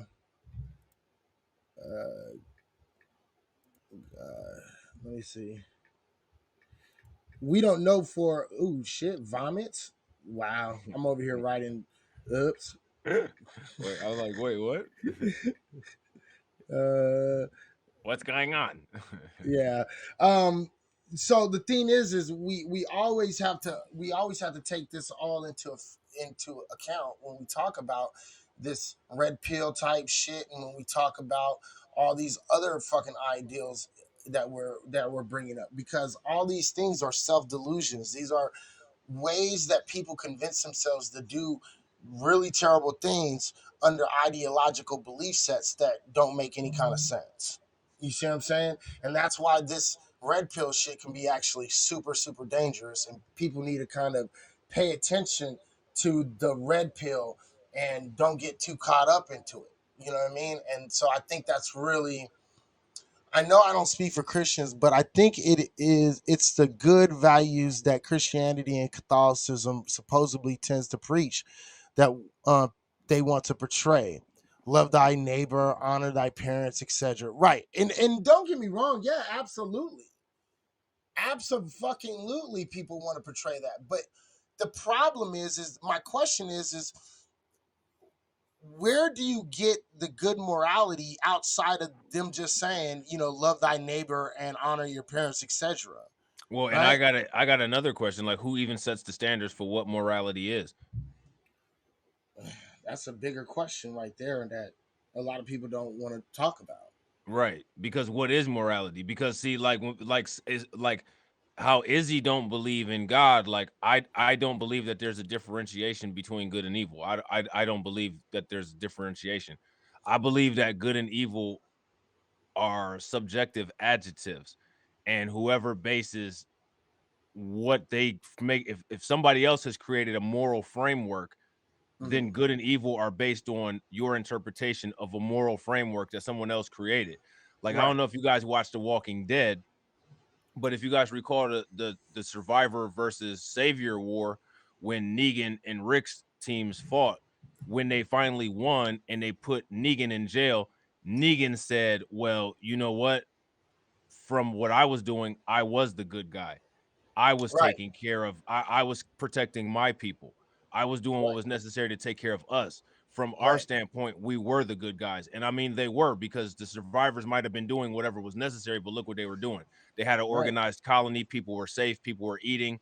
They, they were living in a post apocalyptic world with no moral framework. They were just living based on survival. They were living actual humans in a law of nature situation. Right. Absolutely. So let me real quick. I want to fucking talk about fucking. He said, "What are the different types of atheism?" All right. So um, if we want to talk about atheism, you know, excuse me. Oops. Oops. I'm sorry. Doop doop. All right. So there are different types of atheism. Okay. Um, and there are strong atheists, there are soft atheists, there are new atheists, and there's actually a lot of them. Unaffiliated, free thinkers, religious atheists. There's more than actually four of them. There's a type of agnostics. Um, can you explain the difference in believing and faith? Yeah, I'm an atheist. What's up, blasphemer? My atheist friend. Um, the difference between believing and faith. Is there a difference between believing and faith, do you think? It depends. I don't think faith requires evidence. I don't know if there is a requirement of evidence or not for belief. I think believing in faith might be slightly different, but like the difference may only be semantic for like general purposes. You know what I'm saying? Yeah, same here. I don't know if there is a true differentiating. I think they go hand in hand, kind of. You know what I Yeah. mean? Uh Believing is Well, just it actually, maybe you might say faith could possibly be a future tense, and right, belief could possibly be about events present that have tense. already happened, or certain things or whatever. But Okay. at the same time, belief kind of doesn't have any tense, because you can say, I believe this will happen. But and then if you say I have faith that this will happen, it will be the same thing. But why do you believe that I have that this will happen? Well, I have these arguments. I have okay, Mhm. I believe it will rain tomorrow. Why? Because Right. Doppler 5 did calculations on the ionosphere, and it said that, Right. there's a certain amount of particles. Okay, so there's the data and the evidence that you form your quote subjective belief based on, that's biased towards the data. Faith, Right. I don't know if there's necessarily a data requirement. Like, you not just say, well, I have Well, faith I'm going to win faith this faith lottery is ticket. based upon faith is based upon things that cannot be proven. You just believe it. You know what I mean? Without no evidence. Right. So I think You know what I belief mean? can or cannot have evidence, but I think usually belief, there's some kind of foundational data or something that you put together that might help you Right. substantiate your belief. I don't know. Right. I'm just Right. I'm just guessing. You know what I'm And saying? layback Dre, technically I am an agnostic atheist, but the thing is I just say I'm an atheist. Um, just to make it easier. A lot of people don't really understand an agnostic atheist. They don't really understand how that kind Well, of that actually goes down an interesting rabbit hole that we can actually bring back to politics, works. because if we throw in a third variable, if we ask, okay, so we have faith, we have belief, now let's add hope in there. So now Right. how do you get people to keep following your campaign? Well, I hope this happens. I have faith this guy will do the right thing. Well, Right. because of all of these things that he said, what he looks like and what his accomplishments are, I believe he will have this agenda. But are Right. all three of those things aligned, and are they accurate based on what we currently know? And the I think question is, hope and faith are actually closer, more similar to belief, because again, the delineation that you just made actually makes sense. When you believe, right? I can believe something based upon past experience, right. right? So there's some sort of evidence, even if it's very small or micro evidence, or macro evidence, depending on how you want to look at it, right? I think that separates from faith and hope. Hope and faith, I think, are a lot more similar to each other. Yeah, Hope, yeah, yeah. you I would know, believe hope and faith are probably like almost like 98% synonymous. Like, right, you know what I mean? Like, right. I believe the cops can stop killing. I just don't have faith that they will. Right. right. That's a great example right there. Yeah, Thank you. that's excellent right there. Facts. Right. That's a great example. You know what I mean? So I'm with that. So there's a lot of different types of atheists out there. I am an agnostic atheist, but I tend to be a little bit more of a stronger agnostic atheist, meaning like I'm agnostic because that's a knowledge claim. I'm an atheist because that's a belief claim, and I would be probably a strong atheist because I really don't see any evidence. So I'm a little bit more of an agnostic, strong atheist. Now, my question, right? I got a question for you. All right. So, as an atheist, right? Like, say for Right. instance, like I'm a Christian. Let's just say, for Right. instance, I'm a Christian, and I Okay. want to debate you. Uh-huh.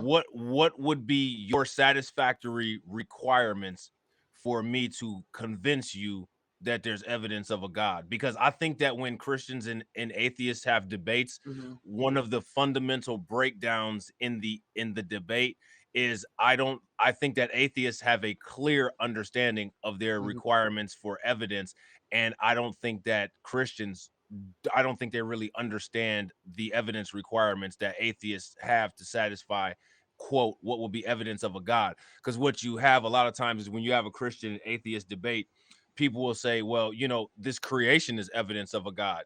And No, it's it's not. kind of like, and see, like, that's the thing. That's why I can be the way that I am. And I can understand also where you're coming from, because Mm-hmm. even me, who kind of is all over the place as far as like the esoteric stuff goes, Mm-hmm. I can still understand the logic that no, everything being here isn't evidence of creation. It's just evidence of everything being here. Like Right. that's only what that's only what there's evidence of. Right. Like That like it's there's here. like if you're looking at this picture and this picture only, there's Mm-hmm. only evidence that I'm wearing a hat, a hoodie, and this black shirt. There's no evidence of anything else. I might not have dressed myself. Someone else could have Right. possibly dressed me. Like Right. these other things are assumptions with no evidence, but you have visual evidence that I'm wearing these things. You see what I'm Mm-hmm. saying?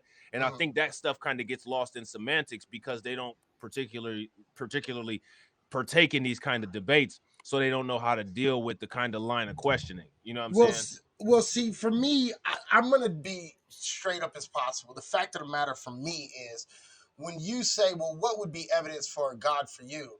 I don't even look at it like that, because honestly, I don't know what would be enough evidence for a God. Because even if somebody went to the moon and supposedly, let's say God went on the moon and said, God is real and I am here, right? Not on That's the not even moon, evidence though. All that right? is that what that all that is a Somebody, statement that says that. right? Something went up there and did that. It could have been anything, right? So I don't know what would be proper evidence. My thing is, give me the option where God is even a possibility. You understand Right. what I mean? Like, give me something that God is even a possibility in the origin of everything, right? So we have a possibility of Big Bang. We have a possibility of infinite universe. We got a possibility of uh, multiverse theories, right? These three things, in some way, mathematical and scientific, you can actually make theories that actually could work out. All right. So these are options on how everything began. Give me the same kind of evidence that God is even in any of those options, and then we can have a conversation. Right. Right? I don't even require you to show me proof of a God. Show me that God is even an option. Right. When you can do that, then I think we can then have the conversation on what would be enough proof for you that a God exists. Well, give me evidence that that's even an option, and then we can talk about it. Right. The possibility that God of a God existing before a God can be proven to exist. Exactly. You know what I mean? Show me that option is even there. You And know then what the I thing mean? is one thing that if people who do have belief, right? Because I've actually did this. Sit back and think about what is your actual definition of a God. Because if you sit back and actually think about your definition of a God is a lot of it's a big combination, it's a big meshing of a lot of phenomena. And if you unravel that mesh, a lot of those things could be separate events or separate entities or whatever. Right. And you have to ask yourself, well, the way that this stuff is taught to us, we're taught that this stuff is all one big bundled force. You see what I'm Right. saying? Right. The question from Fee, she said, he said, I don't know if that's a he or a she, Yeah, it's a but she. It's a she. it's a she. Okay, so Yeah. she asked, as you being an atheist, what do you believe, or how do you believe everything created or got created? How Well, do you that's believe it all became? Do you believe in any form of a higher being or entity was involved? That's actually you asked that there's I see. I think this is a great example. I'm gonna put her comment back up on the screen. Okay. I think that this right here is one of the fundamental problems, because I guarantee you there's a lot more in this question than what she knows that she asked. Right. So the first question, I will answer it simply by saying, intellectually, to be intellectually honest, I don't know. I don't know. And I'm just fine with that. I'm totally okay with not knowing. Okay? And I can't give you an answer to that. Do we have evidence of different ways that it could have came to be? Yeah, I think you have infinite theory, big crunch, fucking big bang. I think these are good explanations on how it all came to be. I think humans evolved through time. I think that's a good explanation. I think there's enough evidence that will back that up. And so those would be the best answers that I can give, but I can't say with 100% certainty that that's exactly how it is. Now, the next thing you said, how do you believe it all became? I answered that. And then you said, do you have any form of higher being or entity that was involved? No, absolutely not. There doesn't need to be one. There's no reason for, I don't see a need for it. If there was a need for a God, I would probably say maybe there might be a God or a higher being, but I don't see a need for it. I think everything can be answered within scientific realms. You know what I mean? So these are just my opinions, but my honest, intellectually honest answers, I really don't know. I can't give you that answer, and I'm okay with that. Right. You know what I mean? Now, and another thing is, right, let's actually unpackage her question. And we ain't doing this to pick on you, Faith. This is just it was actually and I agree with Mike Joyner. It was a really good question. Right. And I think the way that you asked it was really good too, because I think that you were asking a simple question when you were actually asking a very complicated question. Like there's a lot of stuff in here. So like I'm not an atheist. Like I believe in all kinds of crazy shit. So Right. I'm not an atheist. However, I do require evidence to validate a lot of my beliefs, which is why, you know what I'm saying, like me and Izzy like are, you know what I mean, like we understand this shit, you know what I'm saying? Right. So now here it says, how do you believe everything got created?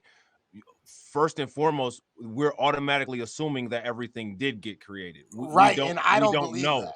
Yeah, and I We don't believe that everything was created. That's the big thing. So, but we don't know. You're absolutely right. Keep on going, Rob. Right. I didn't mean to And interrupt you. no. You fine. Jump in as you see fit. You know what I'm saying? And then it says, how do you believe it all became?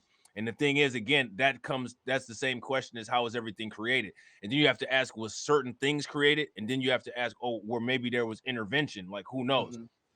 And then it says, do you believe in any form of higher being or entity was involved? Okay, so let's talk about higher forms or beings or entities. What do we do with animals? What do we do with cows? We genetically modify cows. Are we a higher being or entity than cows? Yes.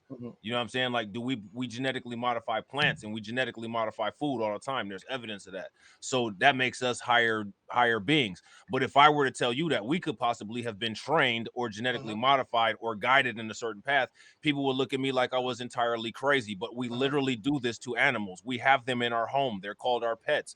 We do this to our plants. We eat them in our salads. Like, this is not science fiction. This is shit that us as modern day humans do. So the universe is billions of years old, and we have no knowledge of anything other than as far as our instruments can see, that light travels without any Doppler effect and whatever we can calculate as time and existence. So we don't know this stuff.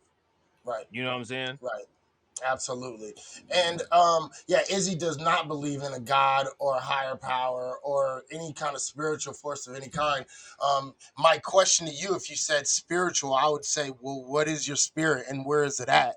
If you say, you know, do you believe you have a soul? I'd be like, okay, well, what does a soul look like and where is it at? But You see what I'm saying? here go another question though. We have to dive into our classification of quote higher. See, because actually, if we talk about what a higher person is or higher being, we're moving into the animal kingdom, which is based off of Darwinism, which, as we all know, Darwinism goes down the rabbit hole of racism. We start talking about cranial size and, you know what I'm saying, different things like that, genetic makeup and genetic determinism, right? Right. So, Yeah, say but for but we've already debunked right, that portion right, of but Darwinism. this is the question that I'm going to ask though.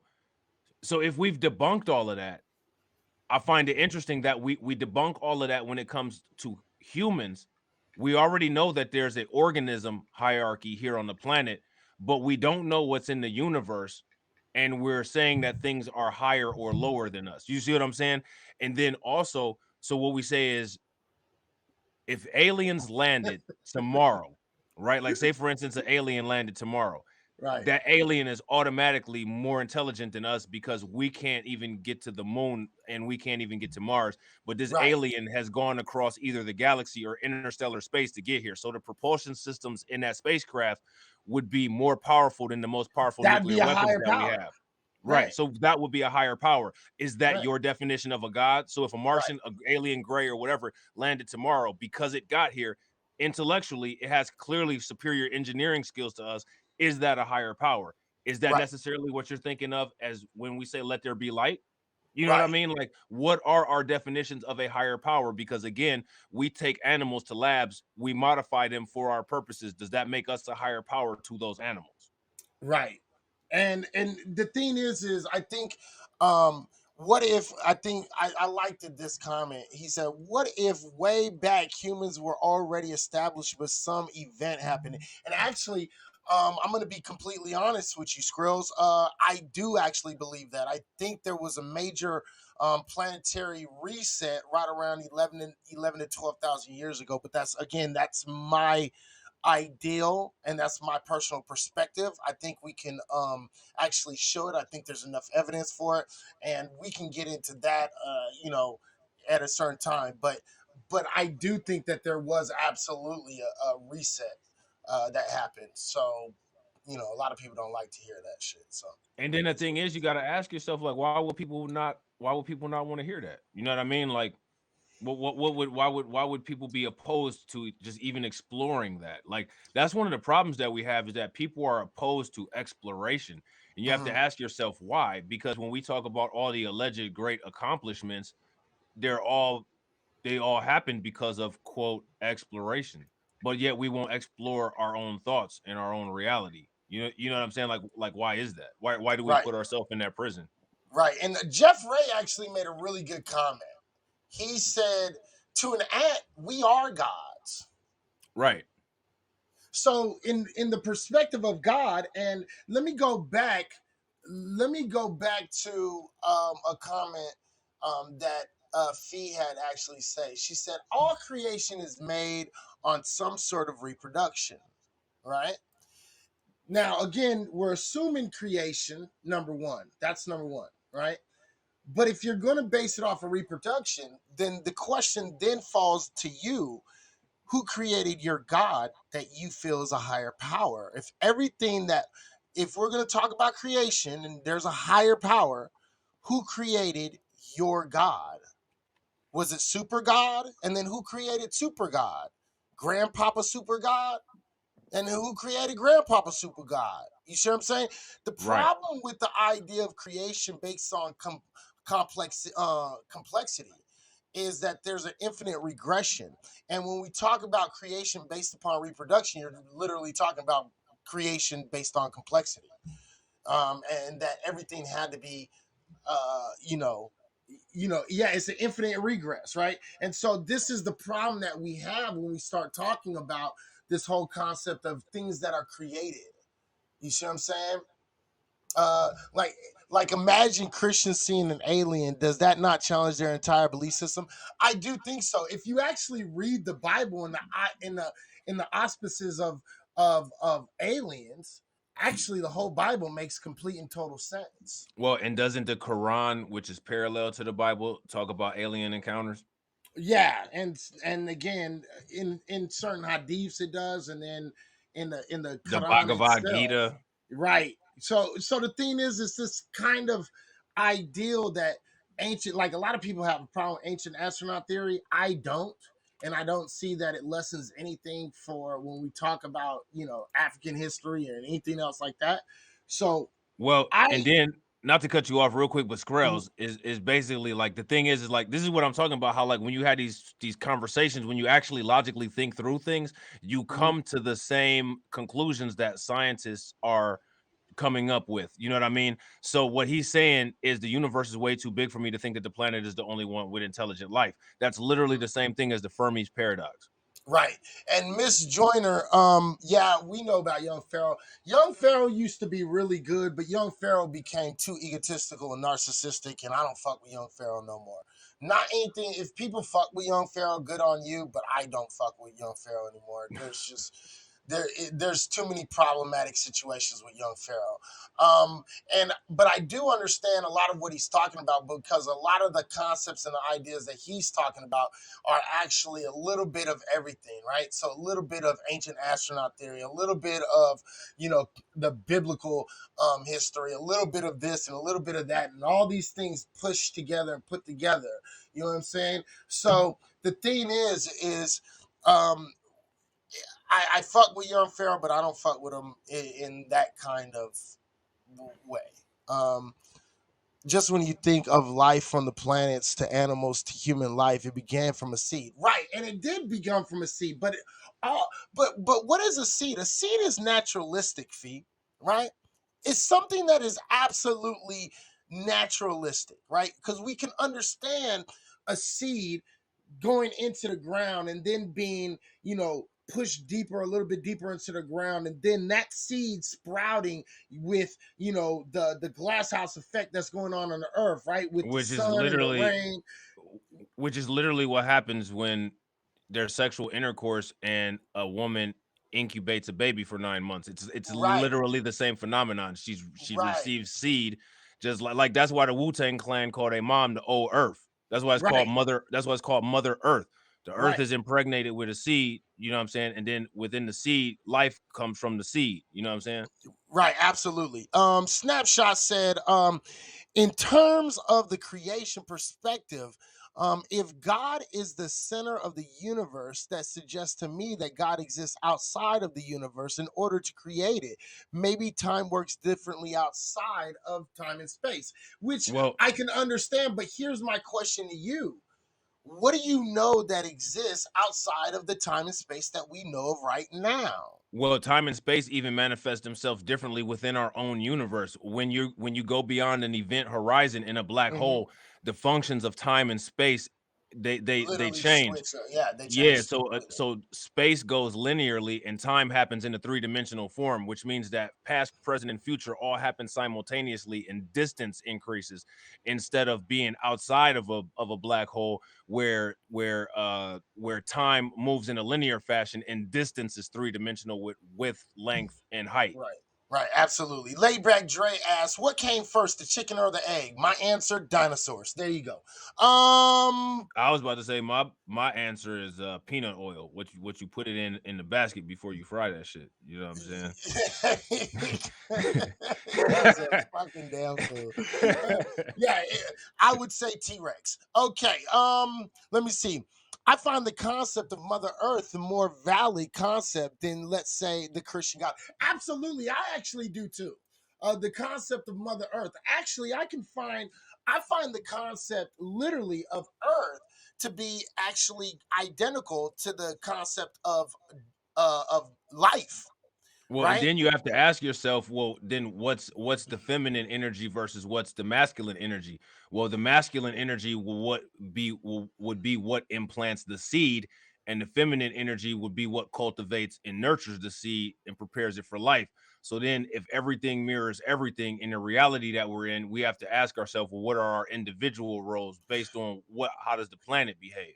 Well, it all depends on how you really look at it, because for me, you can look at Earth as a parthenogenesis of human evolution, right? And if Right. anybody understands parthenogenesis, it is women were created, like woman was first, man was second, and I do truly believe that woman was first, man was second. And the fact of the matter is, woman did not need man in order to impregnate self. Woman only needed self in order to impregnate self, and that's what she did, right? And so what I look at the earth is a woman, because again, the seeds, all the different seeds that are planted on the earth are self-made, right? So Right. the woman is earth, right? Everything that she releases her own seeds, these natural seeds, and she impregnates herself with life, right? And what I'm talking about is, you have trees and you have land and you have grass and you have all these different things, and all these are coming from naturalistic ways of seeds, and and the way that works. So in my personal opinion, I look at Earth as woman, but parthenogenesis woman. So that's just me. Right. No, I mean that makes sense. And then the thing is that we always talk about science. Usually when it comes to science, you know what I'm saying, people utilize Occam's razor, which is, the most simple explanation Usually, is the most likely. You know what I'm right. saying? Usually is the most likely. Layback Dre, who created Earth? Who said that the Earth had to be created? That's the question. So I think, I think we need to make sure that we pay attention to that. Blazing Blasphemer says laws of paramotion. Yeah, absolutely, sir. Absolutely. So the thing is like we have to kind of reword the things that we have. How did the earth come to be would be a better way to ask it. Saying who created the earth is basically implying that the earth was created and was created by someone. Right. Or we could say, how did we get to where we are today? Right. You know what I Or mean? Because because what could have happened is there could be changes. right. It could be a constant changing state, which would be what we've witnessed ever since we've been conscious and seen the world change, because we've never seen anything get created or destroyed, but what we have seen is cycles of changes. Absolutely. Real quick, I'm going to, because I don't really do this very often. You know, Blasphemer, you already know you are another atheist. You are more than welcome to come up and put in your 2 cents, because I actually like hearing from different atheists. And the thing is I want people to understand that not all atheists believe the same thing. Okay, the one thing that pretty much all the atheists have in common is one basic ideal. That one basic ideal is that we don't believe in a god or gods, Right. Like based on lack of evidence. I find it interesting because it seems to me like just simply like atheism will be more of a requirement per se. Like it's more of a test. Like, well, we require evidence. So what is your evidence? You know Right, what I'm saying? right, absolutely. All right, so we got um we got my guy in the building, Blazing Blasphemer.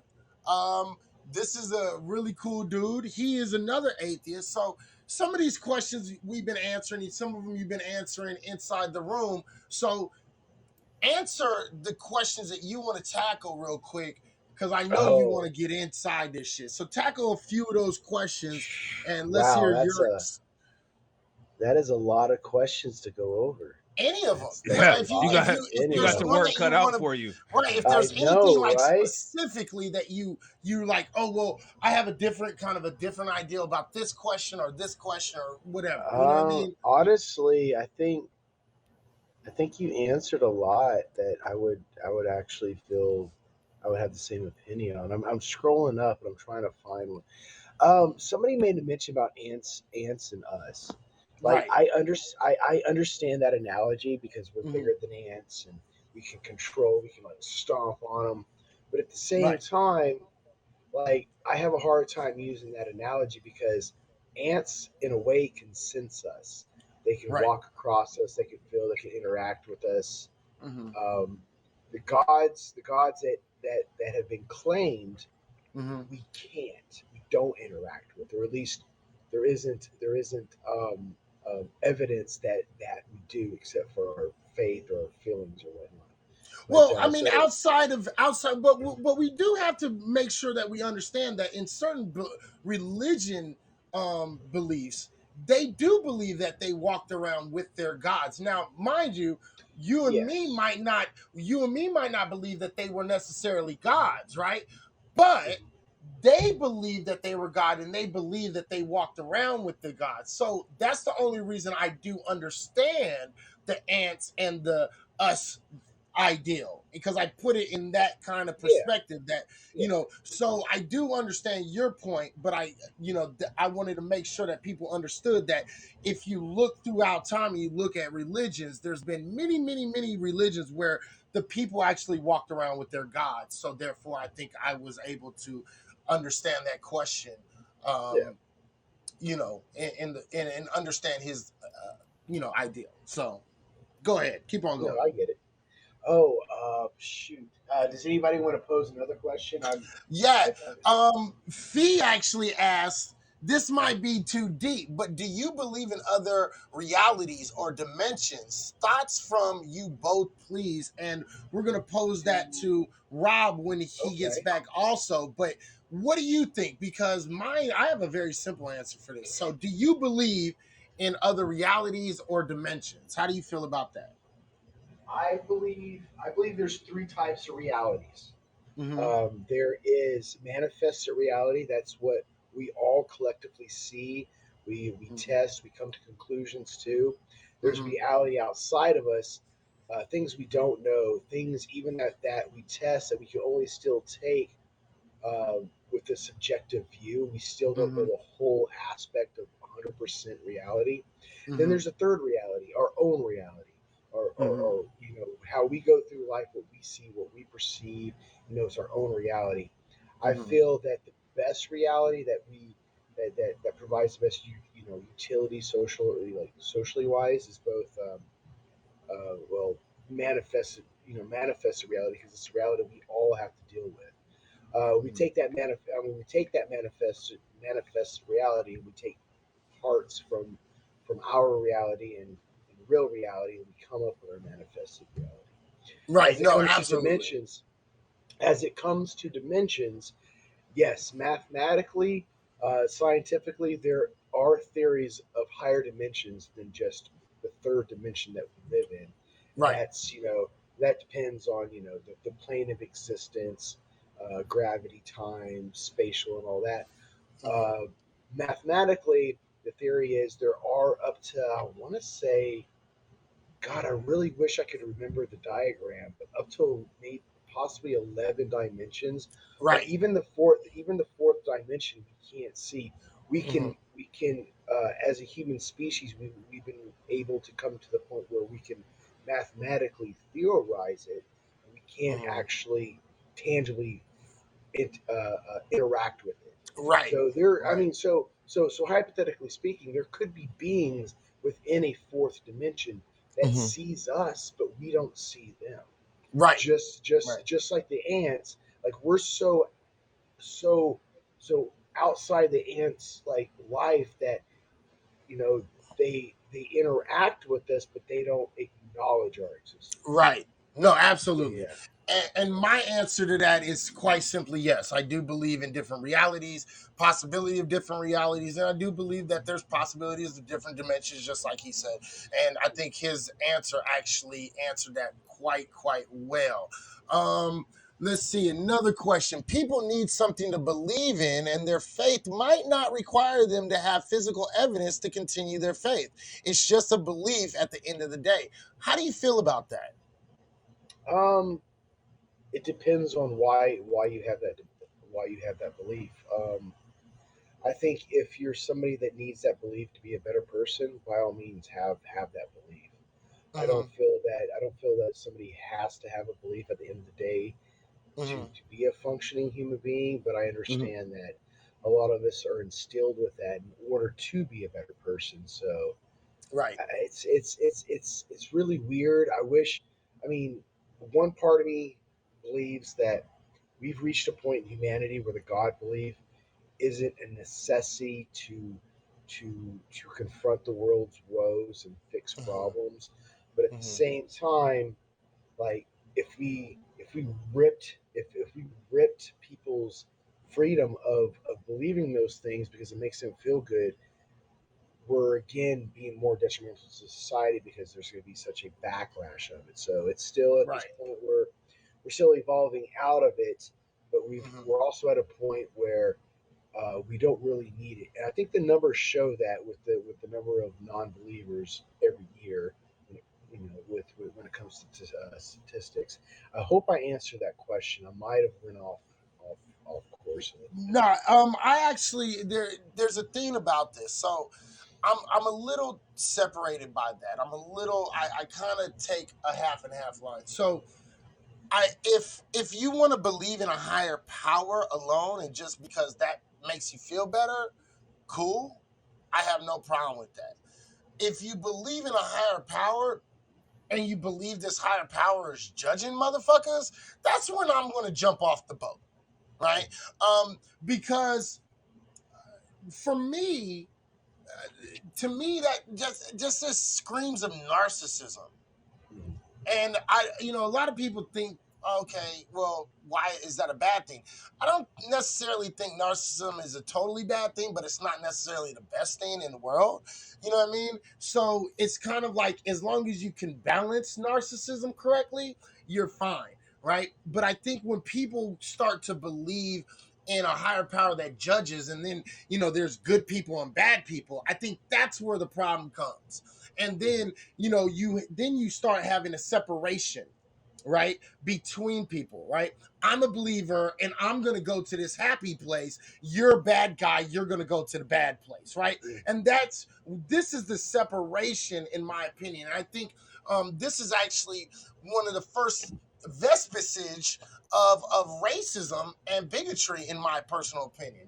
Not to say that this is like really the beginning of it, right? But No, I no, think and I don't mean to like walk on you, but I think you're making a very good point because you're right. Because what you just got done saying was like it creates this other attitude.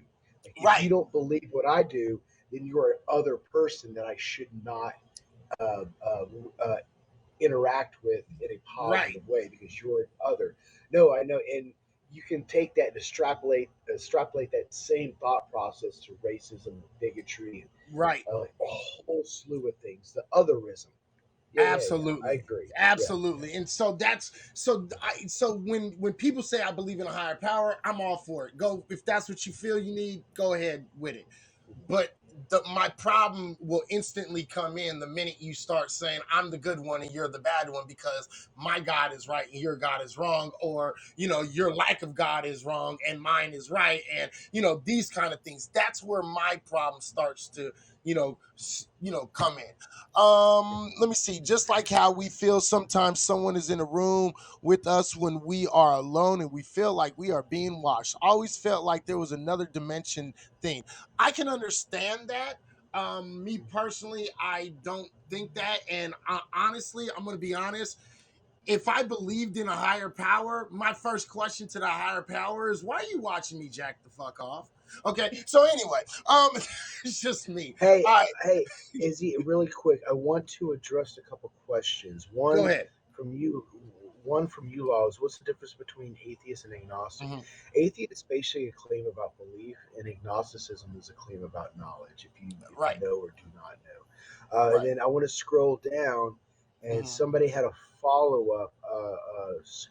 Skrill's agnostic isn't 100% sure, which I would kind of disagree with that. I mean, but that's not completely wrong.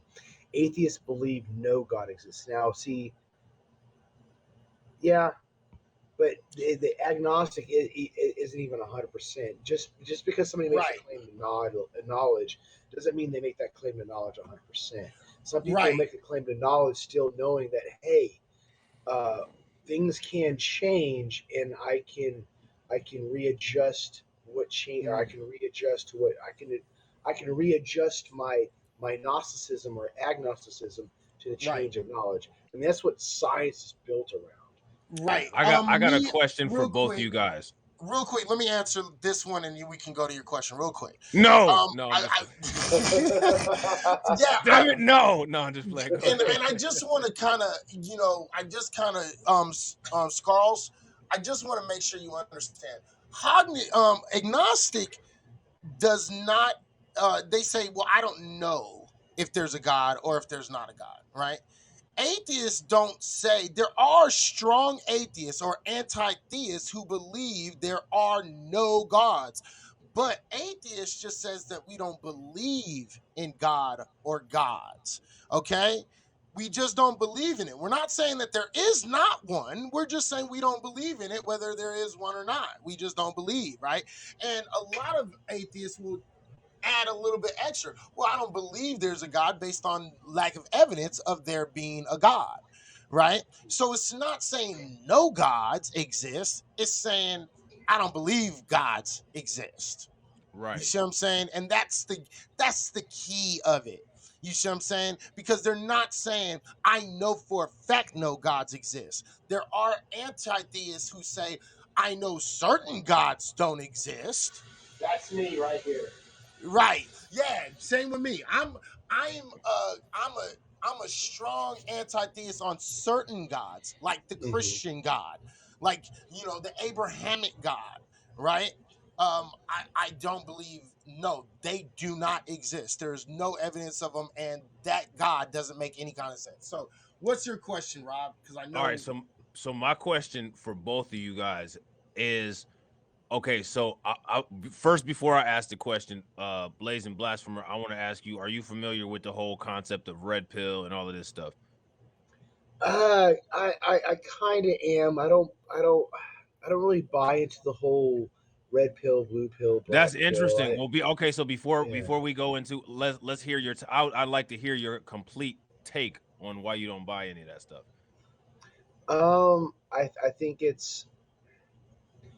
I think as an atheist, you have an inherent requirement for evidence, and because those things kind of don't have any evidence or framework, you're probably going to say, well, basically it's, well, there's no qualifying standard to say what is red pill versus what isn't. But that's just what I'm assuming you're going to say.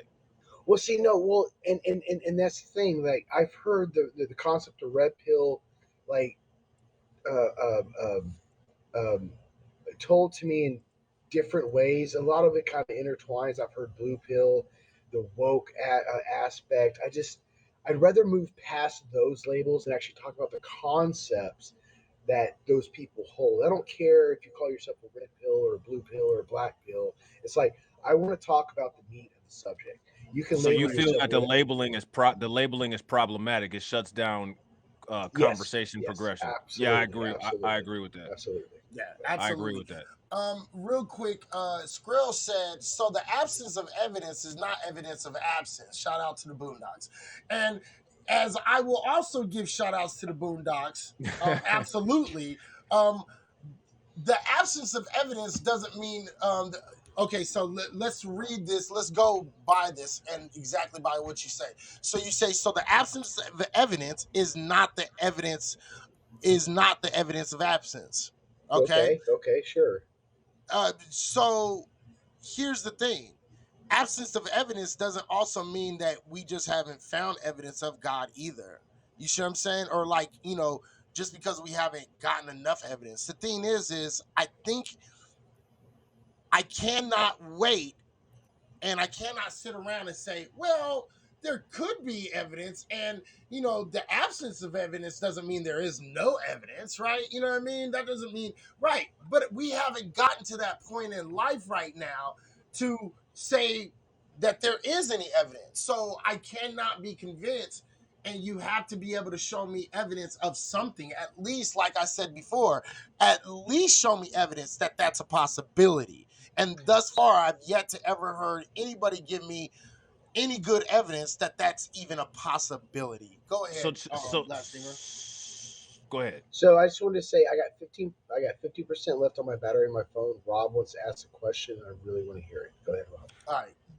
So my question for you is, do you feel that the determinations of morality and ethics are man-made creations and biased?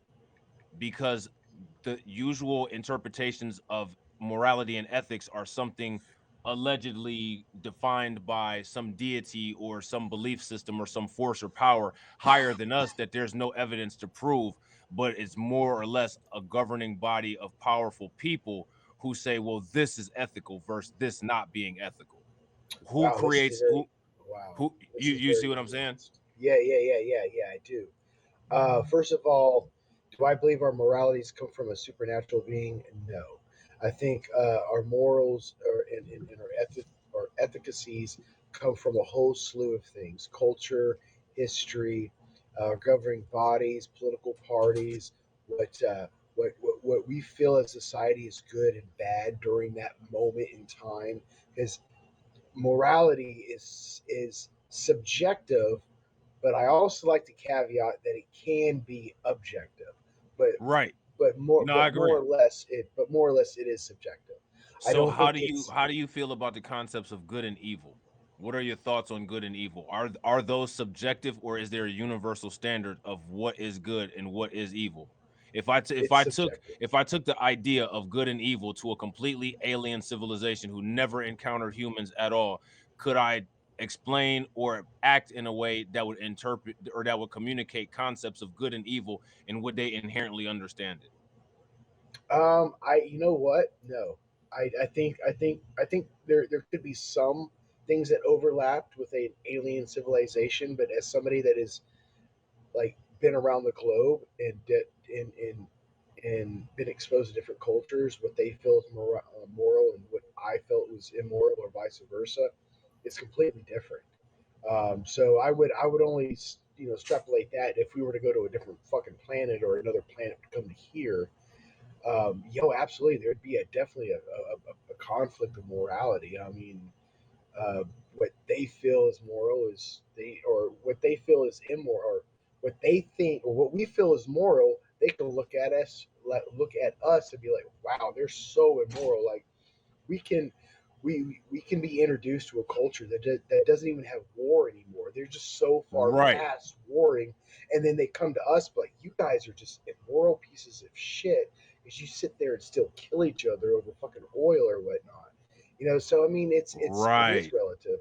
I think it's very relative. Yeah, yeah. Right. So do you think that a lot of the conflict that we have is because of that actual fact that when it comes to different cultures, different races, different whatevers, all of our reality interpretations are different, and because there's no fundamental understanding of what the actual base reality is, all it is just a war of ideas, and we'll never come to any kind of consensus.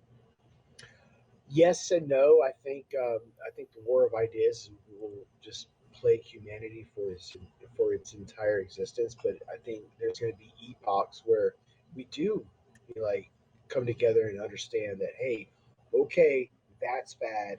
Let's not do that anymore. And I hate to bring up the whole World War II and Nazism and shit, but I mean, there was a time where a lot of Nazi practices were accepted around the world. But when the Nazis come together and they put it to like its most atrocious practices, like the rest of the world took a Well, step yeah, back. I mean, the Nazis Whoa! got a lot of their practices from here in the United States. Exactly, And then it's exactly, like the exactly. United Yeah, States is like, oh my God, look at what those people over there are doing. Look at what those people yeah, over yeah, there are yeah. doing. When literally we are the ones who taught them all of that stuff. Yep, yep. So it almost took a reflection of ourselves to realize how bad we were. Right. Yeah, yeah. It's wow. Morality is such a nuanced conversation. I think it's better discussed in the realms of just humanity and what we deal with on a daily basis, conflicting wise amongst us ourselves than bringing supernatural entities into it. I think the moment we bring any supernatural plane into it, we rob ourselves from coming to a better moral outcome, to tell you the truth. Right. Right. No, I agree with that. I agree with that. I Good agree with totally. good answers and good like thought-provoking answers to all of those questions. Because I had like okay, so I can't remember if I asked you this or not, but do you believe in the fundamental ideas of good versus evil? Like, do you actually classify actions as good, quote, versus evil, or do you only believe in actions and reactions and you judge each action and reaction based on the net effect? Hmm. That's a good question. I'd like to say that there is good and evil, like there's a definite line in between, but there's really not. I mean, it Right. depends on it depends on the context of the actions, depends on the intent. I mean, it depends on the utility. It provides is it pragmatic or is it non-pragmatic? Um, shit, the trolley the trolley thought experiment kind of kind of comes to mind. Right. Right. Yeah. Right. So I mean, it depends. It's really relative, and I know people don't like that answer because it's not a definite yes or no. But Well, that's what I that no. I'm yeah, actually perfectly fine with that answer because I think nothing is a definite yes or no. As long Right. as each one of us has our own perception of how we see reality, there will never be a definite yes or no. There will always be a definite yes or no that we never have the absolute answer to. That's the only thing that's for certain is that we just won't never have all of the answers. That's the Well, only certainty that exists. well, the thing yeah, is let's do one of these thought experiments. Like, right. So if you're on a raft, right, and there's five motherfuckers on the raft, but the raft is steadily sinking into the ocean. Now, you know for a fact, you can make it if one of them motherfuckers is not on the raft. You see what I'm saying?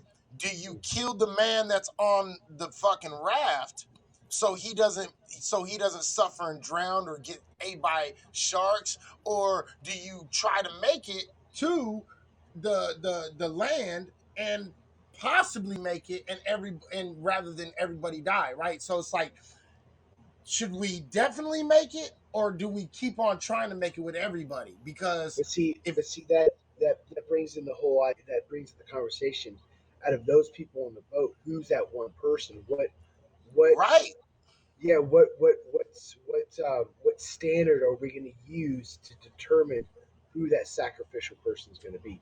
Like, in other words, who has the less who has the less social utility? I guess. I hate right. saying it that way, What if the but person with the yeah. least social utility is the only person who knows how to guide the raft? You know what I'm saying? Like Then Well, this, then then then you he know, then I like he guess holds a lot of social utility. so then that they means have a that lot of social social utility has utility. Yeah. changed for that situation.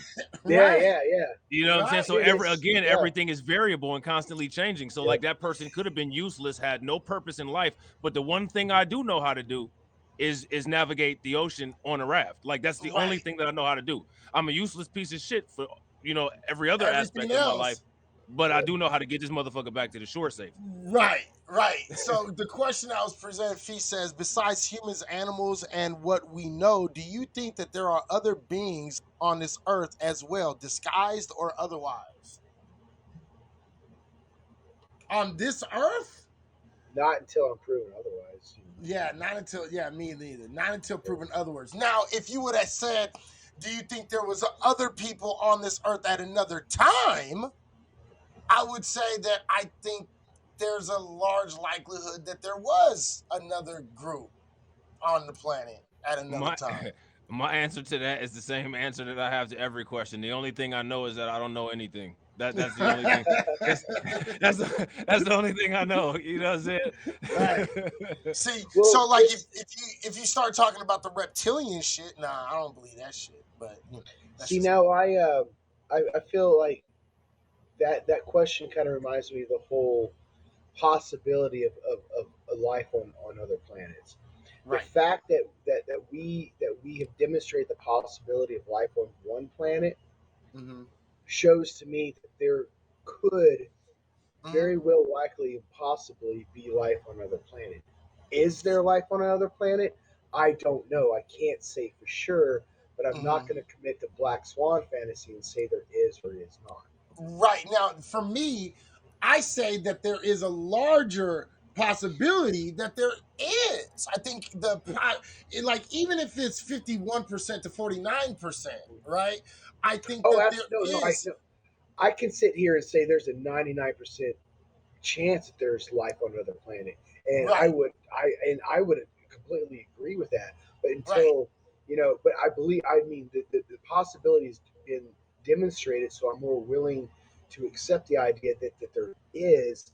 But Mm-hmm. until it's demonstrated that it is, I'm not going to say I know or not know. However, Right. if like the possibility of a God.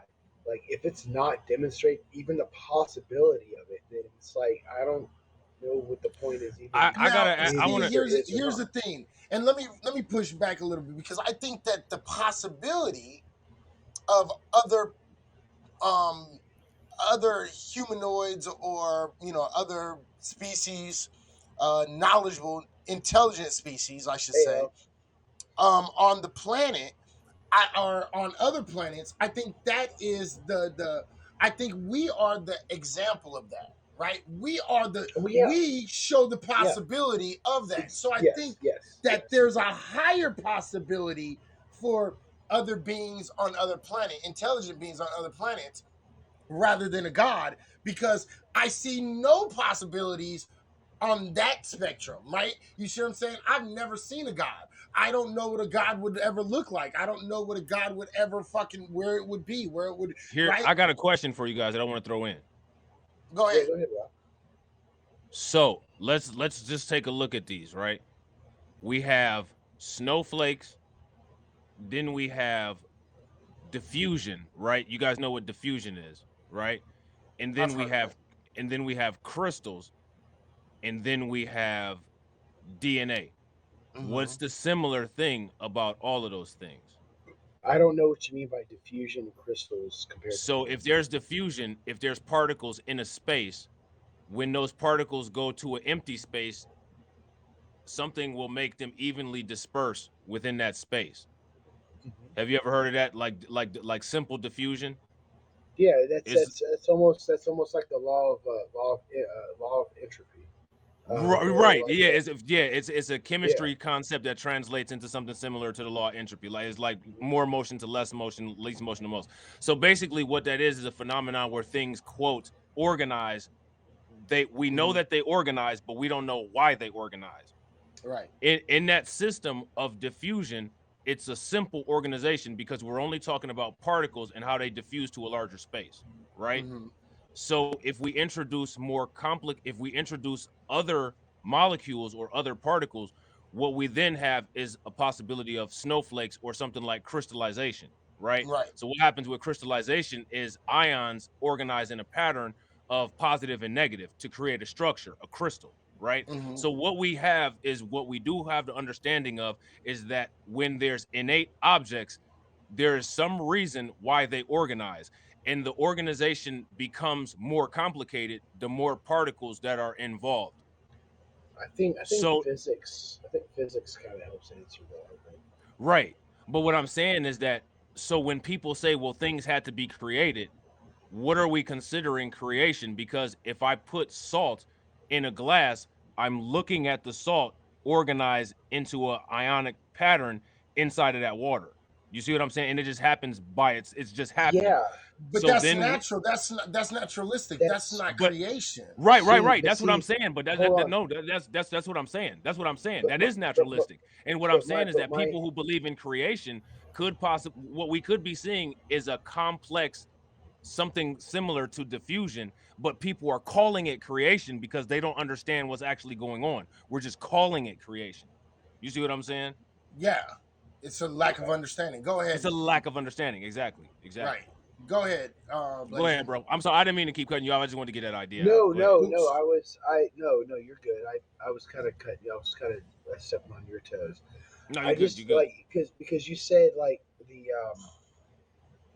and if I'm wrong, I apologize. But you said something about the necessity of creation, or there has to be something created, or No. All I'm saying is that from what we understand with chemistry and physics, when there are objects, what ends up happening is that those objects interact and they Hmm. organize with, and we don't know why they do it. We don't know how they do it. We only theorize about it. Even in quantum mechanics, when we're dealing with things smaller than atoms, and when we're dealing with things smaller than electrons and protons and neutrons, even particles, like a Higgs boson or something like that, they Hmm. organize. When we do the double bind experiment, we okay, look at these particles. yeah, So what I'm saying is that there's some innate whatever it is, we don't know what it is, but what we do have evidence of is that there doesn't have to be intervention for things to organize on their own. Right. Right. Right. And So I think that gives okay, a lot of lends a lot of credence to there not being a God. right. So what we could say is that what we see right now is with all of the possibilities of everything that's in the universe, this could be no more or no less than a complex organization. Yes. Because what we call this is life as we know it, right? Okay, so Right. that's life as we know it. How Right. we know life is carbon-based life that uses simple combustion to burn ATP, to burn calories and exhale carbon dioxide, and that's only because of the chemicals and the temperature and all that stuff present on this planet. Now, if Hmm. we go to a place that has maybe a higher temperature, more metallic and heavier substances, okay, so now we have maybe metallic type organisms that Hmm. have some kind of other fuel source to have a large chain, a large chain molecule, like say using silicone or phosphorus or nitrogen. Hmm. That's not life as we know it. How we know life is carbon, hydrogen, and oxygen. That's how we know life. When people say Right. life as we know it, that's how we know life. But now I we're dealing see. with other chemicals and other organization. So can we sit? Do you see what you see where I'm going with this? Yeah. Yeah. Yeah. Besides carbon life forms, which are Right. like, yeah. You know, Yeah. honestly, I don't know. That's a little out of my even my He's like, that's out of my depth, bro. No, but it's yeah, I mean it is. it's just some crazy shit because we Yeah, have to test all of these things because anytime we talk about these things in context, people are always like, well, this is life as we know it. This is life as we know it. Okay. Well, if it's life as we know it, and if we're alleging that there's a creator, what if there's life as we don't know it? What if there's a phosphorus based being? What if there's phosphorus so if there's life as we know it and we're alleging that a creator created life as we know it, what about something else? What if there's, a planet with a lot of silicone or a lot of graphene, and there's electrical currents that go all over that planet, and somehow those electrical currents organized into something that will be similar here to software, and it has a consciousness? Because Right. we clearly have established that we can give electronics a consciousness with AI. So Right. now, but this stuff organized by itself. That's not life as we know it, but we're assigning life as we know it to this alleged creator that allegedly breathed into the ground and made Adam based on a carbon thing. You know what I'm saying? So like there's all of these aspects that are completely unexplored, and when we go into these other deep,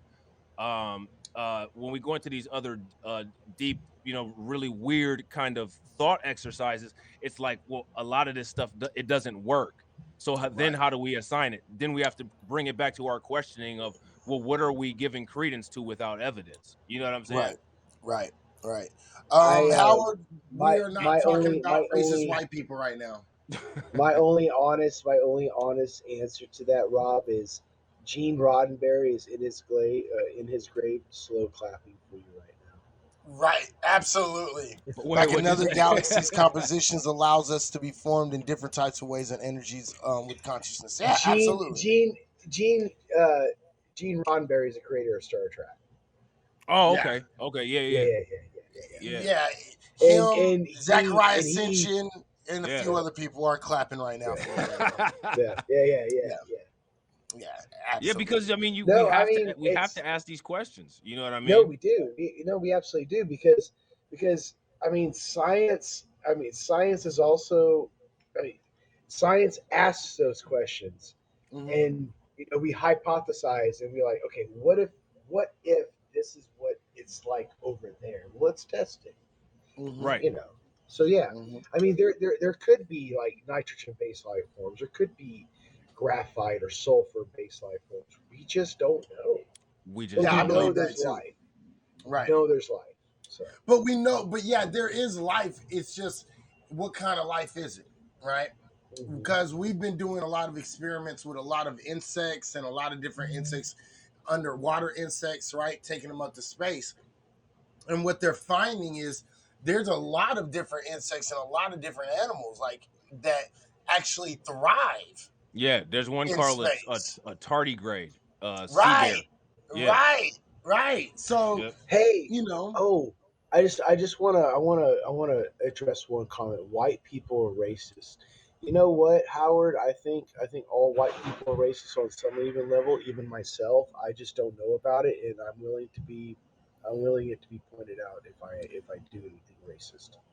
hey, you know what? And I Yeah. appreciate you saying that because, again, that's that what I was talking about, that third level of racism when it comes to white folks, that subconscious racism that I was actually speaking on earlier. So I It's a appreciate thing. that. Yeah. I appreciate that. There is a subconscious racist that racism that goes around in white folks, and it's not and And the in not thing all is cases. we have the mirror, like what I say, you know what I'm saying? And I don't mean to cut you off, Izzy. I just want to Go throw this ahead. in real quick because like what people got to understand is that like white people have a subconscious level of racism, but don't you have to understand that that's developed because of the culture that we live in. As black people, we have a subconscious level of self-hate that we have to deal with too, that causes our issues, and that's the Mhm. reflective issues of the racism that's in society. So like when white people get offended by that shit, if somebody says white people have a subconscious level of racism, well, I Mhm. don't have any racism in me. How can you not have racism in you? And we all deal with Mhm. a subconscious level of self-hate that we talk about in our community at all the time. We were taught to self-hate by racism. You know what I mean? And Guys, Fee, yeah, I'm a Cali dude. I am down to 5%. I need to jump off. But Hey oh my man, God, this has been a great convo. Rob, Yeah, it no was nice doubt, bro. meeting Like you. we appreciate Yeah, the conversation, man. Like the great answers to those questions and great additions to what we were talking about too. Like right, appreciate it. absolutely, absolutely. Hey, blaspheme. Once again, as always, you already know you're always welcome up on the stage, man. thank Especially you. when we're talking this atheist stuff. So, thank you very much for your input. I really, really, really do appreciate it, brother. And Thank you. I you're always appreciate it. welcome back, bro. Really Even do. when Thank you. doing a thought exercise, like I'm not trying to be funny or bigoted, but I'd rather always do a thought exercise with atheists just because atheists always hold themselves to a standard of evidence. And like, I don't know if you can interpret that as honesty or not, but it's an actual test to get a more accurate answer, in my opinion. I'll take it as a compliment. I will definitely take it as a compliment. Also, I'm not because honestly, I'm not gonna lie. I think that Okay, my battery's they're going dead. I all gotta right. go. All All right, right, bro. stay up, Peace. brother. Later. I actually think that honestly, I'm not gonna sit here and lie. And maybe this might be my biased opinion, right? That I think personally, the atheists really do hold themselves in a different light than a lot of different people. You know what I mean? And so when you You get an have a standard that makes a big right, difference. You have a standard. Like it's right, almost like how black people talk about being on code. Atheists mhm, have a code. right, There's one thing that's common across all atheists, and that's the requirement of evidence. And that right, standardizes the language. You could talk right, with another atheist that's somewhat different to you, but you have the mhm, connection of we have this minimum requirement of evidence, right, and and you hold each other to it. right, and I think that's a good thing, and this is why I think honestly, I was watching a homeboy Sebastian Cole who was on the show before, and we're gonna bring him Shout back out to real Sebastian soon. Cole. Shout out to Sebastian Cole. We're gonna bring him back real soon. But you know, he had a debate on what is better for black folks, right? Atheism or theism, right? And I've always said this shit. I think atheism would be a better bag for black folks to wrap their head around right now. Yeah, you love Sebastian on Periscope? Yeah, Sebastian was actually on the show. We have a show with Sebastian Cole, man. You know what I mean? So big shouts out to Sebastian. I loved it, his debate. And the thing, I really think that atheism is one of the better forms of, holding, when it comes to black folks, the way of train What of I would thought. say is an atheist. What I would say an atheist requirement is better for Mhm. black people. I wouldn't necessarily say atheism because then it would almost be like I'm Okay. assigning what should be the best for everybody. Right. But if you Okay. hold yourself to the same standard of questioning and evidence Right. requirement that most atheists do, it embeds a level of automatic critical thought. And critical Right. thought, in my opinion, trumps all. And if you have that element of critical thought, it takes away some of the layers of nonsense that you will see in reality. And if you take away some of those layers of reality, what we need to deal with is we need to deal with the issues that are in our face and not in our face of white supremacy.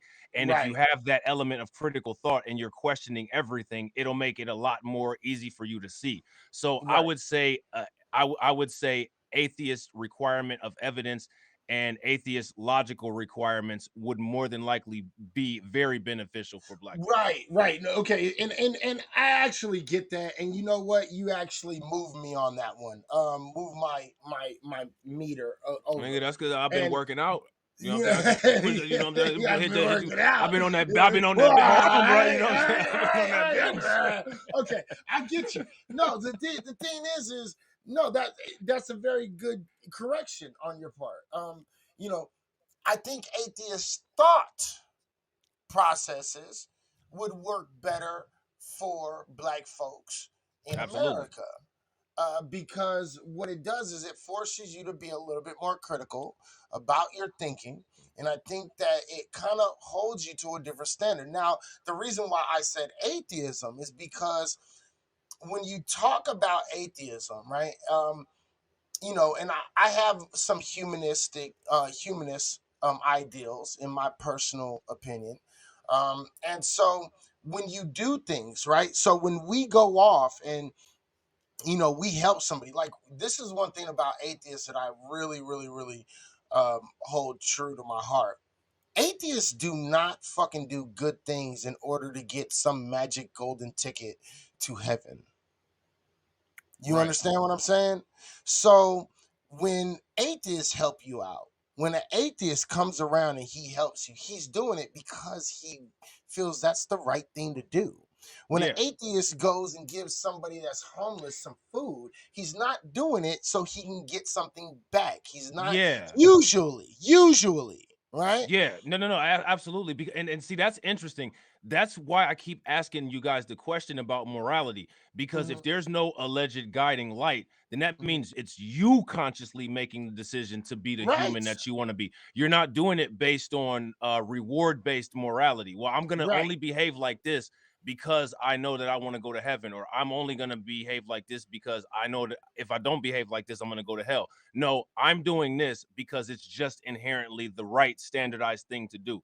If I Right. see a car coming, I'm going to yell for you because I just don't want to see any harm come to you. Not Right. because, a good Samaritan, or not because of the golden rule, well, I'll get returned later, or karma or anything. No, I've made the thought Mhm. process. You're a human. I want to preserve human life. Get out of the way. I don't want to see pain come to you with no Absolutely. reward coming to you. Like that, Right. and that's what I'm saying. So what I find interesting is one of the criticisms that people have of atheists is that, well, atheists have no morals, when actually atheists have a raw sense of morality that is based in no incentive to be moral. Mm-hmm. Mm-hmm. There's no incentive for an atheist to be moral. It's only a decision-making process, which in my opinion means that it's more pure and filtered. And the thing is I think you're right. We don't have an incentive to be moral, right?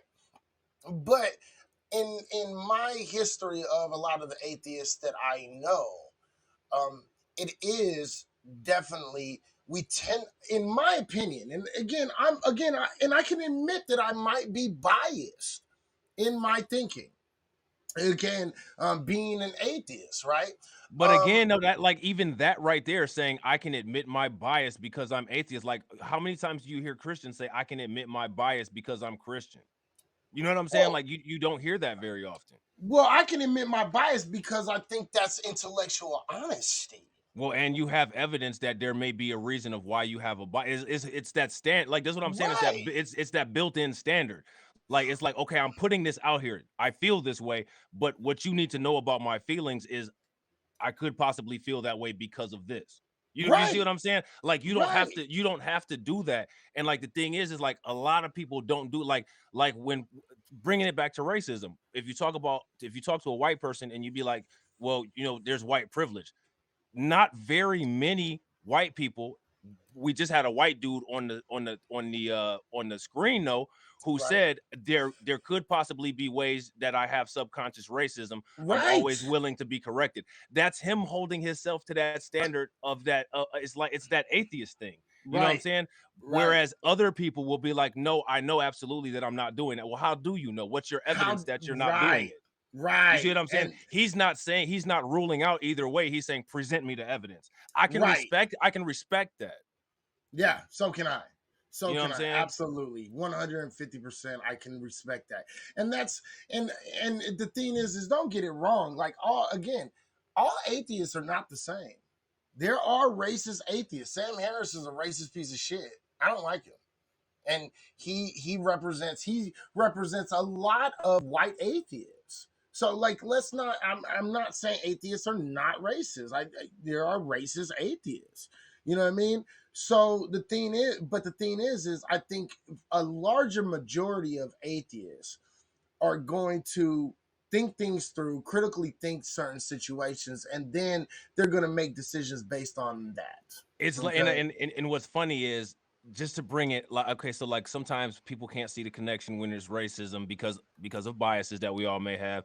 Sometimes people can't see the connection because of you know, gender or because of religion, because of biases we may have. I'm a healthcare worker. I work in Mm-hmm. healthcare. So Mm-hmm. when the pandemic hit, Mm-hmm.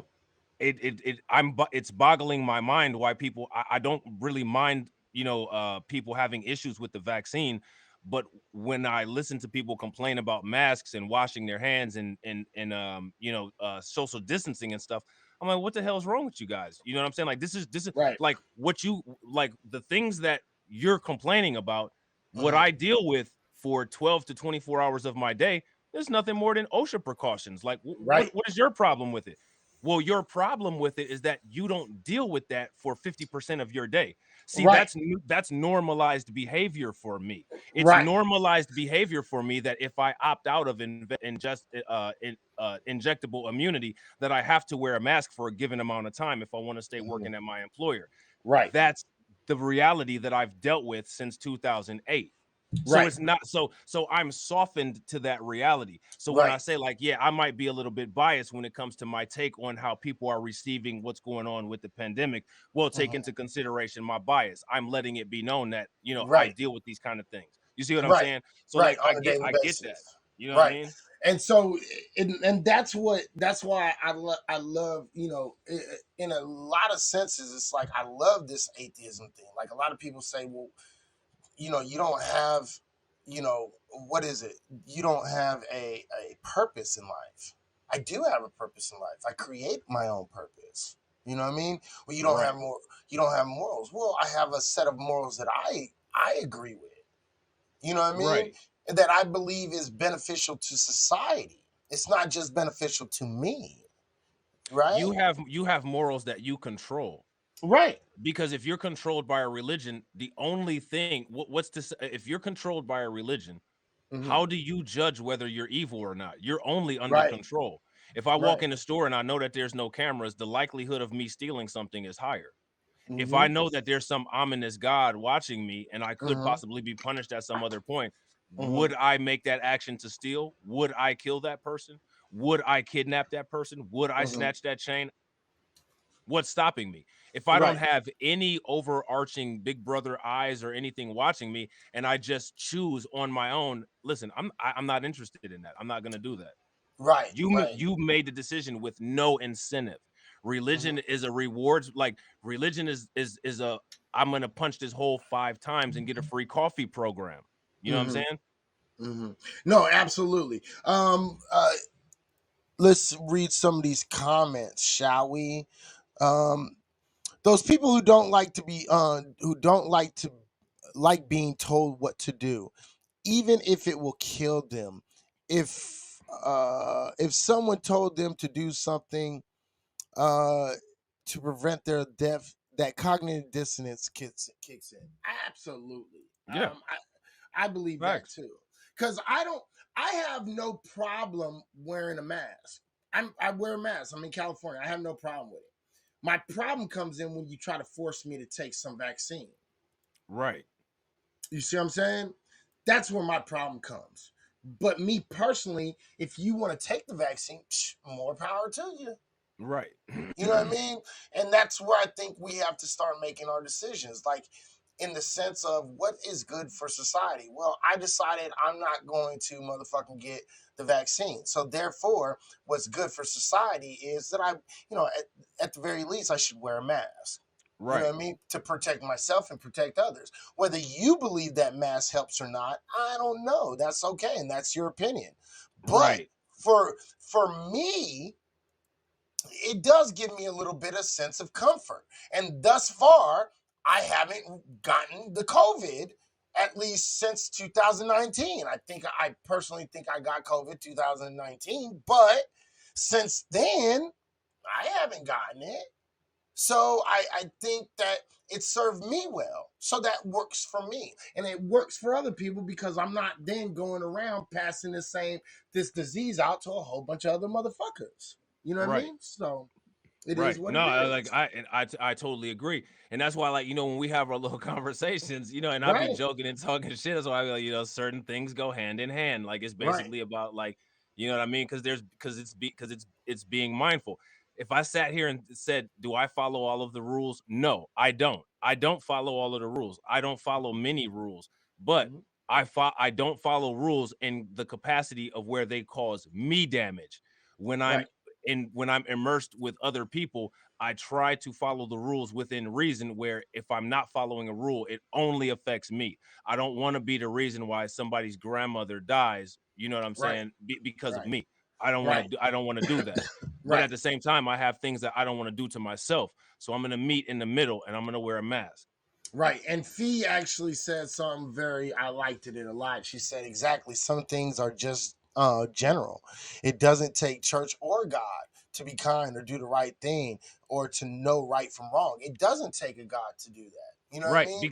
because then you got to ask about the animals, and when people always talk about animals, if an animal has a full stomach, a lion can be next to a gazelle and it won't attack the gazelle. Right. The lion will only attack the gazelle When once it he's becomes hungry. right. Right. So even animals have some kind of inherent sense of, well, I'm just not going to kill this other animal. If a Yeah. bear is walking through a bunch of other animals, the bear is not going to just kill a whole bunch of salmon. I'm not just going to sit here and fish salmon and throw them all over the place and not eat them. No, the Right. bear goes to the river and fishes salmon when it's hungry or when it needs to Right. feed the younger bears. You know what I Right, mean? absolutely. And this is what it is. And this is another reason why I don't fuck with vegans. If you're vegan, fuck you, suck my dick. Okay. Um Not to be a dick, right? Not to be a That went dick. from 0 to Right? 60 real Right? quick. You That know went what I'm to saying? 0 to 100 real quick. But still, you know what I mean? Like, in a lot of vegans are like, oh, I'm not gonna eat nothing. Like, they're very super strict vegans and they try to play this morality game, right? Well, I find a problem in hypocrisy in veganism, in a lot of veganism, because what they do is they say, well, that's torturing animals, which I understand the argument. I don't necessarily agree with it in all aspects, right? But I understand the argument, right? But their species is. And what I mean by that is they look at animals as other living beings, but they don't look at plants and fruit as living beings. You understand what Right. I'm saying? And what have we just found out? We found out just recently that plants scream when you rip off a fucking leaf. Right. We just found out that plants understand where the light is and they move themselves to the light. Is that not life? That is I mean, life. at the molecular basis, plant cells have mitochondria, which manufacture ATP from sunlight with a process called photosynthesis, which means that they have a metabolism. And one of the definitions of life that we have here on the planet, quote, life as we know it, is that there has to be a metabolism. I mean, so Right. like the thing is that then you have to ask yourself, well, who determined that plants weren't alive? Like who determines what's alive versus isn't And what's alive? not. Right. Because then we have to bring that conversation back to, well, who determines that black people don't have pain versus that they Right. do? It's literally the same type of thought ridiculousness. Right. And so that's why when I see vegans and they're like hardcore militaristic fucking vegans, I'd be like, yeah, you motherfuckers are idiots. You know what I mean? I believe that humans are omnivores. I believe that we're supposed to eat a little bit of meat, and I believe that fucking we're supposed to have a plant-based diet. Right? I think both do great things. When we eat meat, that's what helped evolution. A lot of people don't realize it. The blood in the animals we were able to use, and the irons actually produce a bigger brain. You see what I'm saying? And so meat does help things, right? Now, my personal solving of the problem is go hunt your own fucking meat. Then we won't be overbreeding motherfuckers. We won't fucking, Right. you know what I mean? And we will be a part of the ecological system the way it was supposed to be, right? We eat what we can hunt. We don't overhunt, and fucking we eat fruits and vegetables along with the fucking meat that we have. Sometimes we don't have meat because we can't hunt it and we can't catch it. So therefore we have to rely on the plants and the fruits. And sometimes we are gracious enough and we are given enough meat where we're able to hold, hunt and be successful and feed a whole tribe. Facts. And during those times of, where there may not be a season where there's a lot of meat, or there may not be a season where there's a lot of plants, where there may be a drought, Mm-hmm. people are eating less. When you Right. eat less, you're fasting. What Right. happened to every prophet in every religion when they fast? They start to have these visions, or they start to have this higher thought. Right. Then what happens is you have these rituals of, well, I need to communicate with this deity in order to bring rain and all of this stuff. So again, you have to ask yourself, when it comes to religion, well, what do biological functions have to do with religion? Because now I'm Mm-hmm. hungry and I have hunger Mm-hmm. pains. To offset this hunger pain, I have to release dopamine, serotonin. Releasing dopamine, serotonin, norepinephrine, now I could possibly either have heightened senses, or I could possibly be experiencing delusions. Right. You see what I'm saying? My brain is Right. not using carbohydrates. My brain is using ketones. Is it Right. actually operating properly? Right. Right. And so I think we need to have these kind of conversations. I think that's why these conversations are so important. I am not about veganism alone. I am not about believing in a God. I am not about all these things because that's not naturalistic to me. You know what I mean? And I try to be as naturalistic as possible. Do not get me wrong. I falter at times. Like just the other day, I had a fucking hamburger, bro. You know what I mean? Like, I it eat is what it candy all the is. time. Like I eat like Sour Patch Kids religiously. Oh, see, you're better than me because I cannot eat no damn candy if my life depended on it. And I have never eaten candy, even as a kid. I used to go Halloween, right, and go trick or treating. And I used to fucking have my candy, and then I used to get it all, collect it all, and then I used to give that shit the fuck away. Dude, you remember back in the 90s when they had like those like 2x4s of Jolly Ranchers, like the big ass like stick of sugar? Nigga, I used Yeah. to I used to put two of them bitches together and like and like bite half of it and then like suck the other half. Like See, I while got we was in like prison, when I was in prison, I had a guy, I knew a dude that would actually create dinosaurs and little animals with Jolly Ranchers. That's funny. No bullshit. He used to heat it up, soften it, and then mold the Jolly Ranchers into little fucking animals. See, And that's that. then he would sell them, and we would sell them, buy them, and we would send them to our kids. Like, they were able to make roses, they were able to make fucking little animals, they were able to do all these little things with that's ingenious. So Like when you get into jail and like that's you know what I mean? Like what else are you gonna do? See, right, like that's that thing. Like we have too many distractions, too much shit to distract us with, too right, many things that we a lot of the problem is that humanity is confused between necessity and convenience. right. You know what I And mean? Like, and honestly, that's one of the biggest problems to black folks today. What up, Tony? How you doing, brother? I'm glad you in here finally. You know what I mean? what's up, Tony? This fucking big-headed Negro on my head. Look, you know, look. I put him onto this shit, got him onto this motherfucker, and he don't never come to my shows no more. Ain't It that hurts my crazy? feelings. You know what I mean? And that he gonna say he just woke up. Right, I He been just woke up, laughed my ass off. You know what I he mean? been cloud listening the whole time. He ain't just no damn wake up. Right, exactly. I But feel look, guilty. Let me just type in what's up to these two niggas real quick, and then but you know. yeah, exactly. Look, but the thing is we were talking about black folks earlier, right? Um, when I go to bed, nigga, quit going to bed like an old ass motherfucker. It's so early and shit. This nigga goes to bed at like 7 p.m.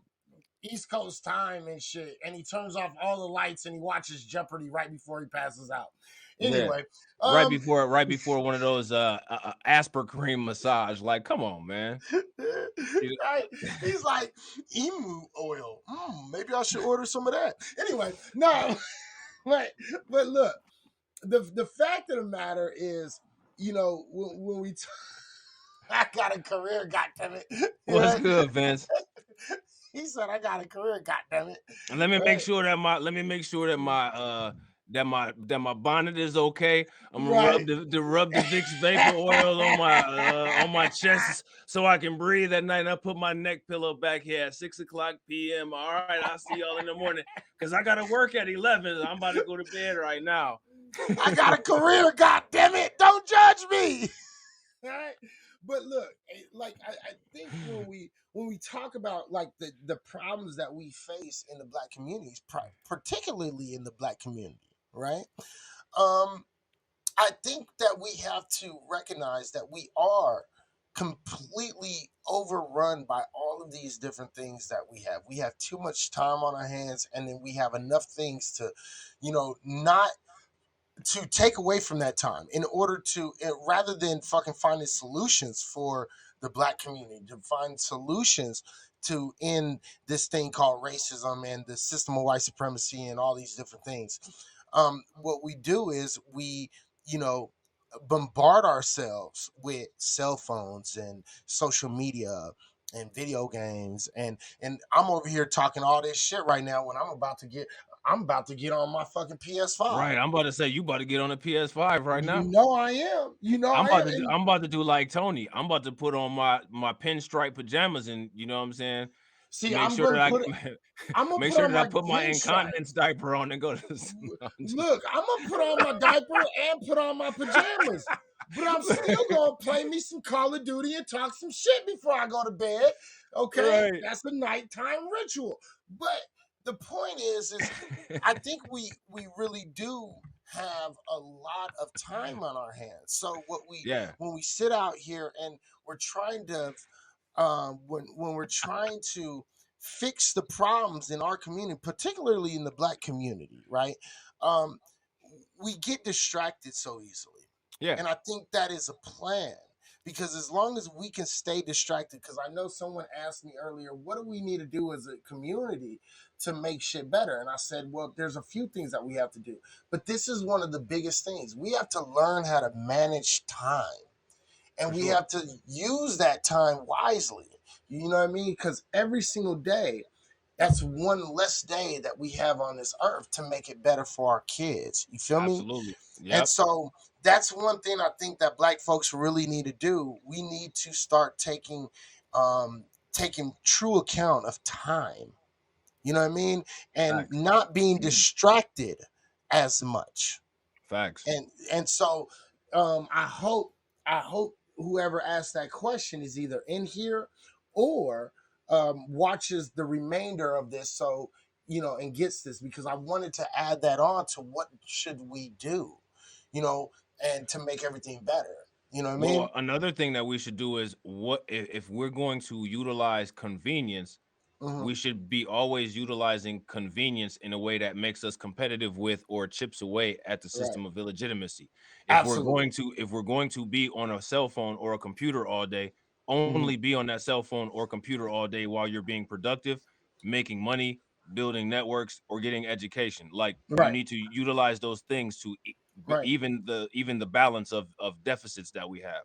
Right. No, absolutely. People don't really understand what I do. You know, I go through periods where I do not do any kind of research whatsoever. Right. And then, once I am done and I'm bored with that mentally, I get right back into research mode. And I Yep. I I buy books and I have books. I have over 200 books on my cell phone.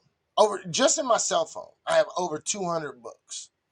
And anybody that is looking for books and you have an iPhone, hit me up, get a hold of me, and I'll make sure you have a way to find a lot of books. Not every single book that comes out, but a very, very, very high number amount of books that would usually cost a lot of money. And I'm not telling you to rip people off and shit. But what I am telling you is I understand that sometimes we ain't got the money for books. Sometimes we ain't got the money for these extra, things that would help us to gain Right. knowledge and understanding and wisdom, right?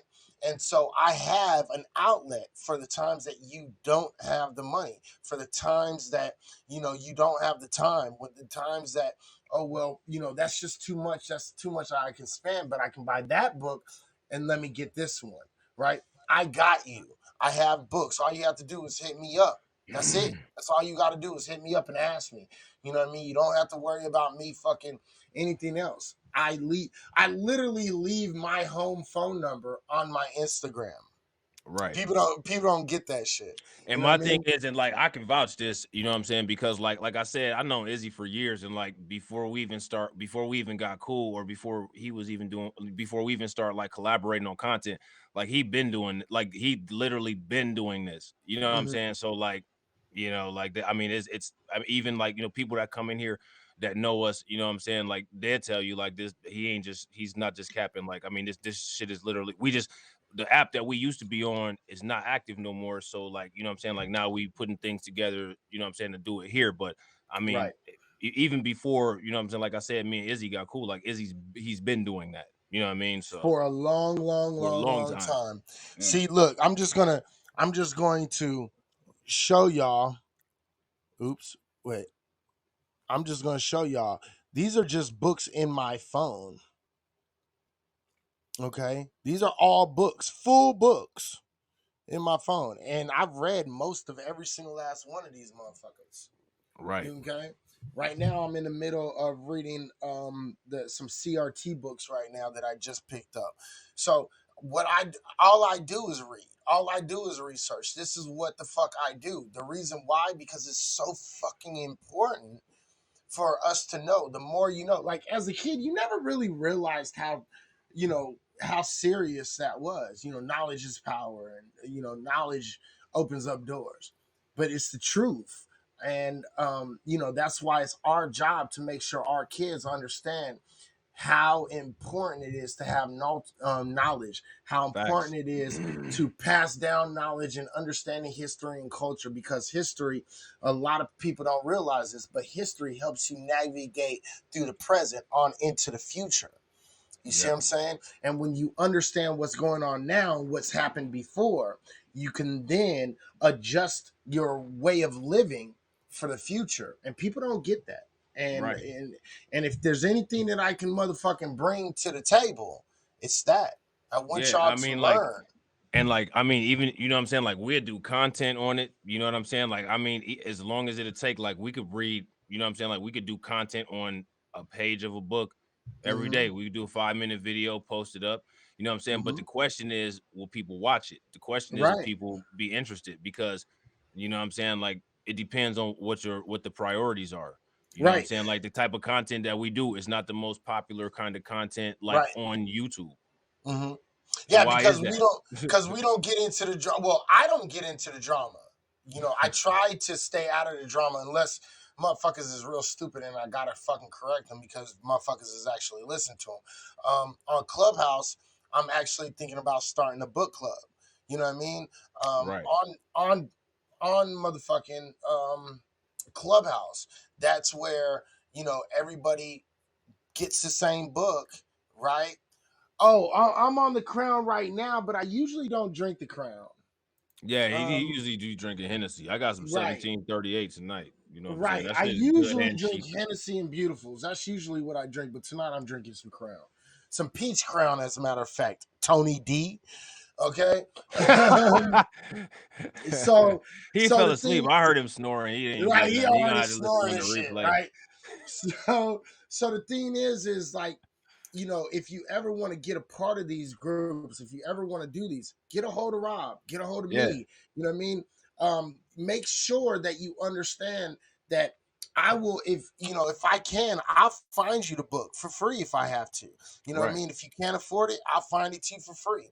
I have my own personal opinions on certain things. Like Fee was like asking a lot of great questions, and I Good really questions. Yeah. appreciate her, really Hmm. do. Like honestly, when I start getting into some of the conversations of some of my theories, you'll be like, this nigga is fucking crazy, right? Because I believe in certain things. Like I believe we've already found Atlantis. I believe in ancient astronaut theory. I believe in, these kind of things, but it's because there's a lot of evidence that supports it, not Yeah, I was about to necessarily say like because there's a I'm a lot of evidence that right. that points that direction. Right. And You know what I I mean? and I don't believe in Illuminati. I don't believe in reptilians. I don't believe in, the Freemason bullshit. Like all that shit is fuckboy shit. I don't believe in conspiracy theory. I believe in things that I can back up with evidence. You know And what I what mean? and see, and that's where me and Izzy differ. But like my take on conspiracy theories is that the actual global conspiracy with all of those groups that Izzy just named was white supremacy. Like Mm-hmm. that was the global conspiracy. Mm-hmm. Different tiers of white supremacy to be able to have power over everybody else. That was the conspiracy. Because if Right. we go back and talk about the Freemasons, then we have to ask about how many of the quote founding fathers were Mm-hmm. Freemasons, and then we ask all of these questions, and then we look at where it points, and then when you ask yourself about the KKK, K is the 11th number of the alphabet. Right. 11 plus 11 plus 11 is 33. Then you 33 got the Albert Pike Freemasonry. connection with Right. the KKK. So you got to ask yourself, okay, so if we talk about these conspiracy theories, what was the end result of all of these conspiracies? Well, all of these mythical individuals who were involved with these conspiracies all had a part in constructing white supremacy. Right. Now um let me ask you, you don't believe, do you believe in the Albert Pike three World War letter? Please don't tell me you do. Albert Pike, Global World War III letter. You Do you? crazy. You Please, crazy. please, This please dude don't is say you do. this dude a whole troll, man. Please don't say you do. This dude a whole troll, See, man. because I understand what conspiracy theories are, right? So the thing is I understand where the start of the Illuminati is, right? I understand the reasons why people believe the masonry and shit like that. I understand these concepts. And certain parts of them I can understand. And I Mhm. actually agree with some of them, right? But if you're going to sit here and tell me that the Freemasons is a satanic group, I'm going to laugh at you. Okay? I'm just going to laugh at you. Okay. You stupid. If you say the Illuminati is still real and it's a whole bunch of Jews fucking running the fucking bank, I'm gonna laugh at you. Okay. Do Jews own majority of like a lot of these banks? Absolutely, yes. But are you gonna sit here and tell me, if you're gonna sit here and tell me the Jews are trying to run the world and fucking these fucking, you know what I mean? I'm gonna laugh at you. If you believe in hollow earth, I'm laughing at you. I really am. I really am. The hollow earth theory comes from Nazism. A lot of people don't realize that. Reptilians. That shit came Yeah, around in because 1976. yeah, Adolf Hitler was actually very interested in the occult. You know what I'm saying? He was very interested. Like, if you understand like what the swastika is actually, I think is what is it, a Sanskrit symbol? Yeah, yeah. Turn to the right side, like Right. 45 degrees or something like that. Well, it's upside down. Upside down, yeah. Right. Mhm. Right. You know, I do believe. I believe that there are secret organizations. But here goes my question, though. This is my question. See, this is where people have to come together and actually make sense of this. Right. What was their agenda? Like, What was the dark agenda? Because in my opinion, it was the white agenda. Right. Now, there's if you you know what I'm saying? go Like, ahead, bro, go ahead, because see, that's what I'm saying. Like, you know, like when you talk about conspiracy, like I can ride with your conspiracy, right? Right. Which is the Illuminati was created. They turn around and they created it or connected with the Freemasons, but all of the conspiracy was a push for a white dominant society and white rulership of the world. I can understand that. That's a legitimate conspiracy. Now, do I like put a whole lot of eggs in that basket? No, but I'll put half the dozen in that motherfucking basket. Right, You know what I because mean? because you have to ask yourself the question. The people who try to distance themselves from these conspiracy theories, they'll say, well, there was a conspiracy theory for global control. There's only one group on the planet who has ever had legitimate global control. So Right. how did you get it? Right. Now that kind of shit I understand because it's based in reality. Right. Okay. But I do not agree with, oh, it's an occult and, fucking it's Satan trying to, like, I'm going to laugh at you. Well, my thing is, it like They're trying to bring dark demons into the earth. well, and then my thing is, even if let's go out on a limb and say that they are. Let's go out on a limb and say that they are. Okay. Why are you doing that? You're doing that for the same reason that Hitler, who also tried to gain global control, was interested in the dark arts. Was interested for global control of white supremacy. Global control and white supremacy, which Adolf Hitler actually tried to do in a military way. And these, quote, global conspiracies are doing it through other means, financial, media, and otherwise. Because Right. again, you got to ask yourself the question, what's the facts that you can pull out of this? What group has global control? Then the question that you have to ask is, how did you get there? Okay, so if we want to bring in the Freemasons, what we can't deny is that Abraham Lincoln was a Freemason. So Right. then you have to ask yourself, well, what was Abraham Lincoln? He was one of the founding fathers of the country. This country was, quote, in the New World.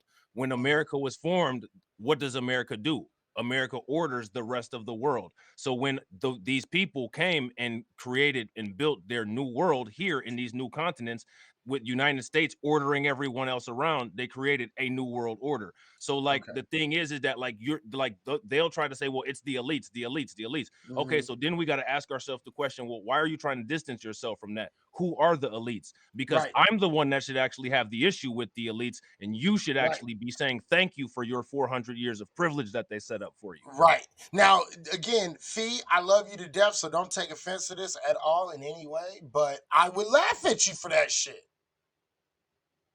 But then see like Izzy would laugh at you, but then I would have to ask you the question, well, is Henrietta Leaks a blood sacrifice?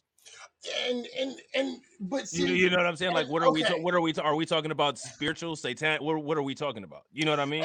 and see, when you start talking about this blood sacrifice situation, it goes down this fucking rabbit hole that it just all ends up to be not. Right, because here's my thing, right? We don't have any evidence of we had this Bohemian Grove and all of this stuff, but let's Right. talk about blood sacrifices. What we do have evidence of is that they mutilated Nat Turner and made clothes and materials and stuff Okay. with him. All right. You know what All I'm right. saying? We do have evidence that they fed black babies to alligators. We do Okay. have we have all of this evidence, you know what I'm saying? Like the Tuskegee study was based Right. on quote They bad blood. skinned us alive, turned us into shoes and wallets. Yeah. So then you have to ask, like, well, what are these sacrifices? Okay, well, if you talk about sacrifice in terms of somebody who was sacrificed and died, Right. okay, well, those are people who sacrificed and died. You know what I'm saying? Like Mhm. the United States Mhm. sacrificed those people. Mhm. So again, when certain people talk about these conspiracies, I have to ask, okay, like I hear you talking about it, but what's your involvement? Your involvement Right. is being the benefactor of the recipient of all of these conspiracies. Right. So Be, so right. So when you say things like, okay, a blood sacrifice would be these little girls that's been kidnapped and they're being harvested for organs. right. And see, I'm looking at blood sacrifices like, well, that's black on black crime. You know what I'm saying? Okay. Like, you know what I mean? Right. And see now, like the harvesting of organs, I actually do find a little bit of legitimacy in that. Right. Right. Because Not that happens. much, but yeah, right. It does happen. Like we don't Not know why we know that they sell them, and we know we do. We just know that that does happen. There is a Oregon black market. Like we do right, know that. You know absolutely. what I'm We saying? know that, right? And we know that fucking people like Rockefeller, they fucking actually went out of their way to get Rockefeller, I believe, had something like 8 heart transplants, Right. something like that.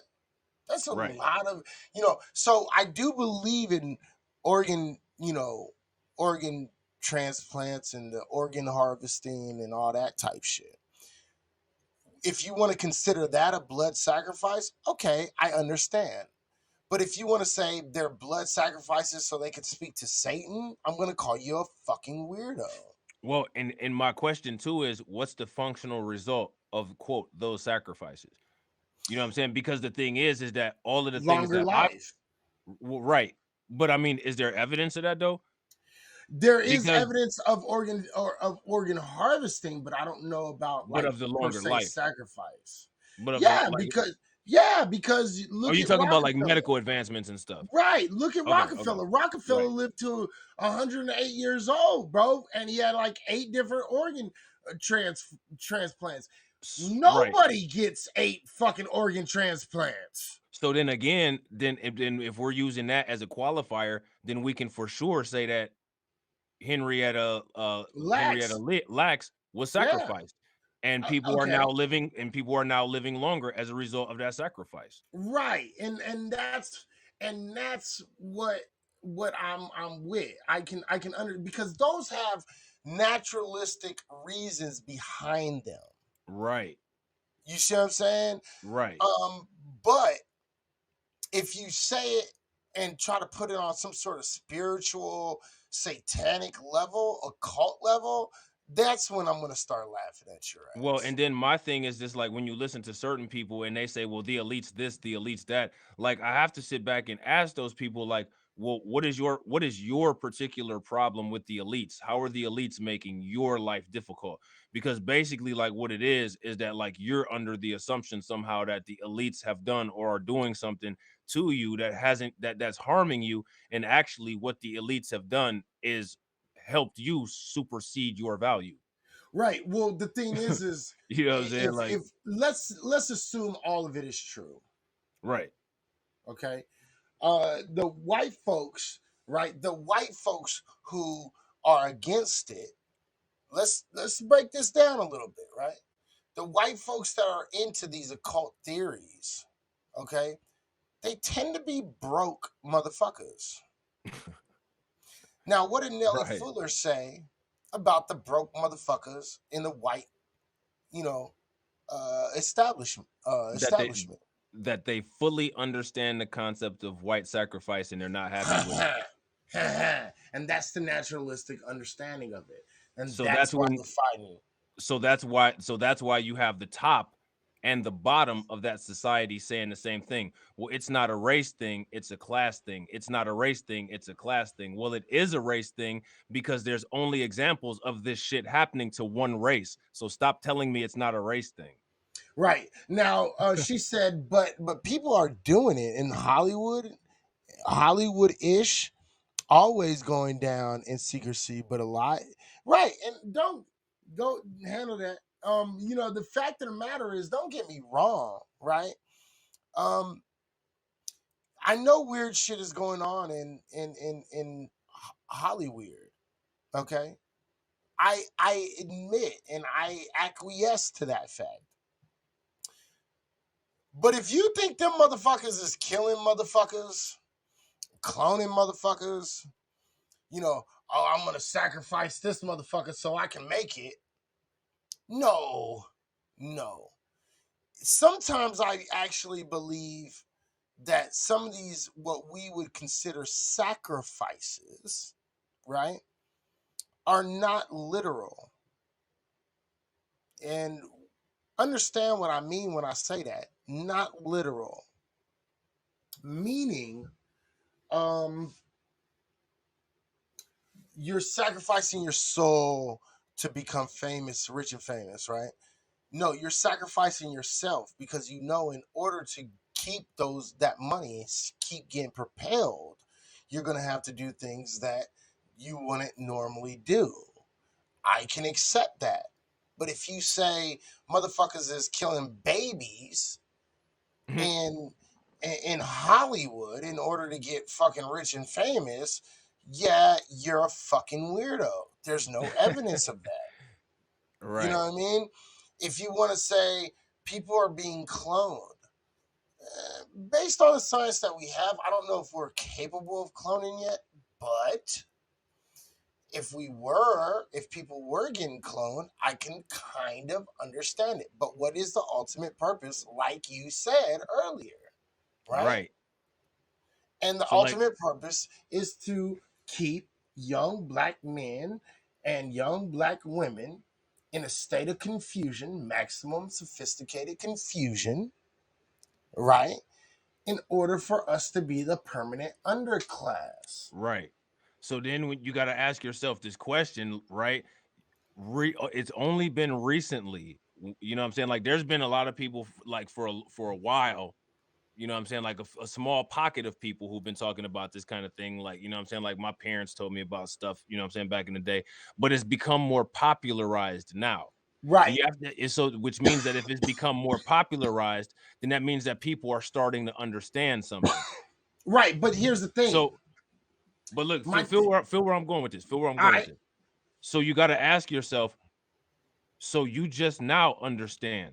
My question for you is that we've all known this for a long time, but now you just are waking up and understanding this. What is it that you notice that you're starting to say, well, circumstances of things aren't the way that they are? You see, there's this elite class of, we've been saying this for a long time. We've just been calling it white supremacy. What's Right. waking you up? Oh, I'll tell you what's waking you up. You're starting to notice that privilege atrophy. That's Right. what you're noticing. So now, Right. so now it's a everybody problem. No, it's Well, not an everybody problem. We've been talking about this shit for God knows how long. And while shit was benefiting you, you didn't have any ears for it. But now you're starting to see your privilege. Now you're starting to see these interest rates. Now you're starting to lose your house in foreclosures. Now right. it's all we have Eminent to have a domain. kumbaya. Like, Right. Now here's the thing. Now, do we eat clone meat? I don't believe that we eat clone meat, but I do believe that we eat horses and shit, and y'all don't realize it. So, the thing is like, don't get me wrong, I understand all of it because me, I've been a part of this whole thing for a long time too. My parents used to tell me, a lot of these conspiracy theories also, and I actually was a big conspiracy theorist at one time. A lot of people don't believe that shit, but I was knee deep in the conspiracy theories. nah, I Okay, believe it. I totally believe it. but the more I studied, the more I realized, yeah, a lot of that isn't the foundation of that tends to fall apart when you start doing Right. real research, right? And so the thing is it's like, yeah, I get, people in Hollywood did weird shit. I used to kick it with Hollywood folks. I used to live in Vegas, so I used to kick it with a lot of Hollywood folks. And thinking about Hollywood, um, um, Melvin Van Peebles, Marvin, the Van Peebles father, the patriarch father. He just passed. Rest in peace and rest in power to that man. But see, real quick, I want to say, Faith, when I say you're not just waking up to it, when I'm not Right. talking about you. When I Right. say people are just not waking up to it, what I'm Mm-hmm. talking about is, who do you see talking about this stuff? You see Alex Mm-hmm. Jones, you see Marjorie Taylor Greene, you see Mm-hmm. all of these people talking about it, right? But the thing is that through the generations, despite the fact that right on Abraham Lincoln, or right on George Washington's grave, it says Freemason. And right in the KKK, we know that Albert Pike, who was a Freemason, helped to organize that. Mm-hmm. No one was talking about that. Like, there's clear-cut evidence of Freemasonry involvement in that. I mean, the line that separates the North and the South, why do you think they call it the Mason-Dixon line? So we've Right. had this Freemasonry direct involvement in racism for a very long time. But if Right. we're dealing with what these people say, well, we have to take the racism out of it. Well, no, we don't have to take the racism out of it, because I got to ask you why Mason created the KKK and why the Civil War, Right. the North and South dividing line is the Mason-Dixon line, and why George Well, Washington is a Mason who was ultimately a racist and owned us right. like slaves. Right. You know what I mean? And Stens, you're absolutely correct. The FDA did okay clone animals in order that we can eat. Yeah, I do understand that shit. They did approve that. Um, but the problem is are they actually doing it? Now, see, me, my whole concept of all this stuff is a little bit different, because at the end of the day, it's like I can understand it. I just don't, all of it doesn't register true to me. Okay, not all of it does. Um, Right.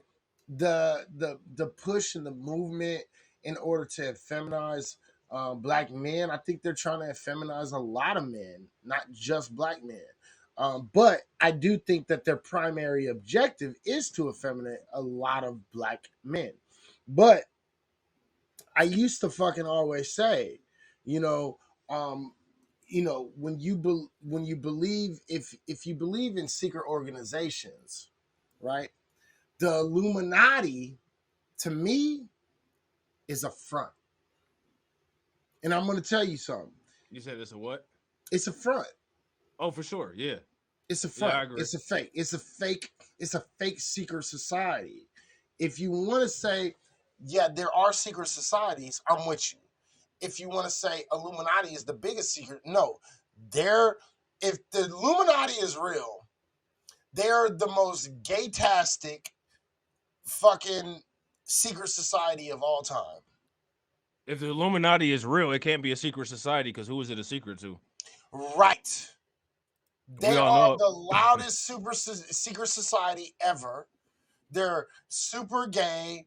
They're like the gay faction of all the secret societies. Hey, we're here. You know what I mean? Like, that's Right. who they are. Like, the Illuminati is not the group that you need to be worried about if you really believe in all the secret society shit. Illuminati is not the one that you need to be paying attention to. It's the other ones. Well, and the thing is if you pay and see, like, okay, so if you believe in predictive programming, you also if you want to go down the conspiracy theory hole again, we have to hit you with the same logic that we hit you with as far as the Matrix goes. If we're going to apply red pill, then we need to apply red pill exactly the way that it is in the Matrix, and as we Right. proved tonight, it's not applied. So if we want to apply predictive programming, what we have to ask is, if we look at Star Wars, right? Mm-hmm. When it comes to the Galactic Federation, Darth Vader was never present, but people Right. knew about him. Who was Right. present was the president of the Federation, Right. right? But even beyond that level of Darth Vader only interacted with the Emperor. who nobody interacted with but Darth Vader. So Right. who is these layers beyond these secret societies that we know about that these motherfuckers interact with? Right. And that's the key for me. Like, if you want to tell me about some secret society shit, talk about somebody other than fucking Illuminati. Right, because like how it They're will the be, front. because if we put ourselves in a Star Wars universe, what there would be is that, well, we live under the Galactic Federation and all we've ever known is the Galactic Federation. However, Mhm. I feel that there's something wrong with the Galactic Federation, but I don't have Mhm. any evidence of it. Mhm. However, inside the Galactic Federation, even though you never see Darth Vader, you know Right. what I'm saying? What you do know is that or the Federation has Darth Vader at the meetings dictating things. Now, Right. if you're from the planet of Tatooine, then you know that there's some strange shit and that Star Wars kids get or that Skywalkers get adopted and abducted every 50 to 20 years. Why is that? Right. What happens to these Skywalker bloodline kids? Right. We don't understand this because it's not visible. Right. Now we do know about a legend of Yoda, but nobody's ever seen Yoda. And we Right. have heard of some figure with a cape that allegedly the emperor that the Galactic Federation worships, but we don't know who that person is. But Right. beyond that person, no one knows who the emperor is. You see what I'm Mhm. saying? Only Darth Right. Vader knows who the emperor Right. is. And that's the point that I'm making. Like, if you want to convince me on, you know, secret societies, don't bring up fucking Illuminati, because I'm gonna laugh at you. Right. I am definitely gonna laugh at you, because I'm gonna tell you, no, that's the false flag that they put in front of you. That's the trail that they give you. They're laying That's down the Scooby Mandarin. If you snacks. ever seen Iron Man, that's the Mandarin. Right. That's the Scooby snacks that they're laying down. So you follow them in order to miss all of the true secret societies. That's why I keep on telling people, don't get caught up with the secret society shit. If you guys are using Illuminati and Freemasons, those are the Scooby snacks. They're not real secret societies. These are, yeah, they're, you might be able to find some linkage to some shit. They might be the last, they might be the vestige that we know about, but it's not a secret society. The true secret society, if there is any, the true secret society is the real issue. That's the real problem. It is That's the not real the problem. Illuminati. Yeah, it's not the Right. Illuminati, and it's not the Freemason, it's not the Jesuits. Right, because if you apply the Star Wars model, it's not the Galactic Federation that's the problem. Even ultimately beyond that, it wasn't Darth Vader that was the problem, and even Right. beyond that, it wasn't Right. the Emperor that was the problem. It was the Right. order. It was the Order of the Sith that was the problem. Right. You see what I'm saying? See, and so they're giving you breadcrumbs to all these other shits that aren't really real. Right. Meanwhile, and you're so caught up in this, you're missing this. Right. And that's the problem. You know what I mean? When we talk about secret societies, how secret can you be if everybody fucking knows about it? You're in video games, you're in games. And don't give me that, well, it's best to hide in plain sight. No, motherfucker, no, it's not, nigga, because eventually something's going to come to you and motherfucking expose your fucking ass. Are you stupid? Right. No, secret societies stay secret for a fucking reason. That's why I don't fuck with the concept of child sacrifice. Right. You see what I'm And saying? see, and again, like how, I'm not necessarily an atheist, but like I can get down with Izzy on the points that he brings up as far as validating shit with evidence with atheism. That's why when I talk about conspiracies in the way that I talk about conspiracies, Izzy can be like, okay, like I Yeah. fucks with that because Yeah. like you're actually drawing, like I'm not making any definitive like stances. I'm asking questions based on existing shit. You can't tell me that the KKK doesn't exist. You can't tell me that Albert Pike didn't have anything to do with setting that up. You can't tell me that George Washington isn't a Freemason. And you can't tell me that the United States isn't classified as a country in the New World. You know what I'm saying? Right. Like, so again, and then we also can't say that one group of people has global power. So if the conspiracy was global domination, who dominated the world globally? Right. Because it wasn't motherfucking the Illuminati and it wasn't the Freemasons. So Sure wasn't. Nor was it the fucking Jesuits. So who the fuck was it? You feel me? And this is the point that I be trying to make to people, and I be trying to get them to understand. Look, I get it. They throw shit. Listen, when you okay, so like I believe in aliens. Okay. I don't necessarily believe aliens are here now. Okay. But I do believe aliens were here. Okay. So now I delineate that for a reason. Now, if we're talking about secret societies, the secret societies have given you the Jesuits. They've given you the motherfucking the Illuminati. They've given you the Freemasons. And that's to keep you off the trail of them. And what Just they like the do is FBI and the NSA gave you Edward Snowden because if he right, wasn't supposed to be out there, he'd be dead. Just like they right, gave you Julian Assange because notice right, how Martin Luther King and Malcolm X are dead. are dead. You see what I'm saying? So Martin Luther these King and Malcolm X never stole no shit or released no code from the FBI or did none of that shit. These motherfuckers right, literally committed espionage. right.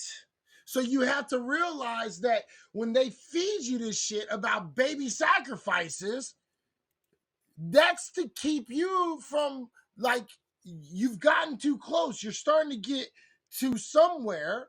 So that baby sacrifices is to get you, instead of going, left, you're going right.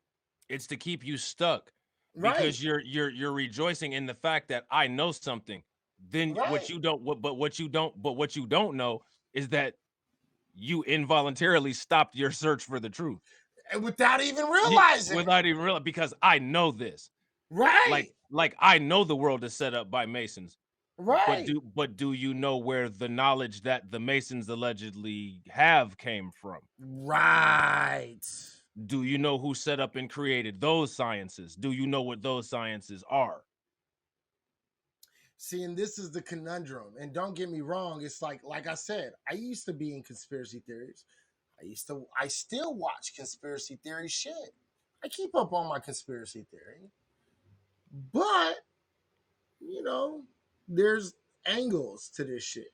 Right. And again, I think once you reach a certain point, you start to see, wait a minute, I'm falling for this shit too much. Right. It's kind of like how I came to the Bible and I said, wait a minute. This Bible shit is not making sense now. It's that Mr. Anderson moment. So again, we got to bring it back to the red pill. What Neo could have done is accepted that there was something wrong while he's sitting at his computer and continue to say, I knew it. There was something wrong. But then you keep going to work and all you know is that there's something wrong. And you just keep repeating that there's something wrong. Right. What set Neo apart was that he just said, fuck it, I'm going to follow the white rabbit. Right. See, like nobody else is really following the right rabbit. It's, well, I know that the elites run the world in the bank and reptilians and blah, blah, blah. That's it. But I still go to work every day. I still use illegitimate money. I still pay into a tax system. Right. Even though I know that the Bible was altered by the Priory of Sion and the Knights Templar, I still believe in the Bible. You've stopped. You stopped yourself. You see what I'm saying? Because you get to this roadblock, but you think you've uncovered everything. And that's my problem with this whole ideal of conspiracy theories. You see what I'm saying? So, if I was a part of a secret elite, bro, I would be feeding conspiracy theories, a whole bunch of bullshit. Absolutely. All the time. And then all you have to do is put the cherry on the cake or put the cherry on the ice cream and say, well, you're red pilled. You know all this stuff. There it is. Now you know. Now you know. What you gonna do with it? What you gonna do with it? And the fact of the matter is, they don't have any idea what the fuck they're gonna do with it anyway. No, what are you gonna do with it? Because they got you in this loop. Right? Yeah, I know about CERN. Again, that's a false flag. That's a false flag. CERN ain't nothing more than a motherfucking science lab. That's it. CERN is not all that important. Like a lot of people think so, but it really is not. The It's a thing is, science lab. the thing is, you got to ask yourself more critical questions. You know what I'm saying? Because like the thing is right. Okay, we have all of this suspected stuff that CERN is doing, right? Right. Where, who gave those instructions? Right. Why is that stuff happening? Here's an even better question. What about the effect of the areas immediately around CERN about how the crime rates are going up? And Right. then you look at Chicago. Chicago, the first three letters of Chicago is Chi.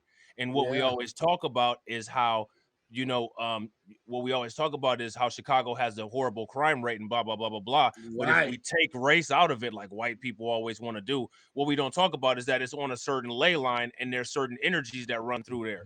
So now we have a situation where we got CERN similar around there in Switzerland to what we got in Chicago. So now let's answer that question, because the area surrounding CERN is like one of the highest crime areas in Europe. And see, and So you know what this I'm is the way saying? to dig. This is the way to dig through all that shit. You Right, understand? Right. All they do is smash atoms together. Exactly, bro. All they right, do is smash atoms together. right. They're What's good, not. Sid? They're not motherfucking. This is like, and this is why I'm like, I laugh, because it's not that I laugh at you, right? I laugh at the idea that they got you running in circles, believing all this other shit, right? Right, What you have to believe is you have to bring it back to the naturalistic, right, which is, what is the ultimate point?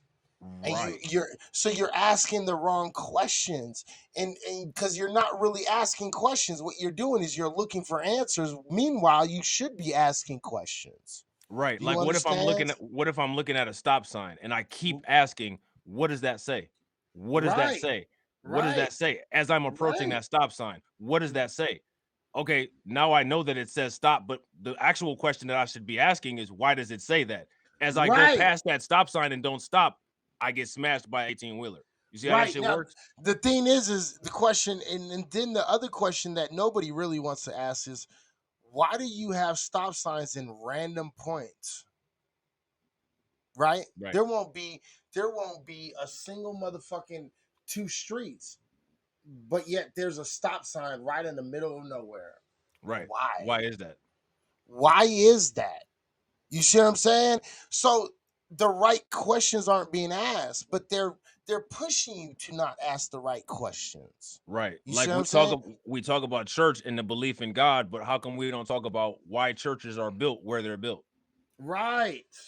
It was Christians who said that they were messing around trying to open up dimensions and all that.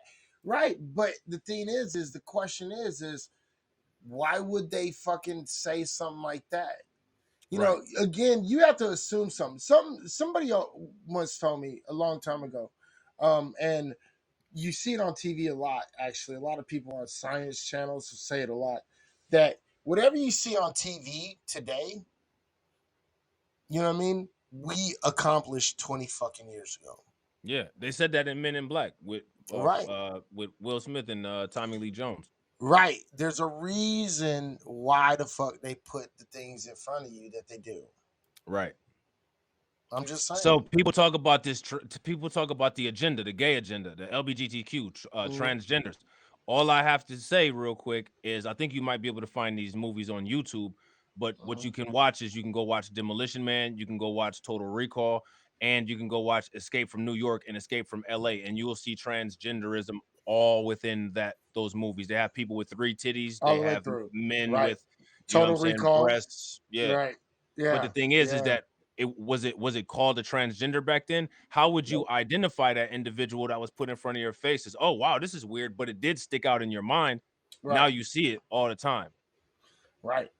And that's what a lot of people don't really realize, that shit. Like, in the movies, like, I don't like to draw a correlation to movies to reality a lot, right? Right.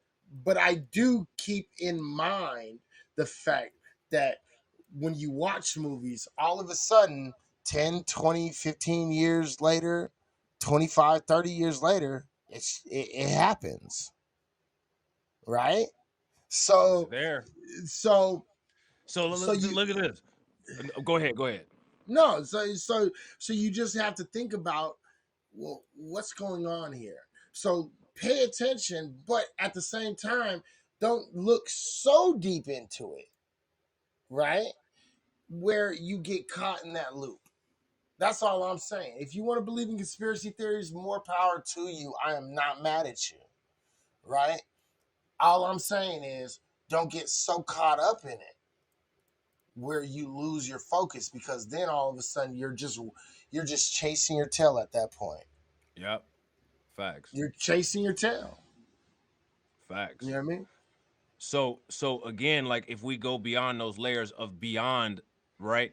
Again, we have to if we're gonna if we are indeed going to apply science fiction to Mm-hmm. reality, Mm-hmm. let's look at the movie The Fifth Element. In the Oh, great movie, movie. yeah, in the movie The Fifth Element, what we know is that the temperature is hotter. What Right. we know is that there's a lot of objects consolidating around the solar system, Right. but we don't know why. But what we Right. do know is that there's something going on in the pyramids. But who Right. knows about the pyramids? Oh, well, it was these clergymen. They had this secret. Well, who did they have that secret from? The only thing that we saw on Earth was was the pyramids and the clergy. But what we didn't know was that there was instruction from this alien civilization that dropped off this little box. This little box had Leilu's hand in it, and they 3D printed her body back out. You see what I'm saying? So like Right. if the end society is the religious society, now we're asking, well, who did they get their instructions from? Well, nobody knew about that race of aliens that delivered Leilu to the planet. You see what I'm saying? Right. And I'm not saying that Right. aliens are real, but what I'm saying is what they're saying is that these layers that you think that you see, there's layers beyond those layers that you don't really see where other instruction is coming from. Right. Right. No, absolutely. So again, we have to pay attention, but again, don't get too caught up in things. This Right. is the most important thing you have to pay attention to. Don't get caught up, because the minute you get caught up is the minute you start chasing your own tail, and then you're talking about wag the dog. Sorry about that. You know what I mean? And Yep. so then you're caught up in this loop, and it's an endless loop that Yep. you go down this rabbit hole over here. Meanwhile, they're over here, Yep. and you've missed your chance to go over to this side. And this is the biggest problem with a lot of people that don't understand what the fuck we talking about. Right. So, we've been at this for 6 hours and 24 minutes. I think I got about fucking six.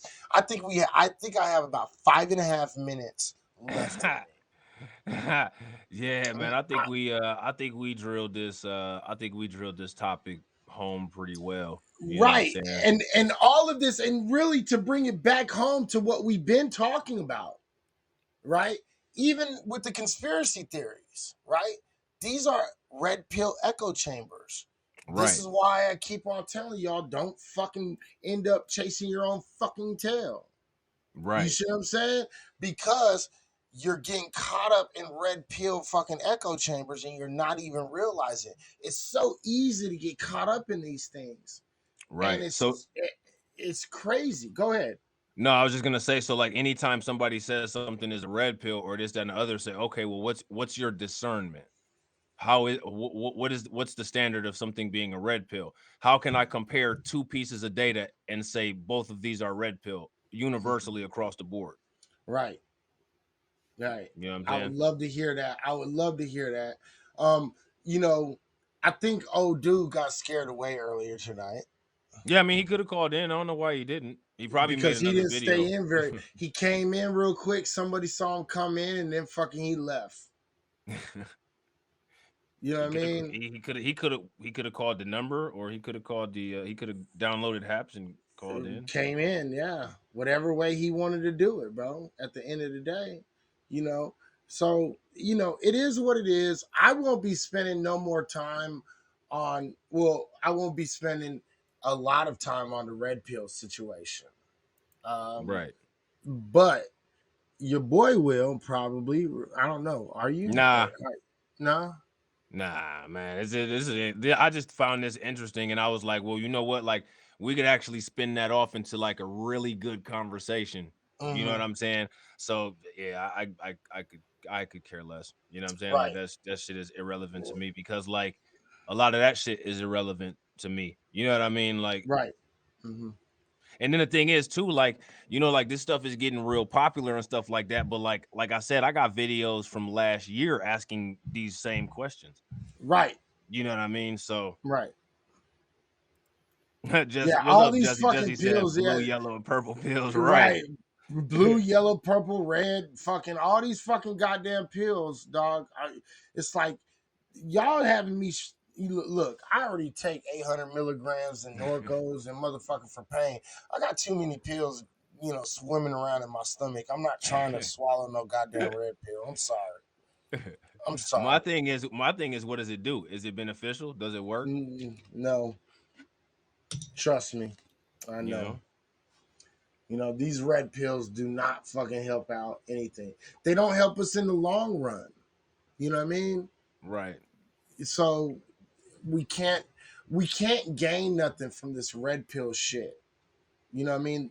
The only thing that you can gain from red pill shit is misogyny, self-hate, Dysfunction. contradiction, dysfunction. Yeah. You know, these type of things. You're More not confusion.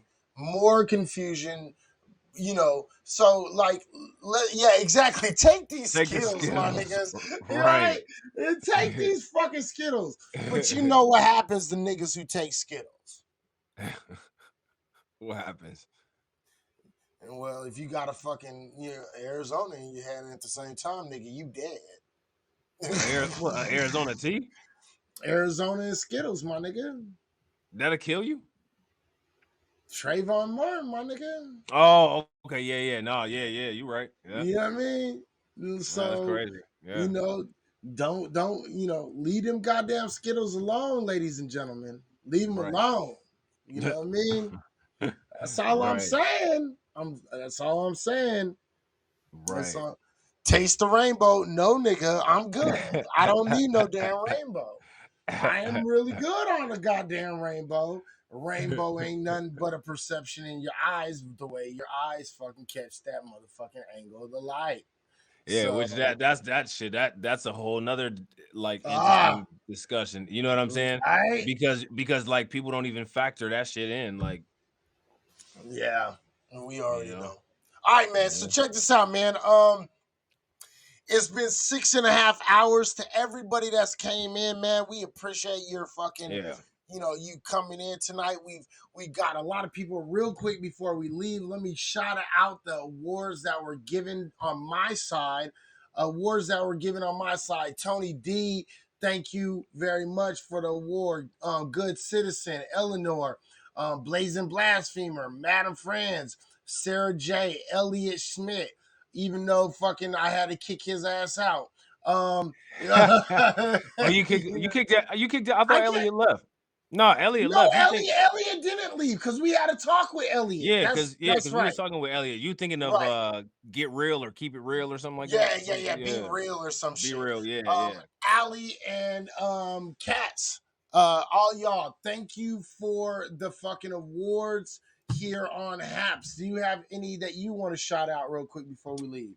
Yeah, to all of my channel members on Blacklight Revelations and Blacklight Revelations 2, I appreciate all of y'all. Y'all know that. To all the mods who, you know what I'm saying, made sure to regulate in the chat, appreciate y'all. And I think Alicia sent 2 super chats. So I appreciate the super chats that Alicia sent. And if there was anybody who sent super chats on Blacklight Revelations 2, I appreciate it. The chat don't show up on Blacklight Revelations 2 because of the streaming software that we're using. So I didn't not pay attention to you or anything like that. I just didn't see it. So it's appreciated. Thank you. Right, absolutely. So real quick, let me just let everybody know, if you are on my streams, watching my streams, please go ahead and go to YouTube, follow Blacklight Revelations 1, 2, 3, 4, and motherfucking All goddamn of every them. single other one, all the other ones. You know what I mean? Follow, hit the subscribe, thumbs up, and hit the notifications 2 times. Facts. And if you're not following Reality Check Virtual Radio, make sure you do the same. Go over there, hit the bell icon twice, smash the like button, and you already know what it is. Like I said, we do content together all the time. Right. You know what I'm saying? So we'll be back again next week. And we gonna keep doing it starting at 10 and doing the Clubhouse pre-show before, or Well, you know what? at the end of the day, I think that we should do a pre-show on Clubhouse, and then we can start between 7 and 8 p.m. on the regular show. Okay, cool. So that would be between 10 and 11 Eastern time, right? Yeah, between 10 Okay. and 11 Eastern time. All All right. right, cool. So go ahead. So everybody, make sure if you're not on Clubhouse, make sure you join Clubhouse. If you need an invite to Clubhouse, Let let one of us us know. know. Yep. Right, we'll shoot you the invite on Clubhouse. Don't even worry about it. You know what I mean? So we'll do the pre-show on Clubhouse, and then we will come here every single motherfucking Wednesday. We get it in. We put out that good information. We put out that good truth. You know what I mean? We have opposing views. We don't agree on everything. We don't But agree on everything. that's the You know what I'm best saying? part of it. You know what I Right. mean? Because we don't like to live in echo chambers. Right. I know I don't. I hate an echo chamber, bro. Right. Them motherfuckers give me a headache. I mean, I don't understand how people learn anything. They don't. You know what I mean? You know So, what I'm saying? Like, you know, like I said, look, if you know, atheists, you know, I'm an atheist. He's a believer. Fucking, he conspiracy theorist. I'm not. So, see how this shit works out. We just have dialogue, ladies and gentlemen. and that's what So, it's supposed to be. You always right. supposed to leave from every dialogue with something built, a better understanding, understanding of another person. That's how it always should be. Absolutely. Indoor smokers, you already know what it is. Thank you very much. If you guys don't know Indoor Smokers, go check him out. Layback Dre, he's my guy in here also. Check him out on the on Clubhouse. Layback Dre, go follow him on Clubhouse. Go follow Sebastian Cole. Yeah, On here on fucking Haps, YouTube, Facebook, and Clubhouse, Facebook. Haps, YouTube, and motherfucking Facebook. Go follow him. Yep. These are Follow us all on Facebook too. We got the Reality Check Virtual Radio group and the Right. Black Light Revelations pages that we stream from too. Right. So in case you don't get a notification, you know what I'm saying? Absolutely. That's what it is. So with that being said, what do you want to say before we get the fuck out of here, man? Man, I think we wrapped it up for all the people who are subscribed to my channel on YouTube. Tomorrow at 2:00 p.m. Eastern time, me and TD Hip Hop will be doing a live stream. So if That's y'all, what I'm talking about. yeah, so if y'all subscribe to TD, make sure y'all go over there and you know what I'm saying, subscribe, hit the bell for that. We'll be over there. You know what I'm Right. saying? And we'll be back. Me and Izzy, you know, we do random shit whenever, and you know, we'll definitely be back again next Wednesday. Yep. With Reality Check Virtual Radio Black Light Revelations podcast. So if Right. y'all don't follow all over, make sure y'all follow us on And- YouTube, Haps, Twitter, all of that stuff. Right. And pretty soon we will be on Apple Podcasts. Pretty soon we will be on fucking, you know, all the other podcasts that you can find. So make sure you join soon and make sure you fucking involve yourself, get involved. Look, we're open to everything. We're open to all questions. We're open to all discussions. We're open to everything. So if you have something that you want to present on the table that you think that we should talk about, hey, get a hold of Black Light Revelations. Get a hold of me. Get a hold of somebody, and we will talk about it, man, because that's what it is. And please, if you disagree with what the fuck we say, can you please bring a better argument than JD dumbass, please, ladies and gentlemen? We never had rules. We never had rules before, but this is the first one. We're establishing that as a rule. Right. Look, the minimum line is you have to have better arguments than JD dumbass, whatever the fuck his name is. I do not know what the fuck that dude's name is. Right. But please have better fucking arguments than that. Outside of that, man, we're down to have a conversation about anything and everything because that's the way we fucking do it. Make sure if you want to find some shit to read, you got an iPhone. I don't know how to do it on Samsung because all I have is iPhone, but I know you can do it on Samsung somehow. You just have to figure it out. But I have a place that you guys can go download books, get information, study, research, do your own due diligence on everything we say.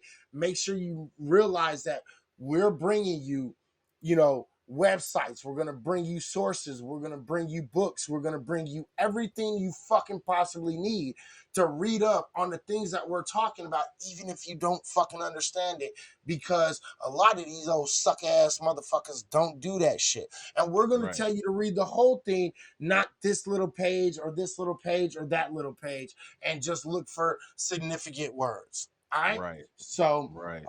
with There that was being one more said, thing. There was what up? one more thing that I wanted to say, and I can't fucking remember. I'm gonna remember it as soon as we end the live. I'm gonna be like, shit, that's what I wanted to say.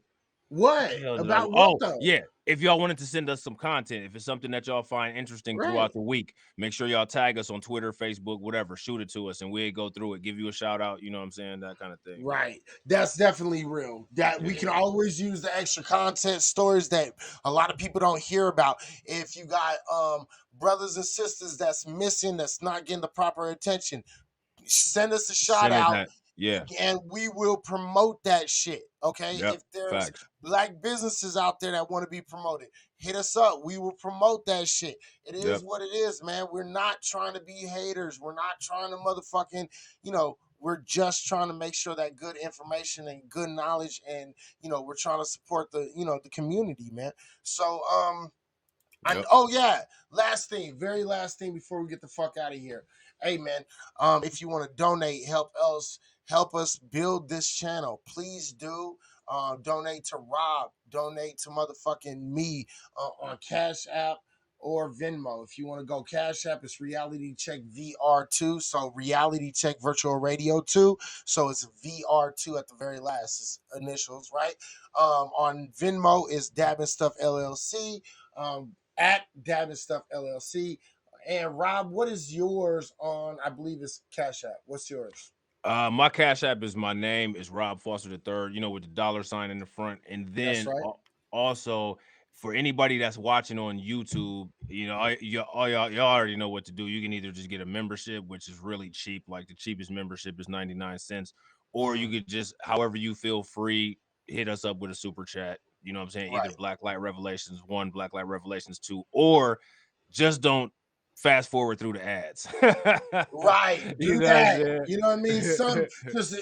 Just support the group. You know what I mean? Because Yeah, because we look, will put it back into the platform. Like anybody Mhm. who's been around, like that's been around for a long time, like you know what I'm saying, Jesse Miller, or you know what I'm saying, everybody that's been here for Shatira. a long time. Yeah, exactly. Right. Y'all see the growth, so Right. you know what I'm You saying. already know what it is because every single time we go on every single fucking shit, we just grow and we always put the money back into the show because that's the way you're supposed to do it in order to build. So we can sacrifice now in order to benefit later. It is what it is.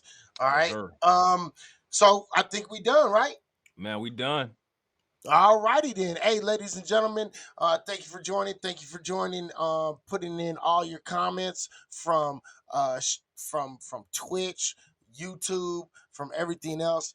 Thank you for everything that you fucking bring to the fucking table. Thank you for the conversation. We appreciate everyone, and we hope that fucking you definitely come back and follow us. So with that being said, go follow my guy Lace 434 on YouTube. Again, Lace LACE 434. And this is his music right here, right? This is his, everything that I play, especially the intro, the outros. If you hear music during it, it's all Lace 434. This is my brother from another mother. He's a great motherfucker. He puts out good music, good old school, good beats. Nice. He's a beat maker. So go fuck with my boy Lace 434, and that's what it is. With that being said, ladies and gentlemen, we the fuck out of here. Peace. All right? Stay real, stay black, stay doing your motherfucking thing. And you already know what it is. We out. We out.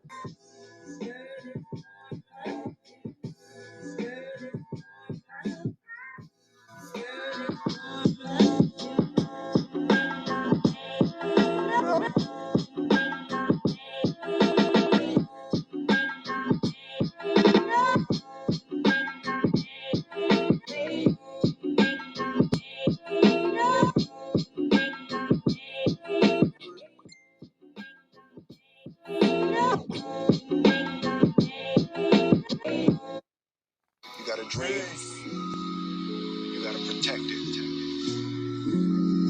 People can't do something themselves, but they want to tell you you can't do it. You want something, go get it.